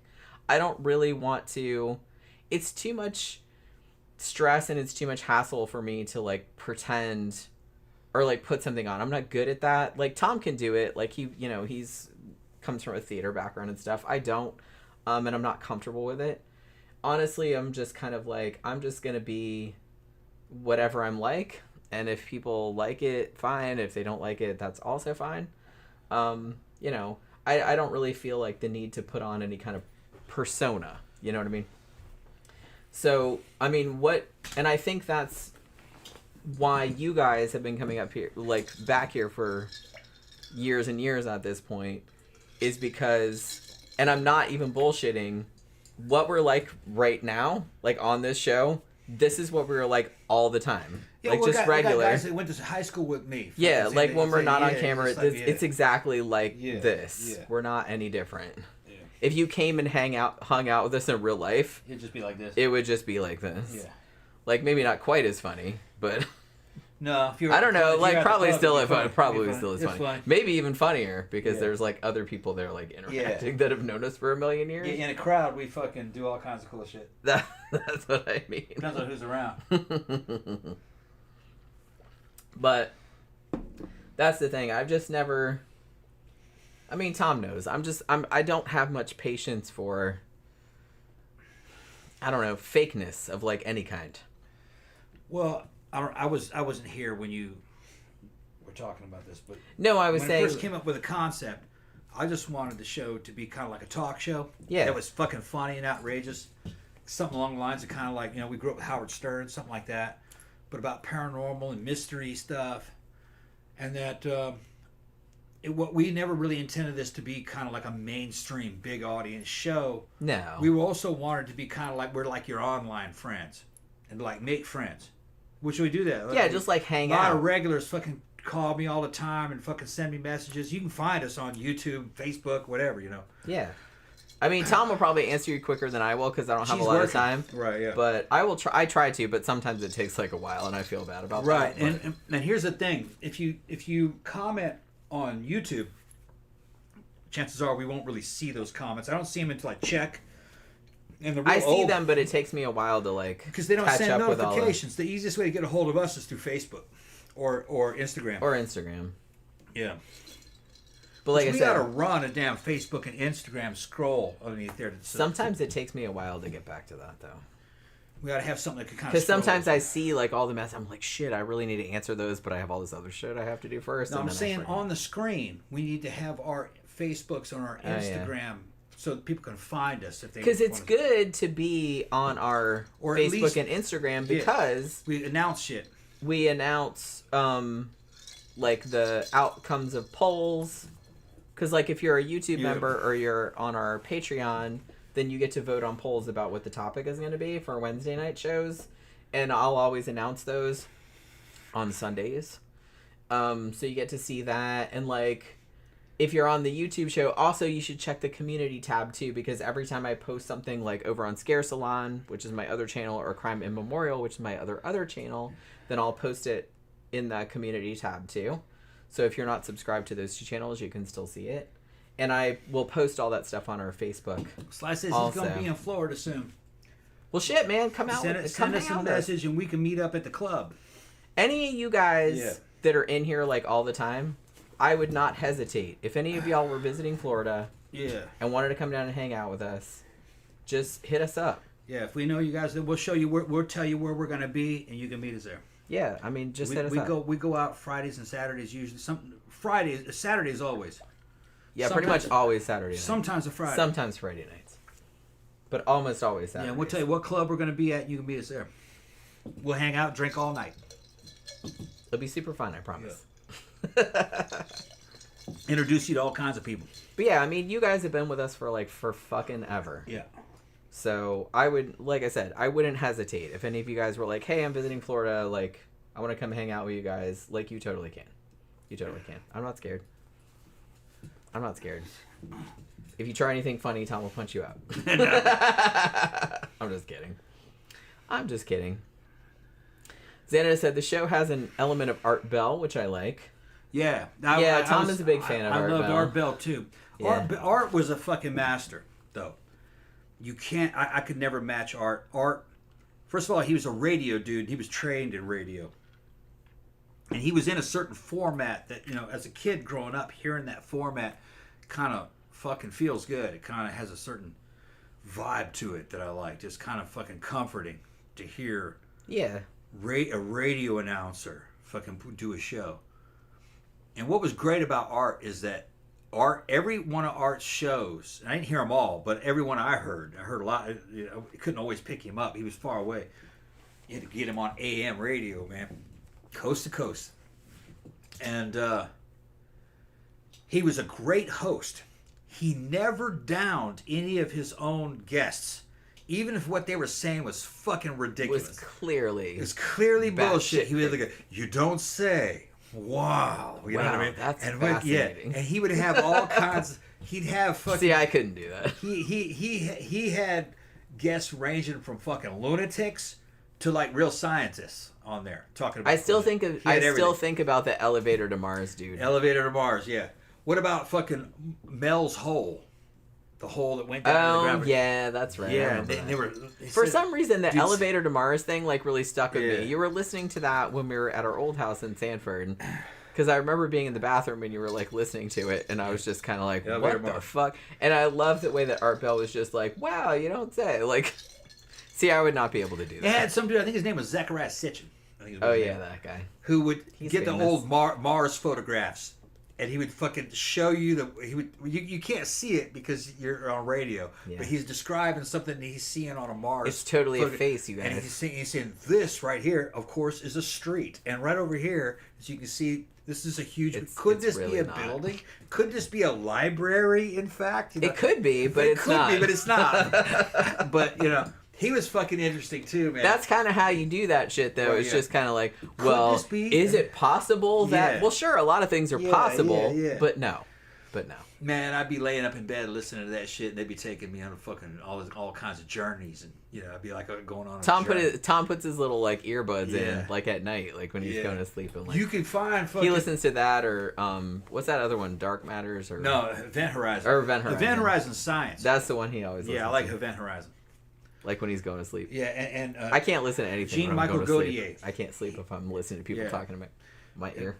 Yeah, the host is Jean-Michel Gaultier, and he has another channel called Jean-Michel Gaultier, and he's got a real good, relaxing voice, and he has astronomers on, all kinds of astrophysicists, people who are like planetary fucking specialists, and he has like the real dudes on it. Then he has like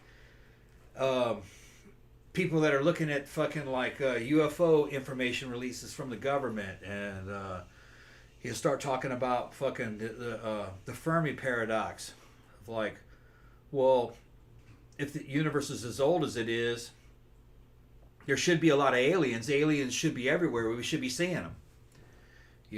Fucking, and why aren't we seeing them? Because there's enough time in the past to where alien civilizations could have become, multi-stellar. So they'd be like the Romulan Star Empire, and But so, and it's not just fucking, bullshit artists talking about it. They'll have real scientists on there. They're talking about probabilities, and then they'll talk about astrophysics, or they're talking about fucking distant planets that they've been seeing and trying to get a spectrograph of the fucking of the atmosphere that's around it, trying to look for Earth-like stuff. They haven't found anything really Earth-like yet. Earth-type planets are going to be hard to see. They're going to be around something like an Earth-like star, which is kind of far out, and it's not going to really be easy to detect because, through transits and stuff. And Earth-like stars are not really all that common. The most common is red dwarf stars. There's lots of those. But most of the planets are up around real close around them. And they're being bombarded with a bunch of flares and shit that probably stripped them of atmospheres. I just like hearing them talk, of the probability of extraterrestrial life. They know it's out there. It's just that Tom wants to get abducted by aliens. I want to see a goddamn alien spacecraft, bro. He keeps saying every single night. Here's what's funny. Like, we get ready to go to bed, like, because I get off work about 6:30 or whatever, and I kind of get cleaned up and put jammies on or whatever. Then we get in bed and, like, watch some stuff. And, like, Tom will put the shades up on the window, because he closed them during the day because the sun comes in. Yeah, it gets hot. So, yeah, and it gets hot in there. Yeah. So he puts the shades up at night so we can, like, look out over, because it's pretty, like, over the neighborhood. Yeah, we got a pretty neighborhood. And you can kind of see, lights and palm you can trees see and the shit. planes going over, like, from the airport and everything like that. And it's kind of pretty. So he always, like, opens it. And the cats like to sit in the window, too, and, like, kind of look at him. So he always opens it, because Pookie gets mad if you keep him closed. She, like, hits it. Yeah. Like, open the fucking shades, motherfucker. Yeah. So he does that, and then it's just kind of like this whole thing where I don't know. Like, where was I I going? get into bed and I look out the window. And he's just like, every single time he'll say to me, "Where's that UFO?" He's looking for UFOs. Yeah. That's why he. I don't ever see him though. That's why he opens those shades. Yeah. We see a lot of planes. Yeah. And I keep teasing him and just like, "There's a UFO, Tom." It's like, no, it's a plane. Yeah. It's a plane. We live like not too far from like a regional airport. So it's like there's planes going by like all night, like every 20 We'll be minutes. in the middle of the night driving in the car on the way back through the country roads and says, "This would be a good time to see a UFO." I'll say that some shit. He says that like seriously all the time. And I'm serious too. Yeah. And then I tease him about it's like, are you gonna be like Christopher Walken? You're gonna be like taken up in the ship, and then they're gonna pull the vacuum shit out of the wall and put it in your ass, and you're gonna be like, how dare you? How dare you? How dare you? No, how dare you? If you haven't seen that fucking Christopher Walken flick, man. Speaking of which, what was the name of that thing? It was Communion. Based on the Whitley Strieber book, who also wrote The Hunger, which was a much better movie than it was a book, I will say. I read the book too. Whitley Strieber made I also read Communion, but I thought it was like Whitley Strieber fucking had. I thought it was a bunch of bullshit. The movie Communion has fucking Christopher Walken. That was one of the weirdest movies I've ever seen. It's one of the weirdest movies you ever fucking see. It's almost kind of like a horror movie. Like, who is this for? Like, who is this for? Yeah. I think that was why it was weird to me, because I couldn't fathom the audience that they were picturing for this. One of the weirdest like, movies. who is this targeted toward? I knew about the book, but I didn't know about the movie. I read the book when I was younger. When she showed me that movie, I was fucking flabbergasted. I was like, you gotta see this shit. You gotta see this shit. It was the fucking weirdest movie It's the weirdest movie. Christopher Walken would be laying on the fucking table. The tone is just, I can't figure it out. He's laying on a table in the alien spacecraft, and the aliens are fucking dancing for him, and he's like, "Oh, you guys look great. You look great." And the aliens are dancing. And then the aliens look like fucking SpongeBob. They're like little squares with legs. And then, like, they're doing something else to him, and then a fucking vacuum cleaner hose comes out of the wall and goes up into his ass. Yeah. Christopher Walken's ass. He gets butt horked by a fucking vacuum cleaner hose. It happens. And it sucks something out of him. I don't know what, you know. And then he looks at the aliens. He was probably and goes, like, oh. After that shit happens, it comes out of his booty hole, and he looks at the aliens and he goes, "How dare you? How dare you?" Yeah, he's very like. Yeah, he was like indignant that they did that. And then he goes back to laughing with the aliens. Yeah, it's just fucking weirdest shit ever. I think that might be the single funniest thing that I've ever seen. And here's in my the thing: entire life. I'm watching this movie, and you got Christopher motherfucking Walken. I mean, Christopher motherfucking Walken. And he's in this movie and he's acting, right? And I'm like, is he fucking taking this shit seriously or not? See, I don't think he was. I don't think so either. I think he was goofing the fuck out of you. I think he was fucking around. I think he was really fucking around. I don't think... But to a point where he's like, well, I can't look too much like I'm fucking around or they're going to fire me. Yeah. He's looking at the camera. That kind of thing. He's looking at the camera like, this is the most ridiculous fucking movie I've ever fucking been in.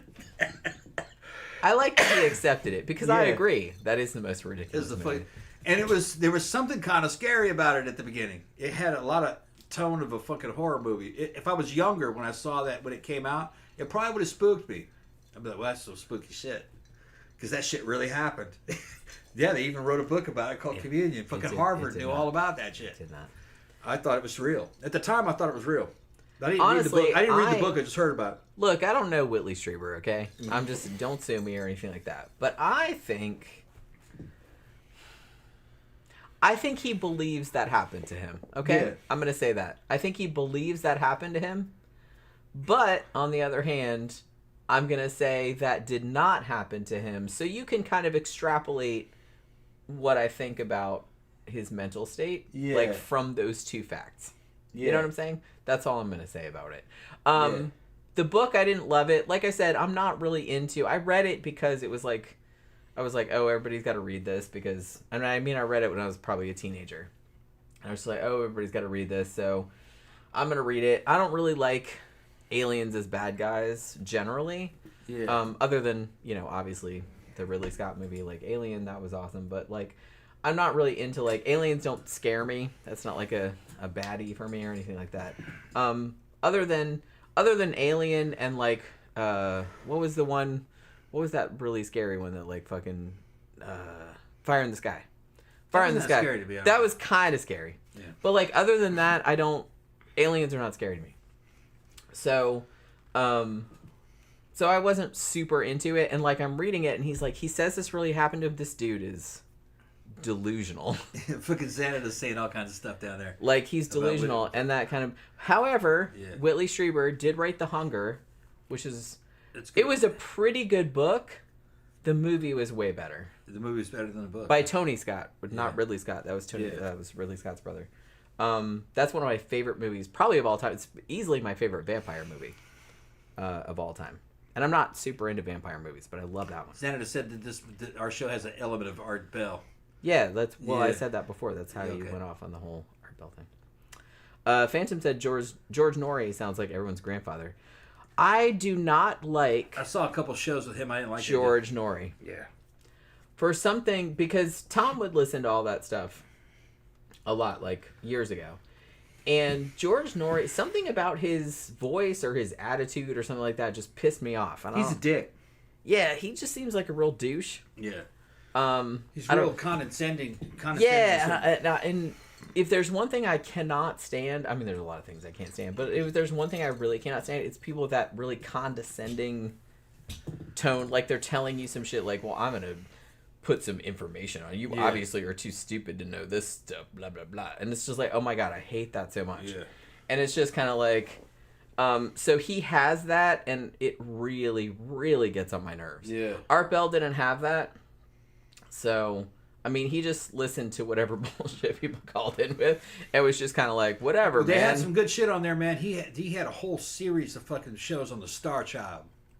And this was back in the, maybe like 97, 98, when I was with my first wife. And we had internet by that time. And I'm listening on the radio, but that they have this fucking skull that might be alien. And they have all these tests and shit. And it's from from Mexico a couple hundred years back. Like 1500s or 1700s or something. So I was able to go on the internet and look at the Star Child skull. And I was like, fuck, that thing does look fucking weird. And it does. The dudes that were making the show had a lot of weird information. Like, well, the skull is actually not bone as we know it. It's not the same kind of bone. It's more like teeth, more like the material that teeth is made out of. Dentin. Yeah, and it's more like dentin, and it fucking and the skull's more like tooth enamel or whatever it's called. And it was just like, it was pretty weird because that was a real artifact that they had, and they were trying to figure out its DNA, and they were saying like, is this an alien human hybrid? You know, because that all fucking went back to the Zachariah Sitchin shit and fucking not Zachariah, with the guy who did Chariots of the Gods. Oh yeah, shit. What's that guy's name? Hold on. Von Daniken? Yeah, Eric Von Daniken. Eric Von Daniken. Daniken with a K. Where he hypothesized or postulated that postulated I think is a better word. Probably a better word. Yeah, postulated that extraterrestrials were talking to the Mesoamericans. You know, the Incans, the Aztecs, and and all those guys. And they were like showing in the artwork that this might be a rocket or this here is an airplane. You know. So they're dealing with aliens, and look, this might be an alien-human hybrid. It might be. It might be. You know what I mean? But they had me going for fucking months and months. Probably not, though. It was like, I didn't know. I wasn't thinking. I wasn't like, yeah, that's an alien. I was like, what if that is? You know what I mean? What if that is an alien-human hybrid? It wasn't though. It was genetic defect. Yeah. The brain. Look, I am naturally a very skeptical person. And if you come at me with some shit, I have this photo that I took of an alien being or whatever, and you show it to me, or Bigfoot, or whatever it is. And I'm just kind of like, what are the million other explanations for this that could be true before it's actually an alien or Bigfoot or whatever you're saying that it is? And I kind of feel like it's way more likely that it's going to be one of those explanations than that it's an alien or Bigfoot. I'm just going with the statistics here. You know what I'm saying? Yeah. So you come at me with shit like that, it's like it's just in my nature just not believe it. I'm just not going to believe it. You know what I mean? I'm just not. Because there's a million other... It's just how when you come at me with, like, a ghost photo, there's at least 100 other explanations for what that could be other than a ghost. If you can rule all of those out, golden. Okay, it's a ghost. But if you can't, then I'm not convinced. Senator's talking about Marshall Applegate. Isn't that the guy from the fucking... from Heaven's Gate, yeah. Heaven's Gate, yeah. Yeah. I remember when that happened. Yeah, we did a show about that. We said there's a link between that and Art Bell, that he had that Art Bell was talking about a UFO behind it. Well, that was kind of where he got the idea from, I think. Okay. That's where Like, Applegate got the idea from? Yeah. Yeah, well, Xanadu was saying, for some reason, aliens and UFOs never interested me. If they're real, it doesn't change anything. Yeah, I kind of feel like it's not... It's interesting, but it's not my main thing. You know what I mean? It's just kind of like... And like I said, when I watch horror movies and stuff like that, if the baddie's an alien, I'm just kind of like, oh, okay. The only movie where I've seen where I wasn't disappointed that the bad guys were aliens was, spoiler alert, a movie called Honeymoon from, I think it was 2016, which is an excellent movie if you haven't seen it. But the baddies do turn out to be aliens. But it's not like a big thing. It's a great movie anyway. But yeah, I wasn't disappointed. But usually I am if it's an alien. So I'm just like, oh, it's aliens. Okay. It's not scary. So, yeah. And Xanadu said Whitley Strieber was a common guest on Art Bell. Yeah. He helped write the movie Day After Tomorrow. That was kind of a terrible movie. Yeah, I remember when he was on Art's show, and fucking Strieber would fucking... Strieber's crazy. Yeah. I don't think he's sane. I mean, I don't think so either. Like I said, I don't know him. I don't think he's lying. I think he's crazy. Yeah, I never got the impression, because I've read a couple of his books. I never got the impression that he was just making shit up for money. I think that he actually does believe that, which makes him delusional. Crazy. He's delusional. I wouldn't say crazy, but I think he's delusional. He thought aliens were abducting him at night and taking him to another dimension, and that's what that movie fucking Communion is about. If you want to see what Whitley Strieber's talking about, just fucking watch that movie. A lot of the shit that's in that movie is, I think, it's a weird fucking movie. It's a weird movie that Whitley was saying that happened to him. Yeah, I remember it from the book. Yeah. So people took that seriously in the 90s. I guess. Yeah. Remember, it had come out of Harvard University with that dude. But the thing is, you had to read it between the lines. That one Harvard guy, I think he was a psychologist, he was saying that the phenomenon was real. But the phenomenon he was talking about was that people think that they're being abducted by aliens. That's a real phenomenon. That's a real phenomenon. I think people misinterpreted what he was saying. You're right, yeah. He said, well, there is a genuine phenomena where people think they're being abducted by aliens. He didn't say they were actually being abducted by aliens. That was he thought there was a whole thing where people thought they were being abducted by aliens. And that was the phenomena that he was talking about. I was living in Somerville, right outside fucking Harvard Square, a few miles. I remember when that shit happened. And there was a lot of fucking buzz about that. They're like, yeah, aliens are real. Because they didn't, even educated people in the Harvard area had not paid attention to what that guy said. Even I didn't. It wasn't until later I realized, well, the wording's kind of funny here. He's just saying that, yeah, it's true. People think they're being abducted. Yeah, that's all he was saying. He's not saying that people are being abducted by aliens. He said people think they're being abducted. Yeah, and that was something that he was seeing a lot. Yeah. That's all he was saying. Yeah. And people just took that. People took that shit and fucking just ran with it. Yeah, Xander said Art Bell had a connection to the Heaven's Gate cult. It was on Art's show that some guy first reported a UFP behind Hale Bop. Mm-hmm. The episode's still on YouTube. Marshall Applewhite heard that and ran with it. Yeah. I mean, I'm not blaming Art Bell because Marshall Applewhite was clearly not all there mentally, I guess. And he would have latched onto anything probably. That he needed that. Yeah. He needed to hear that. Well, there's a certain kind of person that is just kind of like they need something that's going to like save them or rescue them, I guess. Although, in Applewhite's defense, at that time, radio was still very popular. Art Bell was a phenomenon. He was an underground phenomenon where a lot of people knew about him. And a dude like Applewhite would have fucking Said, yeah, well, shit, Art Bell knows it's there. I heard it on Art Bell. Right. So that would have added kind of credence to it. There was a lot of good shit on Art Bell that wasn't fake, you know. Like the Muller Sky Car. There was a Muller Sky Car. It was Muller was trying to make this quadcopter type car with using fucking rotary engines, basically snowmobile rotary engines to fucking, you could be able to fly it from behind your house and just go anywhere you wanted to without a pilot's license. It was all going to be computer controlled. You really couldn't do that in the day that he was talking about it. Not well. But you could do it now. Evidently they have that technology right now, but it's electric. And it's kind of like a Muller Sky Car. You get in it, it's got 4 fans on either corner, and it flies like a fucking quadcopter. Because we got the software to do that. And I don't know if we have the batteries for a long distance flight, but it was for like short hops around town. Vertical landing and takeoff. And relatively quiet, because the only thing that made the thing difficult, the Muller Sky Car, is that those snowmobile engines weren't silenced, so it was loud as fuck. It would have been classified as an airplane, not a car, you know, because there's sound restrictions. But with electric, you could get through it. You could beat that because that's quiet, you know.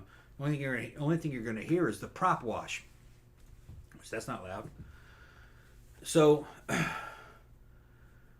The thing about the Muller Sky Cars, they had many episodes. You'd have Muller on. They're making all these claims about the Sky Car and what it's going to do and what it's going to cost, and everybody's going to have one by fucking 2004.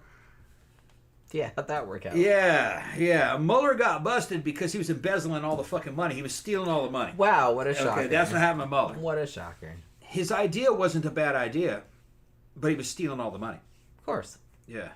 Because I think he knew that the technology was my cynical ass Yeah. does not buy anything like that at face value. Well, he had made stuff. I mean, the shit that it kind of flew. Sure, you know, but that doesn't mean anything going forward. Well, no, he made them.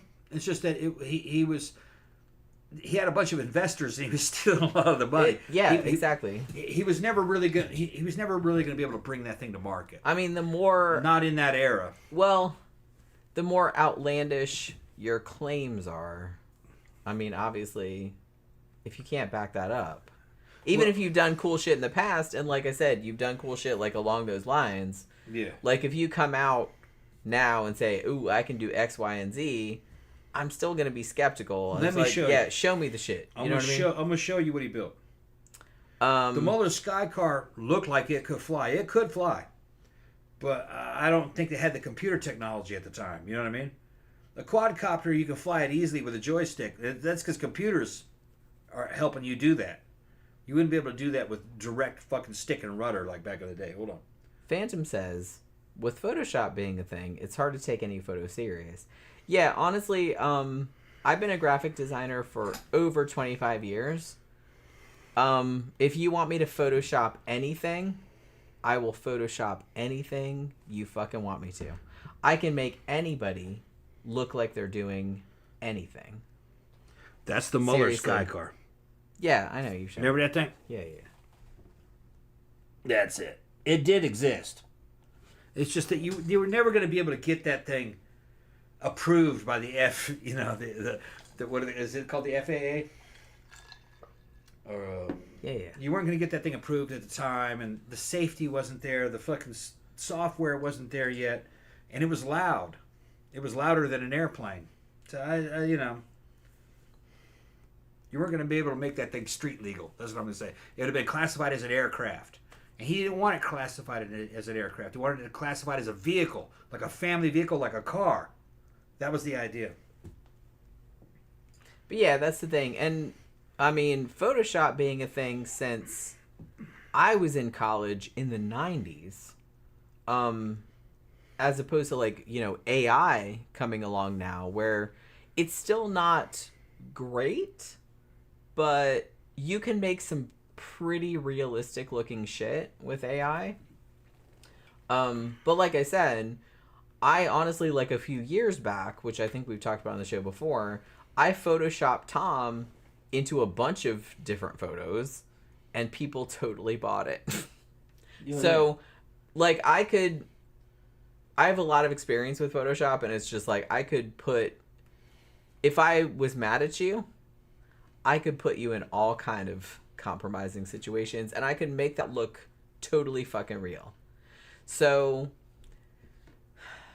like, where are we when we're at a point where photographic evidence, you know, evidence with bunny rabbit ears, like, that doesn't really mean anything anymore, because you can fake stuff, like, either with Photoshop or with AI, or a combination of those things. So, I don't know. I'm kind of interested to see how things are going to go from this point. Because you can, like I said, I mean, I've been able to fake photos that look real for decades. Yeah. And now that AI is around, that makes that, like, even easier. So, I don't know. So where are we going to go from this point? Like, how are we going to determine, like, how, like, a photograph is something real or something? Because you can AI videos too. So, I don't know. We'll see how I'm kind of interested. I'm not worried about it necessarily. I'm just kind of, like, interested to see how it goes. No, Oscar, I didn't see Alien Romulus. I've heard different. We haven't seen it yet. I've heard mixed reviews. Yeah. I'm kind of interested to see it, but I'm not as interested to see it as I am some of the other horror movies that are coming out this fall. This guy I subscribe to called Your Boy Zach, and he's an ex-military guy who he writes his own comic books and stuff, and he tends to be pretty solid. And he says the negative reviews he's read from other fucking channel or heard that he's watched from, say, like Nerd Erotic, and he says that they're totally full of shit. He said these motherfuckers haven't watched this movie. He just thinks that they reviewed it based upon the trailer and what other people said. Because your boy Zach, that's what he was called, he said he liked it. Well, that's why I don't like. It was a complete story. I don't ever watch reviews of shit before I watch it. Yeah. Before I see it for myself, because it's like I don't know that bitch. It's like, and I'm not that bitch. So it's like I could like that movie, they could hate it, whatever. It's like I'm not that person. Your boy Zach said that he thought the story was tight. He didn't see anything wrong with it. He liked it. So I mean, I'd be interested to see it. Yeah. I mean, if you want to go see it this weekend, we can. I'm not averse. All right. I kind of want to see that Zoe Kravitz movie too. At some point. Everybody's talking. What are they saying down? Where are we? We got behind. Sly said that fucking Linda Moulton Howell's now 83. I can't believe that. Jen bought me one of her books. Yeah, we got to we got a little bit on through the bookshelf. Yeah. It was about the Phoenix Lights, but it was kind of a bait and switch because she was talking about the lights she saw in Phoenix, which were before that. Yeah. So, but I'm really impressed with the Phoenix Lights event. I believe that did happen. Too many people called in. They saw something. It might be extraterrestrial. Might be. I mean, you know. I don't know. They said it was big, and I don't know how I feel about it. Like I said, I don't have any dog in that fight, so it's just kind of like, if aliens exist, cool. If they don't exist, that's also cool. I don't really have any investment. One of the real consistent witnesses. He was out there in his fucking front yard with a bunch of other people, and they saw it. And you talk about how big it was, and he said that thing was there to be seen. That it was going over them like it was a fucking parade, like it was there to be seen. It wasn't. It was making a demonstration. And they said, "Well, you think it might have been some kind of secret aircraft?" He goes, "Oh hell no! It was too fucking big. It was some kind of a otherworldly craft." Now, we say craft, we think of a spacecraft, like a big thing with people in it and rooms, and they're breathing oxygen and smoking and fucking drinking and fucking or whatever. It's probably not what it was. It's probably something more like the Monolith out of 2001. That's kind of what I'm picturing. Probably more like that. It can travel fucking vast distances, but it's basically a big fucking ship with a bunch of databases in it, with like an internet inside of it, and a bunch of alien souls that have been downloaded into it, to where they're living in a virtual reality forever. They're now they're transhuman. They moved away from biology. Now they're living machines inside of a fucking ship that's like a virtual reality internet maybe connected with other ships that are in other places around in the galaxy, you know. And they're in their own little heaven. And they just don't, they have all the time in the world. They don't even have to go fast because they don't age. And they're living their own life inside that VR, that virtual reality. And whenever they come to a planet, they all can see what's happening. Wow, look at this, look at these fuckers. And it may not be even interesting to them, really. Who knows? You know? I kind of feel like, why would we be interesting? They're probably not. We're probably not that interesting to them. There's probably dozens of places like this. Humans are boring to me, so I can imagine they are probably really boring to extraterrestrials. I would think that based on all the numbers I've been hearing from these guys who really know, that right now in this galaxy, there's probably dozens of fucking worlds that have life on it at the level we're at, and there's a bunch of them that are far more advanced, and then a lot of them are just microbes and animals. You know. But see, that's the thing. Like Linwood has asked me, do I believe in aliens? Me. And I was just kind of like, do other species as intelligent as us exist in the universe? Oh, absolutely. I mean, statistically, that is almost a certainty. Yeah. Do they visit here? That's a whole other question, and I'm not really sure. If they visit here, they're not at our level. I kind of feel like if they do, they're just coming here to check out the dummies. Yeah. I really don't think that it's like the cops driving through a bad neighborhood. I really don't think they're that interested in us. I kind of feel like this whole thing where aliens are so fascinated by humans and stuff, I think that's narcissism. Yeah. If aliens were that advanced, they really wouldn't give a crap about us. We would just be like animals or ants to them. Yeah. So it's just kind of like, why would they care? Yeah. And they've been around for a long time. So but I do think they're probably out there. I mean, statistically, that's probably very likely. It's just I don't think they're visiting and anal probing people. I don't really. No, think they're not that interested. No. Anything that can come here across that vast distance is egg shit. They would know of all of the places in this galaxy that has life on it, because they'd be an ancient race.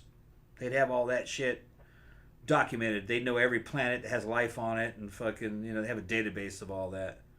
They might come by a place like this and just to look at it, in the way that you would go to a zoo and look at some stuff, or to just look at the forest out in Yosemite, and they say, yeah, look at those little beings. Yeah, they're primitive. Okay, let's keep going. They're like that. Yeah, it's like, let's stop in and look at them. Yeah, okay. No, they would be. I don't think they'd be that interested. They'd probably be living machines at that point, and immortal. They would consider us to be a very primitive life form. So I kind of feel like that's just, like I said, narcissism. Yeah. That aliens would care about us. I really think they would not. But I do think that fucking, based on the sightings that seem credible to me, because there's so many of them, like mass sightings, when they do show up, they don't even hide their presence. It's like they want to be seen. Or they don't care. It might just be that. I kind of feel like they just don't care that you see them. If those are actual, I kind of feel like they just don't give a shit. Because why would they? You'd be like, yeah, they can see us, so what? They can't do anything about it. Yeah. And they don't live very long. We're going back to this other They'll all die and forget in a couple hundred years. Right. That's what. Phantom says now porno has a thing where you can take a person's photo and put it in any adult film star's body. Yeah, I've seen that. Yeah, I've seen that too. Which, like I said, nobody's going to trust images anymore because, I mean... images are fake. Even now, you can't trust images anymore. Like I said, I've been able to manipulate images for more than 20 years. So, I guess everyone's like cluing into that. Linwood says, I don't watch reviews either. Yeah, I try not to watch trailers or reviews or anything, especially if it's a movie that I want to see, because I don't want to be polluted. I know there's this whole thing. There's a whole, subculture on social media where people just like to shit on movies. Even if they're good, they don't give a crap. They're just like, whatever. So they're just going to shit on it because that gets more clicks, evidently. So I kind of feel like the whole... reviewing, especially early reviewing stuff, is tainted. So I don't like to, and honestly, I don't really like to know anything about a movie before I go in, because I'm like, look, I'm me. I'm not that reviewer. I'm not that YouTuber. I'm not that person. So it's just kind of like, how the fuck would they know? Like, maybe they didn't like, but maybe I would like it. I don't know. You know what I mean? They're not me. I'm not them. So I don't know.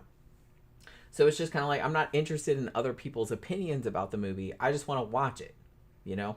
If I'm interested in seeing it, I will just watch it without hearing anybody's useless opinion on it.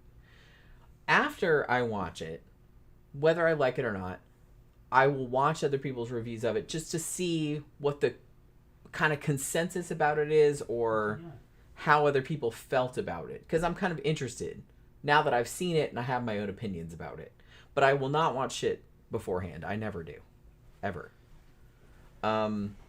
Because I don't, like I said, I don't find other people's opinions valuable.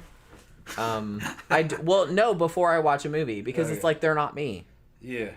You know, so why would their opinions about it be valuable? No, there are some guys that I think have good taste, and then they come out and sure, I have that too, but it's just kind of like, I don't, like, before I watch a movie, I never watch anybody's shit about it, ever. I never read anybody's stuff about it. I never. Because, like, they're not me. So what the fuck do they know? Nothing. They're not me, so they don't know. So I'm going to watch it and see how I feel about it, and then I will watch the shit about it and see how wrong they are. Like, compared to what I feel about it. But you know what I mean? It's just kind of like, I'm just interested in how my opinion differs from others, but I don't like to be influenced beforehand by other people's, as I said, useless opinions. So yeah. Let me see. I saw something else that I wanted to answer. Where was it? Oh, I got really back. Oh, some people were talking about Alien Romulus, which we might see, like I said. Oh, Xanada said, and I know you'll go off on this for a while, I didn't watch The Hand with Michael Caine because it's rated 18% on Rotten Tomatoes. But Tom says I need to see it, but it looks terrible. No, it's no, it's really not terrible. The Hand, that was Oliver Stone's first movie, yes? Yeah. The Hand is a great fucking movie. Yeah. Based on a novel. What's the novel was called? The Lizard's Tale? I think. Like that, or something like that. Something the Lizard's Tale. And it's a story about... We talked about this on the review. Yeah, don't tell him about it. You don't want to see it, don't tell him about it. No, see it. It's good. Yeah. I don't know... It's wild, man. I don't know if people that were watching it, like, didn't know what they were looking at. They don't understand what they're watching. It's a great movie. Yeah. I love The Hand. And honestly, there's a bunch of different ways you can interpret it. Yeah. Is the hand really killing people? Or is it his psychic ability that's killing people? Or is this all in his imagination? Is he he really killing people and he's just attributing it to the hand? Yeah. And it's about toxic masculinity. It's a toxic masculinity story. And it's not like fucking... And this is Oliver Stone and John Milius, really, he was involved in it too. When did this movie come out? 81? Yeah. I think it was 81. It's their version of what toxic masculinity is, which is the opposite of what Conan was. Conan was positive masculinity. Fucking, this is toxic. This is a motherfucker who can't let go of shit. Yeah. He just can't walk away. All right. He's trying to possess everything. He just keeps trying to possess everything. Yeah. With the hand. Yeah. But here's the deal. That's probably 18% on fucking Rotten Tomatoes because fucking 12 dudes reviewed it. Nobody knows that movie. That's a fucking classic movie. Which is weird because it's one that I remember. Yeah. I remember this one very vividly from my youth. Yeah. And the people that reviewed that and fucking put it up on the internet were like fucking 12 or 20. All right. Fucking older people understood that movie. It was from another time, and it was symbolic, but it was also kind of a slasher movie. It's like a slasher and a psychological thriller. It's a combination of both of those things. But like I said, Rotten Tomatoes, it's a good general guide, but it's not usually good because honestly a lot of movies that I really liked have like really low ratings on there, and the fact that The Hand has 18%, that kind of bums me out a little bit. Yeah, but like you said, because it didn't have good CGI. But like you said, no CG in it might have just been from like a handful of like small dumbasses. They didn't know what it is. Reviewing it. Yeah. Because a person. That movie scared the crap out of me when I was a kid. Holy shit. Yeah. It scared me so bad. People that grew up with that movie that saw it, they're not going to review it. They've already seen it. You know, but you're gonna have younger people review shit, and they're dumb. They don't fucking really even know. They don't really know what allegory is. They don't really know what fucking symbolism is. Everything is they're very literal. You know, IQs have fucking declined over the years. It's a good flick though. I'll fucking go to bat for The Island too. That was also a good, man. Yeah. I like that one. Another good, Not as much as The Hand. But The Hand, Yeah. like, actually, like, Xana said, okay, Jenny might talk me into watching it. Here's the thing. Like, I don't know, because I know you're a lot younger than we are. So it might not hit the same. But I saw The Hand when I was... When did it come out? 81, right? Yeah. So I was like... I was 11? probably 10 or 11 when I saw it. Because I think it came out in theaters. I didn't see it in theaters, obviously. I was about 13 or 14. I was 9 when it came out in theaters. Yeah. So I probably saw it a year or two later when it came out on cable. So I was probably like 11. And that movie scared the crap out of me. Because honestly, look, I'm really like stressed out by, one, decapitation still, and getting limbs cut off. Yeah. So the whole scene where he gets his hand cut off in the car wreck or whatever, that like, oh my God, that freaked me out so bad. And then... But the thing about it is that the more I watch it, because I've seen it several times since then, and there's such a good, I don't know, like I said, I'm really into ambiguity in horror, and I love the way that Oliver Stone plays with it in this, because he's just kind of like, is this actually happening? Is all of this actually happening? Are we just seeing things through... The eyes of Michael Caine's character's perspective, who is clearly like a little bit of psychopath. Yeah. You know, are we just seeing things through his perspective? Is this the way things that are really happening? And it's just kind of like, is it supernatural? Is it not? And they never really give you that answer, and I kind of love that. Yeah. I kind of like that they had the balls to like leave it. Yeah. Where it was like, you don't really know. You don't really know whether it's his disembodied hand is actually killing people he hates, or whether it's just him doing it and he's imagining that he's justifying it by like saying, oh, my hand is doing it. Or is it his psychic powers doing it? Or it could be that too. That's like another third possibility. And I like that they left that open, because I like when they don't explain stuff. Yeah. And like I said, this is like toxic masculinity, the movie. Yeah. Yeah. I was always of the opinion, and every time I watched it, and I've watched it probably about 8-9 times, that it's his psychic powers. It could be, for sure. Yeah. It could be. Yeah, he really is killing people. It's not that hand, though. It's telekinesis. Because he keeps thinking of, he gets his hand... Because he gets into a jam, and sometimes the hand frees him. Yeah. You know what I'm talking? Basically, the hand frees. Because he gets his hand, I don't want to spoil it, but he gets his hand cut off like in a car, like a freakish like car accident. Yeah. And the hand is killing all of his enemies. Is kind of like left in the field, and then they never find it, right? Yeah.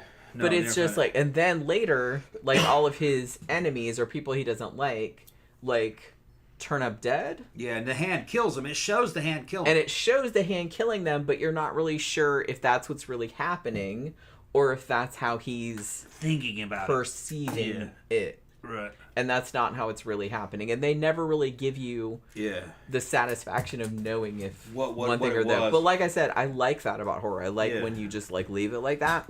And Michael Caine's character in this is fucking terrifying. Yeah, he's nuts, man. Yeah. He's terrifying. He's like scared the shit out of me. He's like he's a cartoonist. Yeah.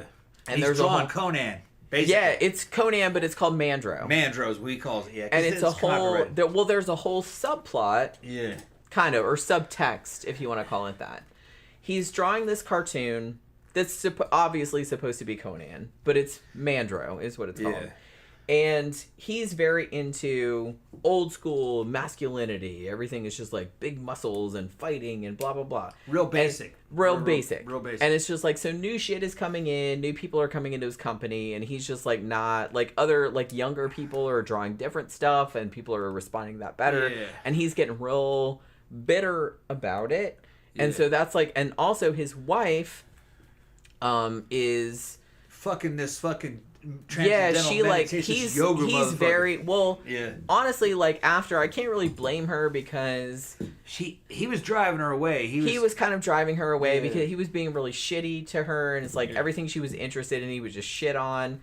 And she was just kind of like, yeah, okay, whatever. They had a kid and everything, and she felt like she couldn't leave. So she ends up, like, getting into a relationship with her... Oh, so it was her yoga instructor, right? Because he was a lot more, you know, open and all this other kind of stuff. And he just could not deal with that. Yeah. And it was just like this whole... Well, don't waste it till me. You're going to watch it this weekend. Yeah, it's good. I really, really like that movie. Yeah. But like I said, it's... Bunch of shit happens.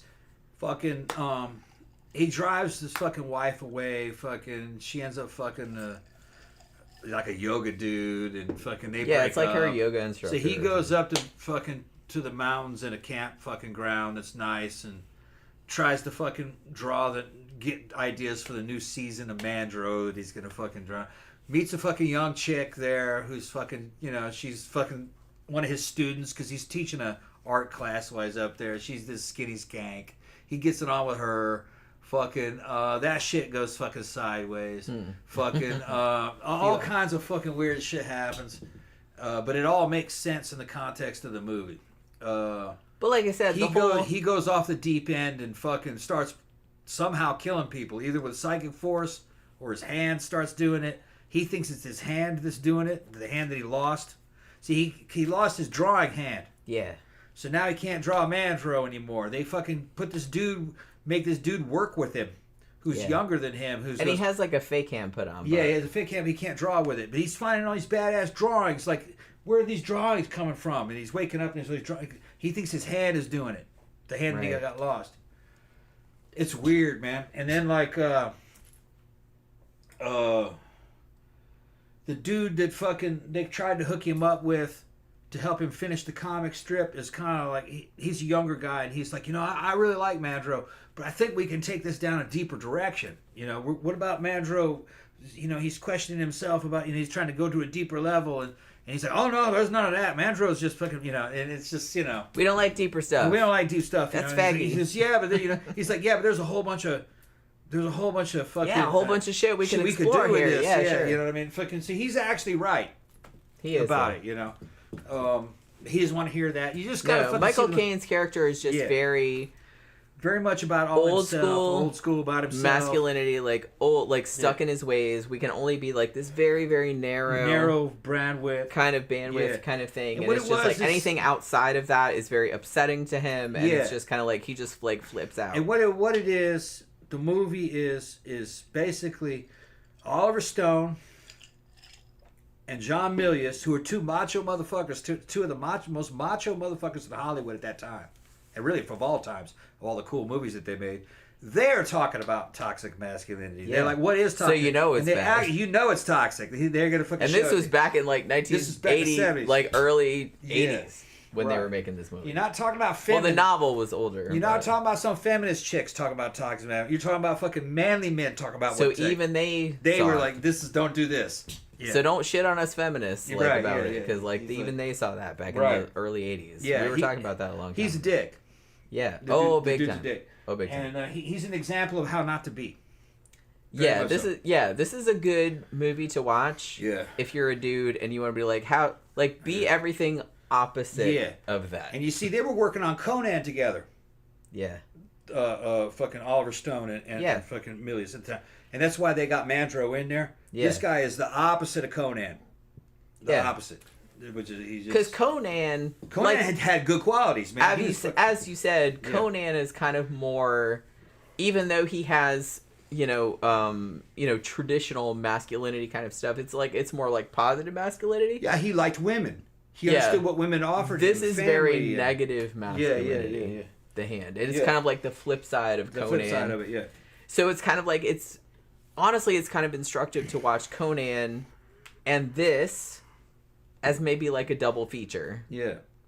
Would that be weird? I'm not really sure. I mean, they're totally different movies, but they're talking about the same thing. They're talking about the same thing, but from like two different sides. Yeah. You know what I mean? Where like Conan that's very positive masculinity. Yeah.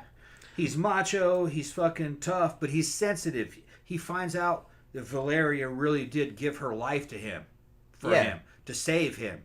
So she became a goddess. And he sees her as an equal. Yeah, and that she actually offered him a future. Yeah. Children outside of the fucking field of combat. So there was all kinds of shit there's a lot of hidden messages in Conan that it's not single dimension shit. You know, it's multi-dimensional. How to live, how to make friends, what your friends should be like, fucking what bad leadership looks like. That was Thulsa Doom. That's what bad leadership was all about. This is power. And he's getting these women jumping off, and these are all female cults, and he's using female symbolism, but it's men running this female cult. Of course. And he's getting them to fucking kill these women, and they're all cannibals because they can't make anything. They can't plant crops, so they just eat each other. It's a circular firing squad. That's what they're talking about. So, you know, Conan's a lot deeper than people think. That's what I mean. It's like any male cult that denigrates women or, you know, sees them as less than or... No, that's not what it was. Remember, it seemed to be positively female, but it wasn't. No, that's what I'm saying. Men ran it. Yeah, that's what I'm saying. And it got them to destroy them. They were getting... that's what I'm saying. They were kind of tricking the women into destroying themselves. Yeah, so it's denigrating women, like I said. Yeah. Well, but they were fooling them into it. Fooling them into it, yeah. But it's the same thing. Yeah, on the surface, though, they thought they were getting enlightenment and liberation and all that, but that's not what was actually happening. Well, like I said, so if you watch Conan, which is like I said, a very much example of like kind of more positive masculinity. If you watch The Hand, it's kind of like very much negative positive, and the reason that it's called The Hand, not only because he gets his hand cut off, and he thinks, or possibly really, that his hand is killing people that he doesn't like. A hand connotes possession. Possession. He can't let go. He can't let go of things. He's got control everything. Like his wife wants to leave and he won't let her. Yeah. It's this whole thing where he's trying to like hold on to shit that doesn't want to be held on to. And there's a lot of that shit going on in there too. And it's just like, so it's a much thematically richer movie than like maybe people would think at the outset.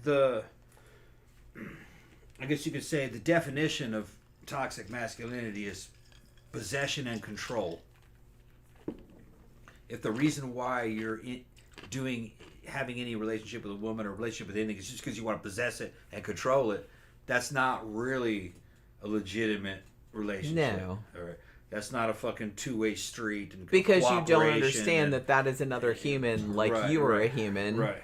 You're dehumanizing the other person. It's where you're putting yourself in control of everything, and that you're primary. So it's very much a master-slave type of relationship. You know what I mean? That's not what healthy masculinity is. You know, especially in the term of this movie, healthy masculinity when it comes to women is a give and take situation of fucking synergy. It's partnership, and he doesn't know anything about that. Even though, in a way, she does kind of. She is leaving him, but she's leaving him when you meet them. So you have to assume, based on his behavior that you're seeing in the movie, that he'd been a dick for a long time. Well, she just had enough of this. And shit. I mean, that's pretty obvious. Like when you get, because he's such a douche. Yeah, he's a dick. That you have absolutely like I had absolutely no. I was completely sympathetic with his wife. I was like, holy crap, look at this. She's just trying to bow Look out. how long she's been putting up with that crap. She's just trying to bow out gracefully and try to be good friends about it. Like I said, look, this shit ain't working. Yeah, she wasn't being a douche about it. She wasn't doing anything like it. She's like, look, this isn't working out. It's like, you're not really into the same shit that I'm into. He just kept all the shit she was interested in. He just kept making fun of it and like denigrating it. And it's like, that's dumb and all this other kind of stuff. And she's like, look, I just don't. I can't deal with this anymore. And he couldn't accept it. Couldn't let that shit go. Yeah. So like the fact about it being called The Hand, like I said, is about him just trying to keep her, trying to keep like possessing. Not just her, a bunch of other people. Yeah, and everything that like everything around him. Yeah. So I think that was kind of why. So there's a lot more going on in that movie than maybe people got. I'm not really sure. Like I said, it was based on a novel. I haven't read the novel, which is maybe good. But the novel was not called The Hand. It was called, I think it was called The Lizard's Tale. Yeah. Which will make more sense, maybe, like when you see the movie. But But that's what the novel is called. Phantom said he'd only watched it once, I guess. No, he's talking about the movie The Signal. Okay. Well, that was a good flick. It's beyond fucking midnight. Want to go ahead and shut it down? I guess so. Sleepy. I mean, I'm having a good time, but I can't believe it got so late. Yeah. That's okay, though. It's getting late. We like hanging out with you guys. Yeah. We just lose track of time. Put this up. All right, so we're going to wrap it up for this evening. We'll be back on Monday. Not sure what movie we're going to view. It'll be one of the ones that's on our list. We might do one of the ones that... what was the one? I think it was Phantom that requested it. Like, This House Possessed or something like that. I saw that it was free on YouTube. And that kind of sounded interesting. That had the chick from 10 to Midnight and Beverly Hills Cop in it. We might watch that. Well, I don't know. We'll see how it goes. I'm not promising anything. We'll see how it goes. It'll just see how we feel on Sunday night when it comes time to like watch the movie that we're going to review. But yeah, so hopefully you guys have a good weekend. Thank you very much for hanging out with us this Friday evening and giving us super chats and all of that. We love all of you guys. You know that. And we will see you again on Monday night for a movie review. So please try to stop by for that. And we will see you then. Good night.